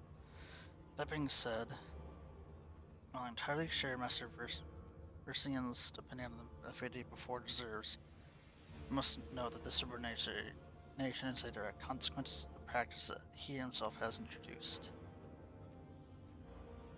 Mr. Starbuck, I see you have decided to follow Lieutenant's example. After all, his behavior does you no credit.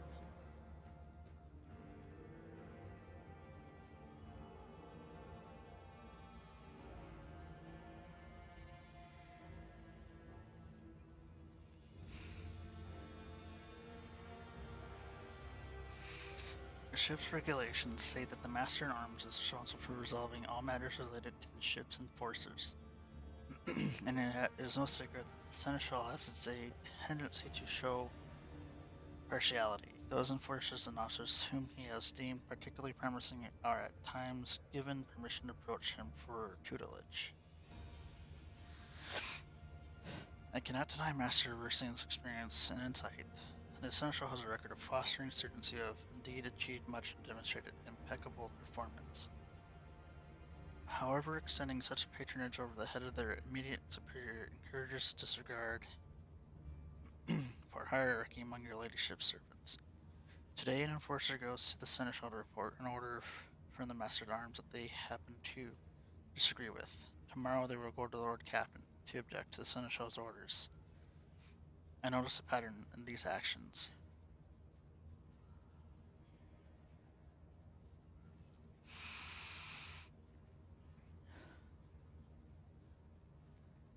Mr. Starbuck, can you recall an occasion where I would encourage an officer to disobey their superior, or one where I would overrule their order? I show favoritism to those who merited none. None, Seneschal, for there have been so much cases in the entire time I served aboard the ship. If anyone were to claim otherwise, I would have them pay for insulting your honor with blood. Your conduct in this regard have always been spotless. Nevertheless, given your eminent position, a simple show of attention on your part is enough to erode the propriety of junior officers, inflate their sense of self-importance, and undermine discipline.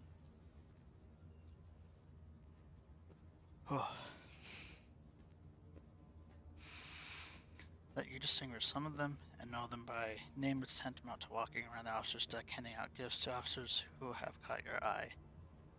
It fills those who set apart with ambition and audacity, makes them stand out among the rest. And enforcers are meant to be faceless servants, fighters ready to die, their fate entrusted to the commander, and no one else.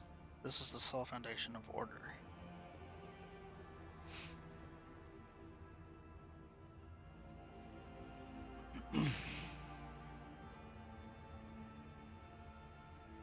This is way too much talking for me.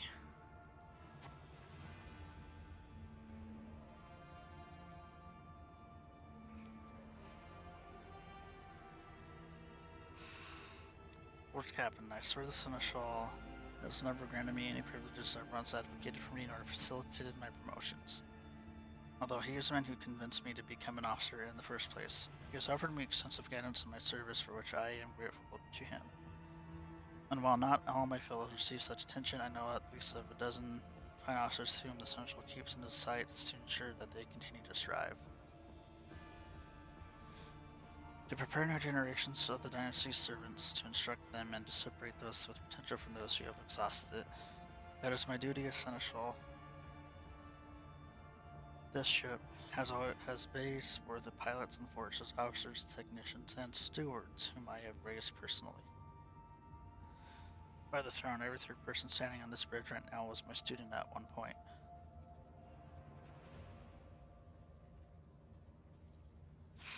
Evidently, my officers are anything but a shining example of unity and adherence. Today, I have only myself to blame, I suppose. God damn. I'll go down there. Enterprise boarding the stuff Mordek, but please yourself. Okay.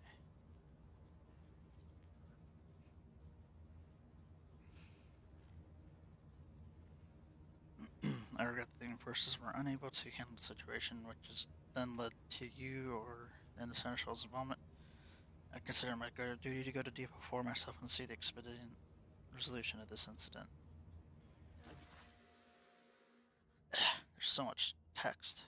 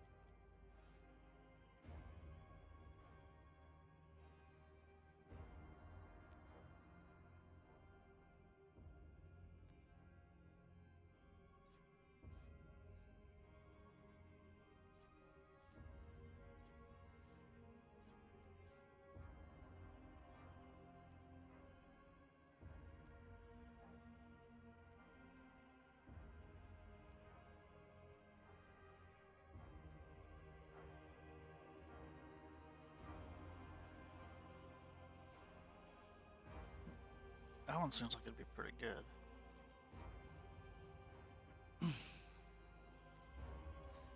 I'll do that.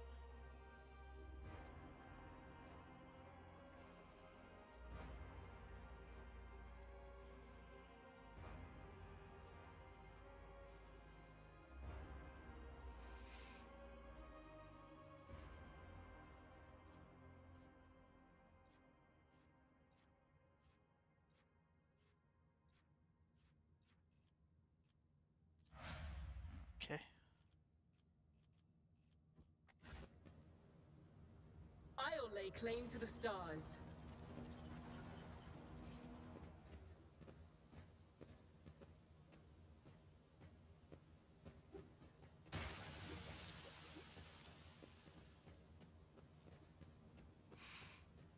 All right.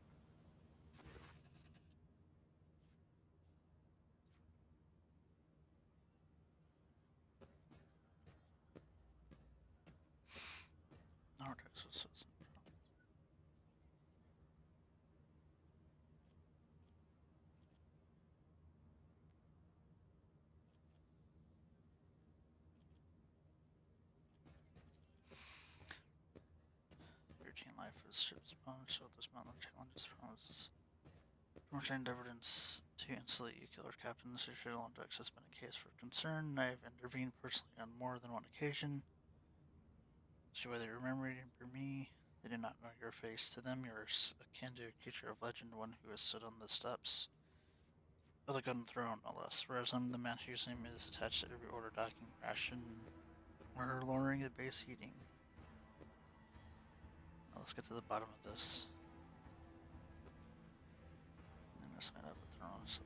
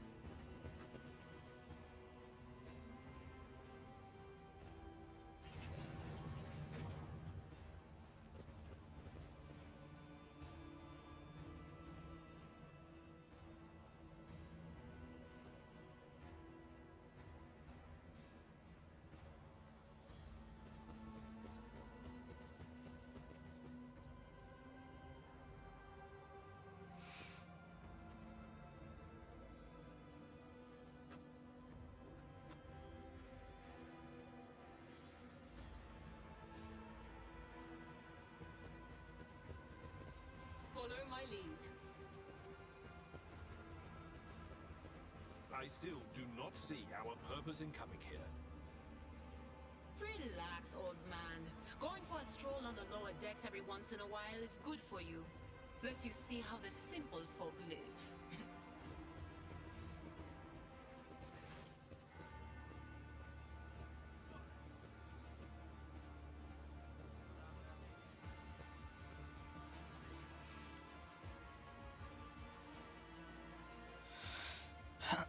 Sounds of a heated discussion break through the ship's bays. Lieutenant relevant ships and forces bearing the path.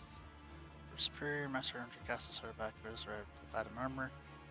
Judging by expressions and tones, the sign off was dragged on for some time and already in its unreached planet point. Patience is wearing thin. I've given you an order, now get out of my way. You cannot comply with that order, ma'am. This is my deck and my sector. As long as the air remains in Dolores Captain's special oversight, no action can be taken without my express permission. There are only 3 people who are authorized to make me stand down. The first officer, the recruiter, and the Emperor himself. So not all my lessons fall on deaf ears. Happy approval, he does not clarify whether he means vent. Sarback, looming over her wolf. Your ladyship.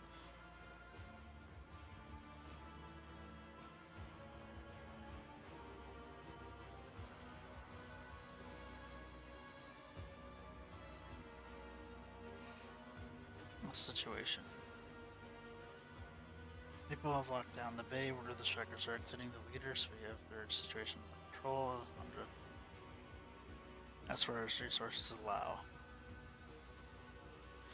I came here to lead an investigative unit and see what I see. What do I see? The rebels on the verge of mutiny. There's nothing to investigate. This simply calls for immediate repressions and firing squads. And you, Vent, are set away from facing charges.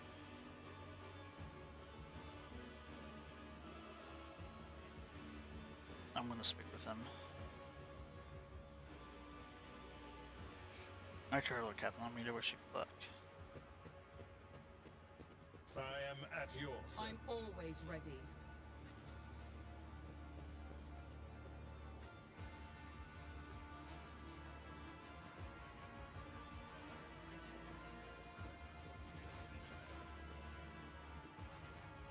So you're done here.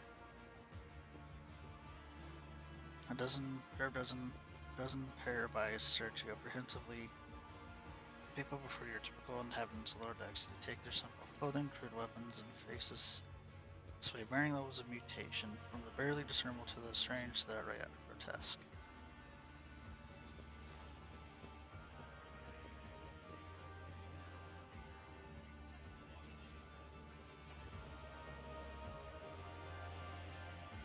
Your whisper passes through the crowd, and you detect a mixture of fear, astonishment, joy, and the reactions. 23 people break away from the crowd, an elderly woman and 2 men. It must be the leaders. They bow clumsily. Lord Captain, you have counted out to us.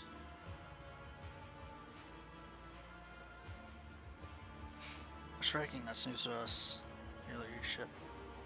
Ording's asking questions, saying what we think. Shut up for a bit.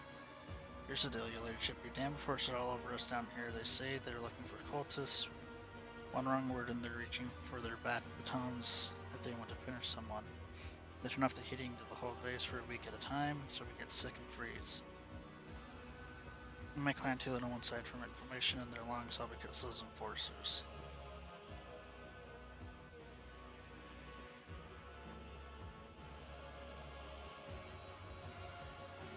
Argent does not interrupt the workers, but you see the sadness swell in her eyes, and the children's deaths are mentioned. She quietly whispers a requiem of prayer, makes a sign over herself. It's all true. Vin's the only enforcer who stood up for us. It's clear as day who had a mother from the lower decks and who grew up midship and has no fellow feelings toward us. Your ladyship, there were no villains. We're honest workers, your servants. We're honest workers, your servants. We plotted no disorder, we went on strike openly, and now we've got guns pointed at us. All we're doing is asking to be allowed to work in peace without being harassed. The persecution started apropos of nothing, you say. Also, one of you was found in position of cultist ammo and that there are heretics hiding here.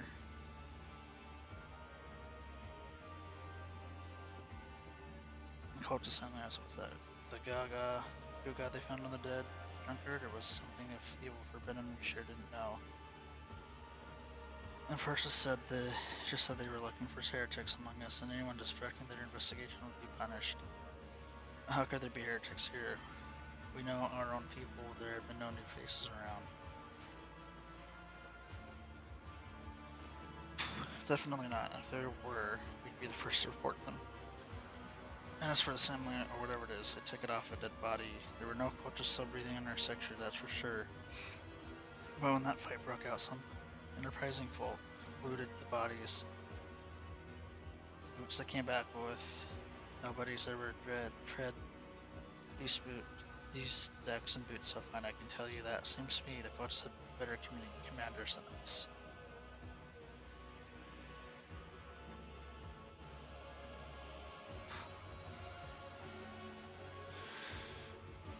Oh yeah, those boots are really fine. And there's no harm in taking them, right? As for this amulet, it must have been pocketed by someone who didn't know any better. We don't need any amulets around here. We all worship the Emperor. When we're working, we bow down before the machine spirit of the large and small transformers and the servo motor, the same way my grandfather was taught 100 years ago by a tech priest who came calling. There was a relationship for your people of faith. Naive children, weren't you taught from early age about the dangers they can reach creations? Weren't you warned that unfamiliar objects could be of harm? Let me stop you there. No, the average person in the Imperium does not know what chaos is.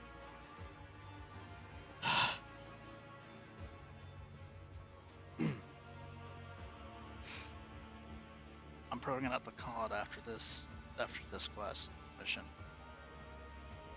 This game is really wearing me down. This is way too much talking for me.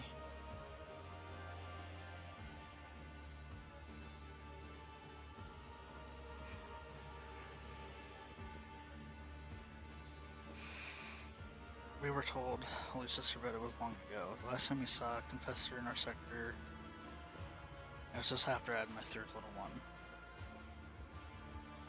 That was regrettable, but you cannot lay the burden of leading your leading righteous life on the shoulders of the Holy Fathers. Who will you blame when the beasts crawl out of those amulets you stole from the heretics? The Holy Father who was not there, or the scavenger who brought evil down upon himself and his neighbors?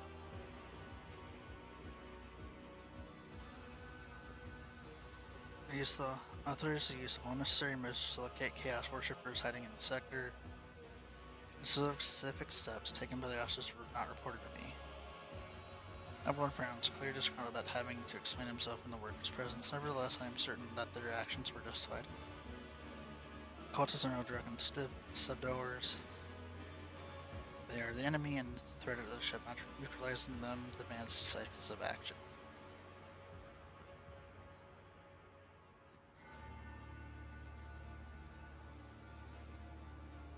The Rabon stands only one language, Lord Captain, that is violence.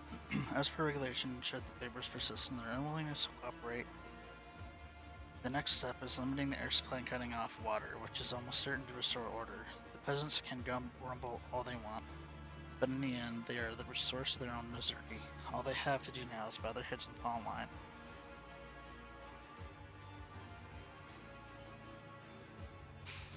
There's an explanation. People have been punished for their limit, to their own limit, and now they're lashing out as if we don't know why these top deck units are being brought down. Are being sent to us, like the one of the lieutenant won't let past.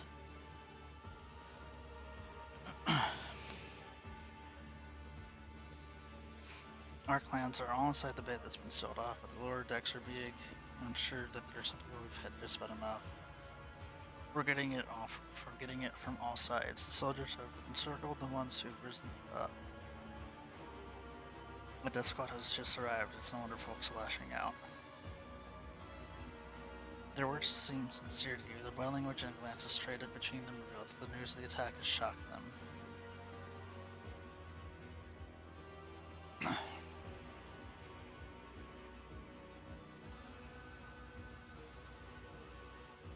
would you look at this? The exalted Lord Captain himself is asking us Beldrats what we want.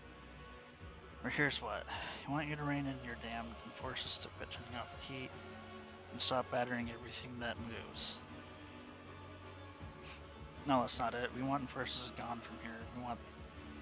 We want to be armed. Give us arms and we'll govern ourselves. We'll defend ourselves. Use cultists to show their faces. I've been a leader. Excuse me. Give us arms and we'll govern ourselves. We'll defend ourselves as these cultists do show their faces. I've been a leader of my clan for 20 years now. Getting rid of these club-wielding thugs can only improve things around here.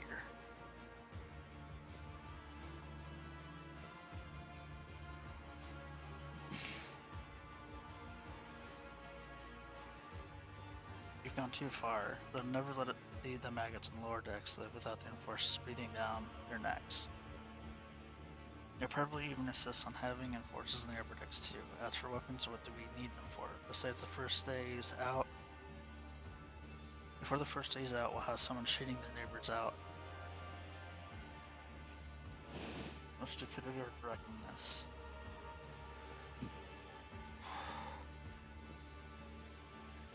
If the enforcers, we don't need that. If the enforcers stop her at hassling us, it'll be enough. In return, we'll find the scavengers who robbed the cultists' bodies and we'll talk to them one lower deck or to another. If there are any more of those damn amulets about, we'll hand them over to the enforcers. You speak for yourself and your clan. I will speak for me and mine. I don't want empty gestures. I want real change. They'll promise us the world now. But as soon as the United Ones turns her back, these brutes will be honest, even harder than before.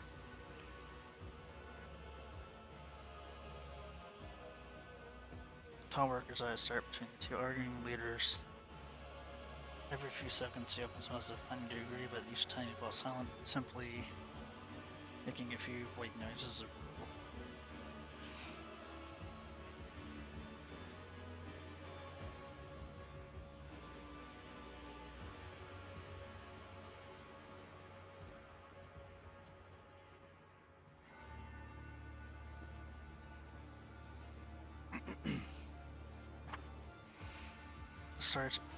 Story going about scavenging the boots and accidentally picking up a heretical army doesn't convince me. These people were moments away from rebelling and possibly minions of the Archenemy. We must not give them what they want. And they did acquire something innocently, purely out of their own stupidity. That does not mean they are not tainted with corruption.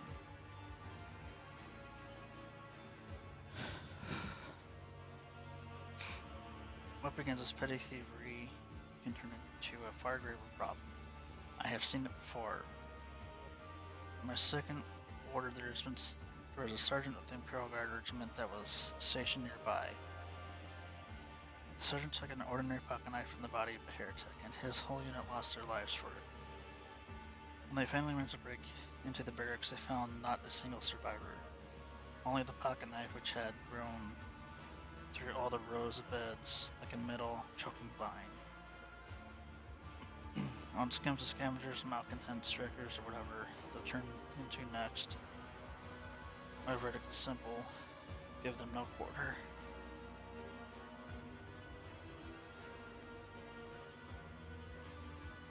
Give the rabble of rocks and I'll turn and take an accurate roll, Lord Captain. The only instant brute force and will interpret any concession as a sign of weakness. Giving them weapons or hauling the enforcers would be folly. It would only be a matter of time before we had a full-scale mutiny.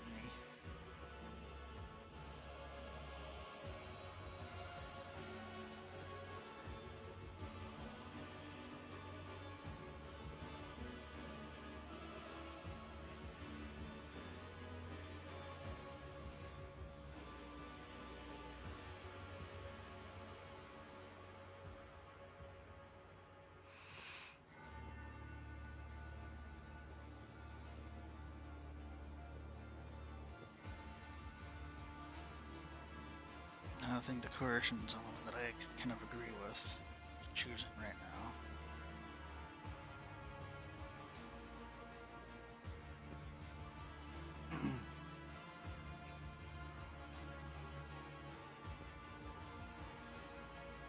tall worker, the color shrugs and casts a sidelong look. Nan, listen. The court captain herself has come down to us and offering concessions, and I do not know a single person in the whole of People 4 who's ever sat next to the rogue trader. Let alone talk to them. Back down. Now's not the time for you to be a servant or crone. Listen to us. The three clans of People 4 ought to act as one. They've made their minds up. It's your turn to decide. Don't let them don't ask them to disband the enforcers or give us weapons. We don't need that. You two are ganging up on me. Is that it? So brave you're against an old woman, but I'll shut up. I will indeed. I won't go against 2 clan leaders of my own. If you want to make peace with the enforcers, make your peace. That's great. It's fantastic. We're Captain, we're all agreed.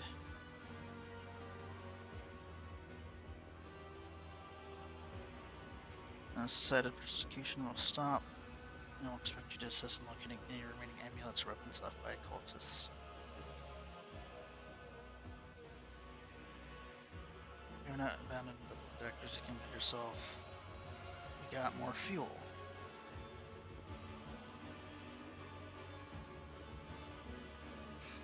Of course, I should root out any nasty business faster than the enforcers, and we'll leave no stone unturned.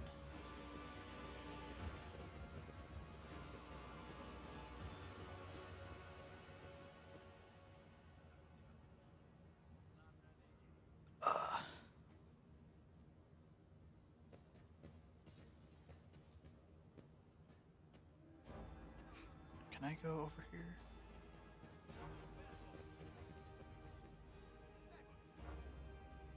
No, there's nothing I can do.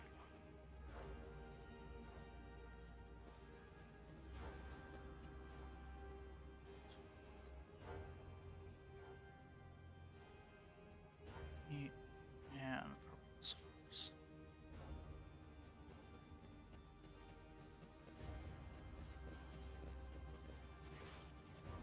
Open and see what that was. Blood and Percy distance the unit stand and to stand at a distance. I have an urgent matter to discuss. Please give us a moment. Well, are you pleased with your investigation? You kowtowed to the disloyal rebel. You believe that their lies and showed them leniency. Next time the ship was attacked by cultists, the rebel will welcome the men with open arms and allow them to wreak havoc wherever wreak whatever havoc they like, because they see you as a weak leader. Do not speak to Lord Captain. Are you so angry or solve the problem?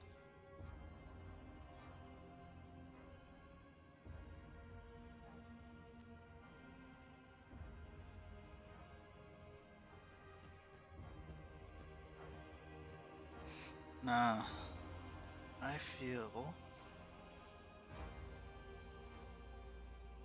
that his actions did lead to this. Having ever decided to intervene, remember Lord Captain Theodora, do you think she has she ever set one foot in Lord X? No, she did not. Such matters left to myself and junior officers. Well, she dedicated herself to her grand designs to protect it. And as any true citizen rogue trader ought. She wouldn't have grown up dead. There is a new Lord Captain aboard the ship now, and I will not repeat her mistake.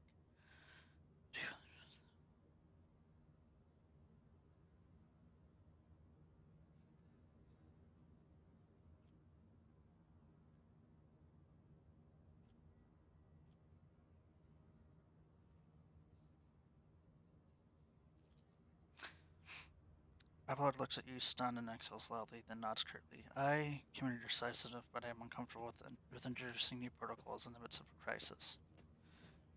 And I lost my temper, Lord Captain, I believe about to explain myself. Abelard speaks slowly, the words not easily coming to him. The prosperity of the Vonderland's protector is not just an empty phrase to me. I left the Imperial Navy for the chance to see it flourish. It was the most momentous decision of my life. I did it because I saw in Lord Captain Theodora's deeds the sign of true greatness.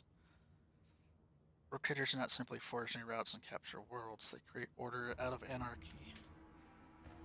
That creative impulse was entirely lacking during my time in the military.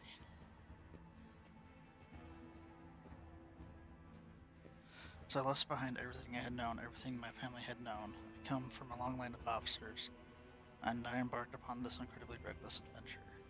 Lord Captain Theodora trusted me with all the concerns she had no time for. She would go off on her flagship for long periods, distant frontiers and scouting voyages, and the advancement of the entire Protectorate rested on my shoulders. And then suddenly everything that had been built over the years and years began to quake, rattling like a flimsy hanger on a seismically active world.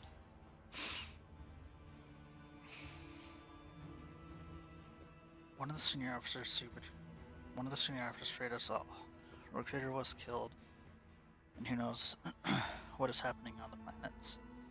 I tell you this honestly without fear of appealing weak. All this comes as a grievous blow to me.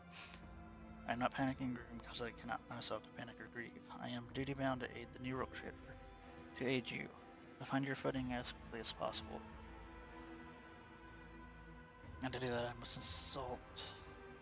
insulate you from problems that in the past have been dealt with by tried and tested procedures set up the ship's regulations. Procedures that were established long ago and have functioned smoothly for decades cannot suddenly be teamed to access to your requirements.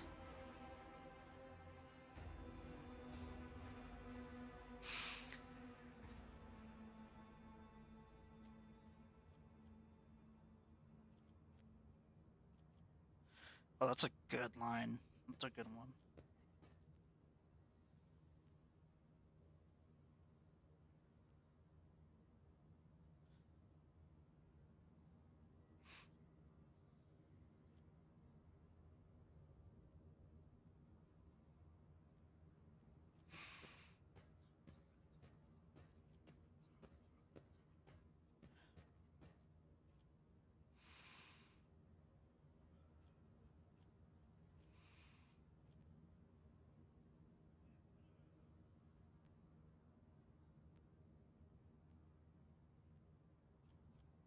Yeah.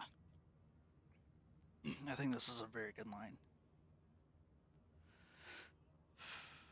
Just because it is an established procedure does not always ensure that it's going to be the right thing to do.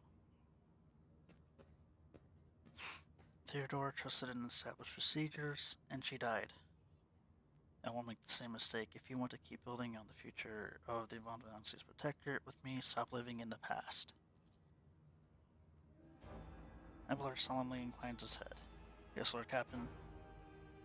After a moment of silence, he adds, looking at you with interest, your resolve is admirable and demonstrates strong leadership. I shall remember this moment, should my old habits ever begin to creep back.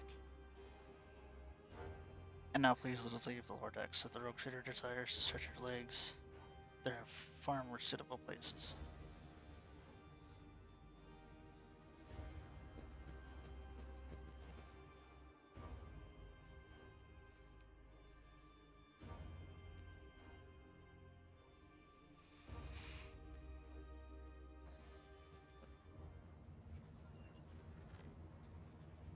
Saved.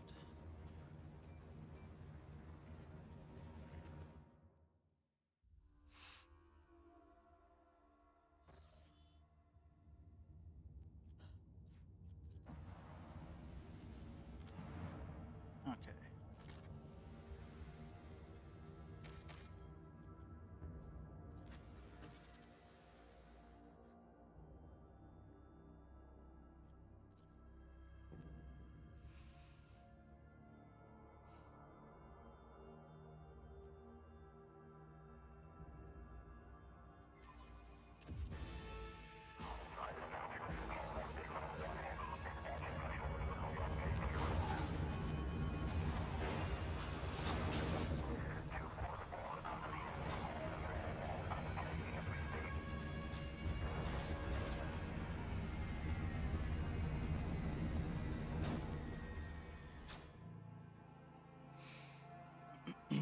Alright, what we got down here?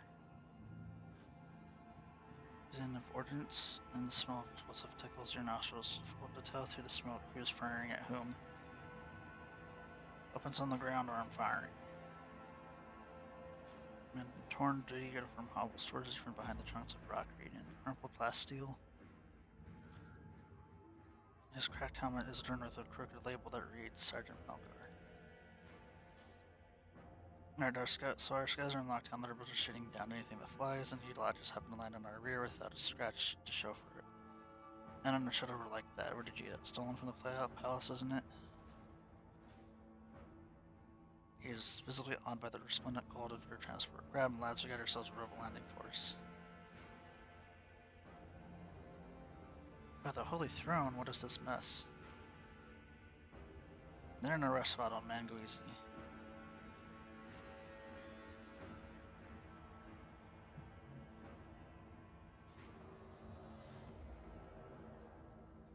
How dare you come?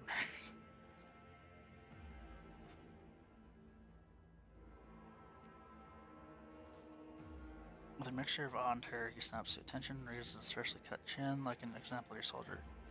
No mistake, ma'am. And once the starport is under control, the governor's wardens, perimeters, commander, sergeant.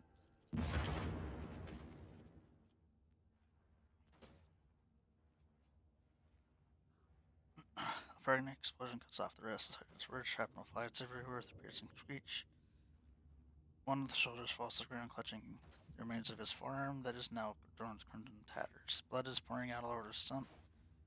The soldier just started agony short-lived. The sergeant curses and hastily stays. This is an army prayer for the dead. With a rasping cough, pardon me, ma'am, Sergeant Major Las Malgar reporting. One unit is holding the starport on the governor's orders. How may I serve?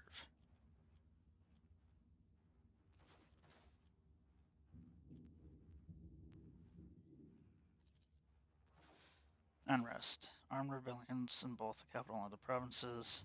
First of all, it was sparked, then it went up in spires. They hit box hubs. The original was the Mac train stations.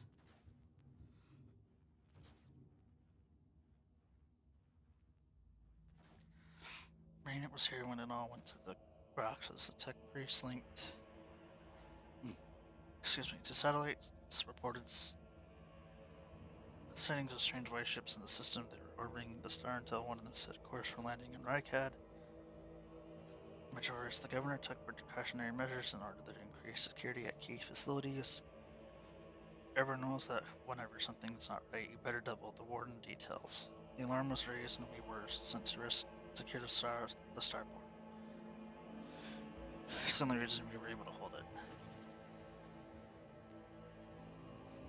Yeah, they were crushing us, the scumbags. It's been a whole turn since the last reinforcements came in.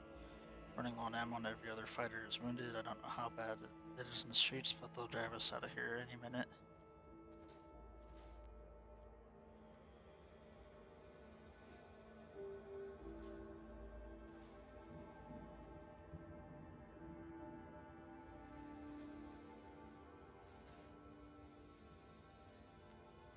Live disturbed. Sergeant Summer suddenly he barks. The mandated words of gratitude after a non-mandated lengthy pause. We won't fail. We won't forget. We'll be praying for the Emperor. We'll be praying to the Emperor for you. The word of the Inquisition after Sergeant's face fills with awe. I don't know, ma'am. There definitely haven't been any visitors like that on my watch. Might have to inquire at headquarters. Fireman report, as long as those keep shooting their damn aircraft battery, there's absolutely no way to shuttle you to the governor. I would have to be on foot, and the streets are dangerous. I've known to send with you as an escort. I assigned all available troops to accompany the esteemed tech priests to the governor. I will boxcast orders to them to wait for you. And I'll inform headquarters they better send out a convoy to meet you halfway. Meanwhile, we'll follow the governor's orders and hold the line.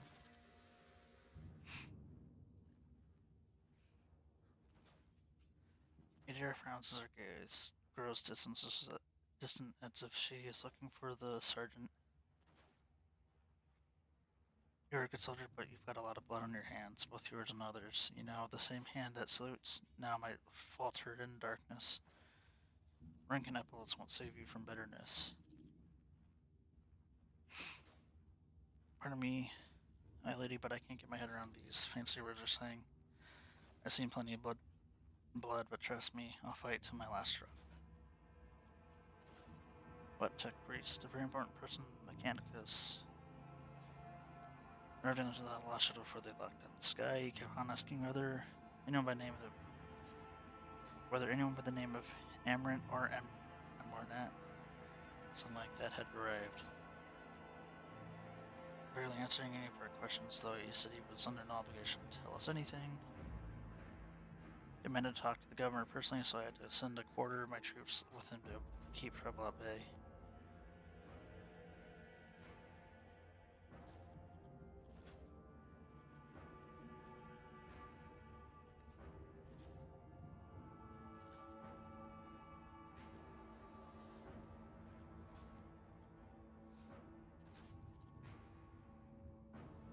All of our robots are gone since the whole place is in the rebels' hands. The city is almost lost, so no one will come. The hope will come. We are surrounded by rebels, and watch your step, ma'am. The streets are chock full. Mines.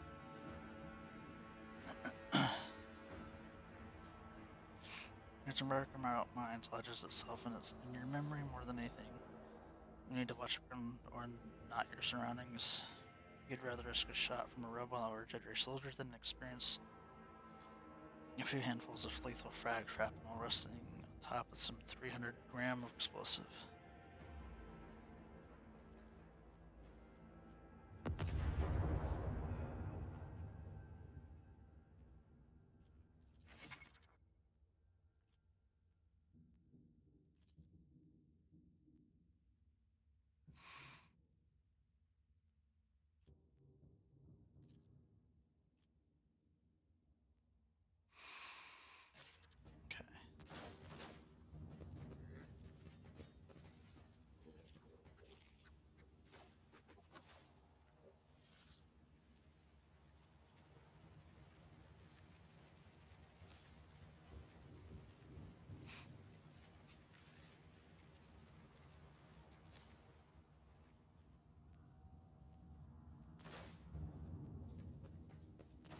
May his light harden our hearts.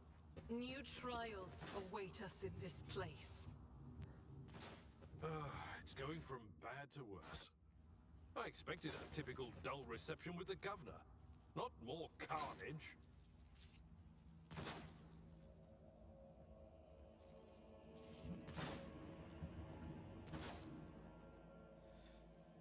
Hey, Kami. How are you doing tonight?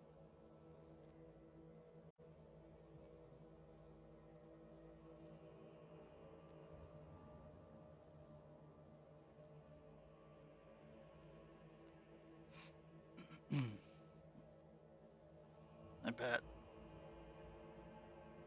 Did you work late? No, I'm just off today. Oh.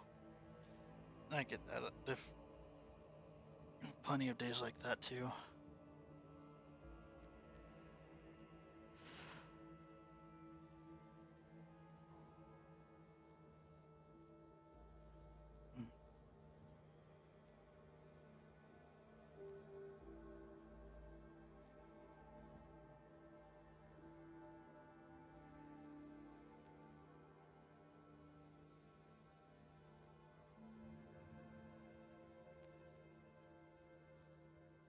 Happy? Happy.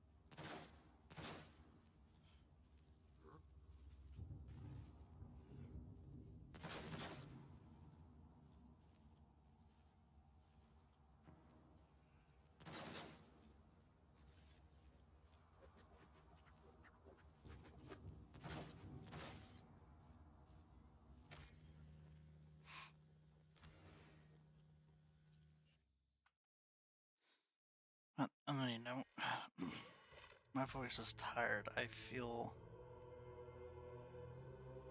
a little bit of a knot in my throat, so I think I'm gonna end stream for tonight.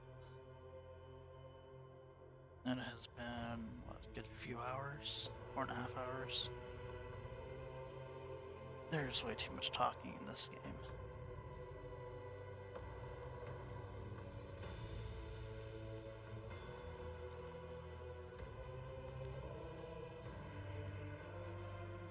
Yeah, no worries, Kami.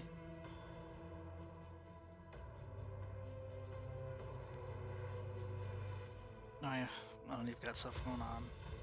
Yeah, we're still good for later. What time is it starting?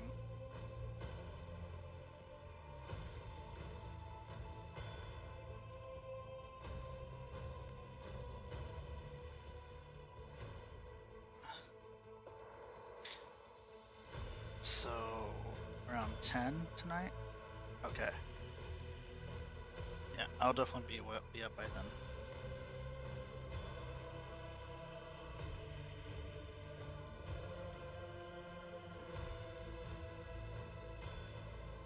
I'll be up and ready to go.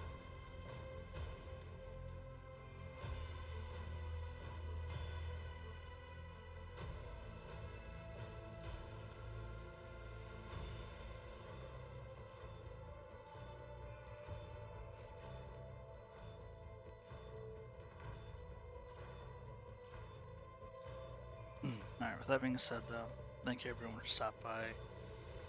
Miguel, Honor, Fu, Kami. Was there anyone else?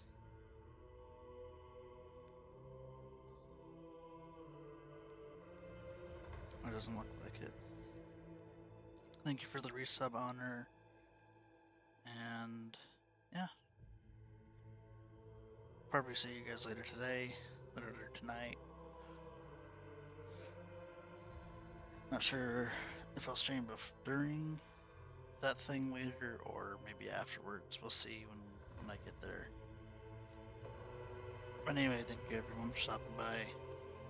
I would keep going, but this is really hard on my voice to keep talking. But until then, there'll be another time, and hopefully sooner than later. Thank you all again. Have a great night. Have a great time zone.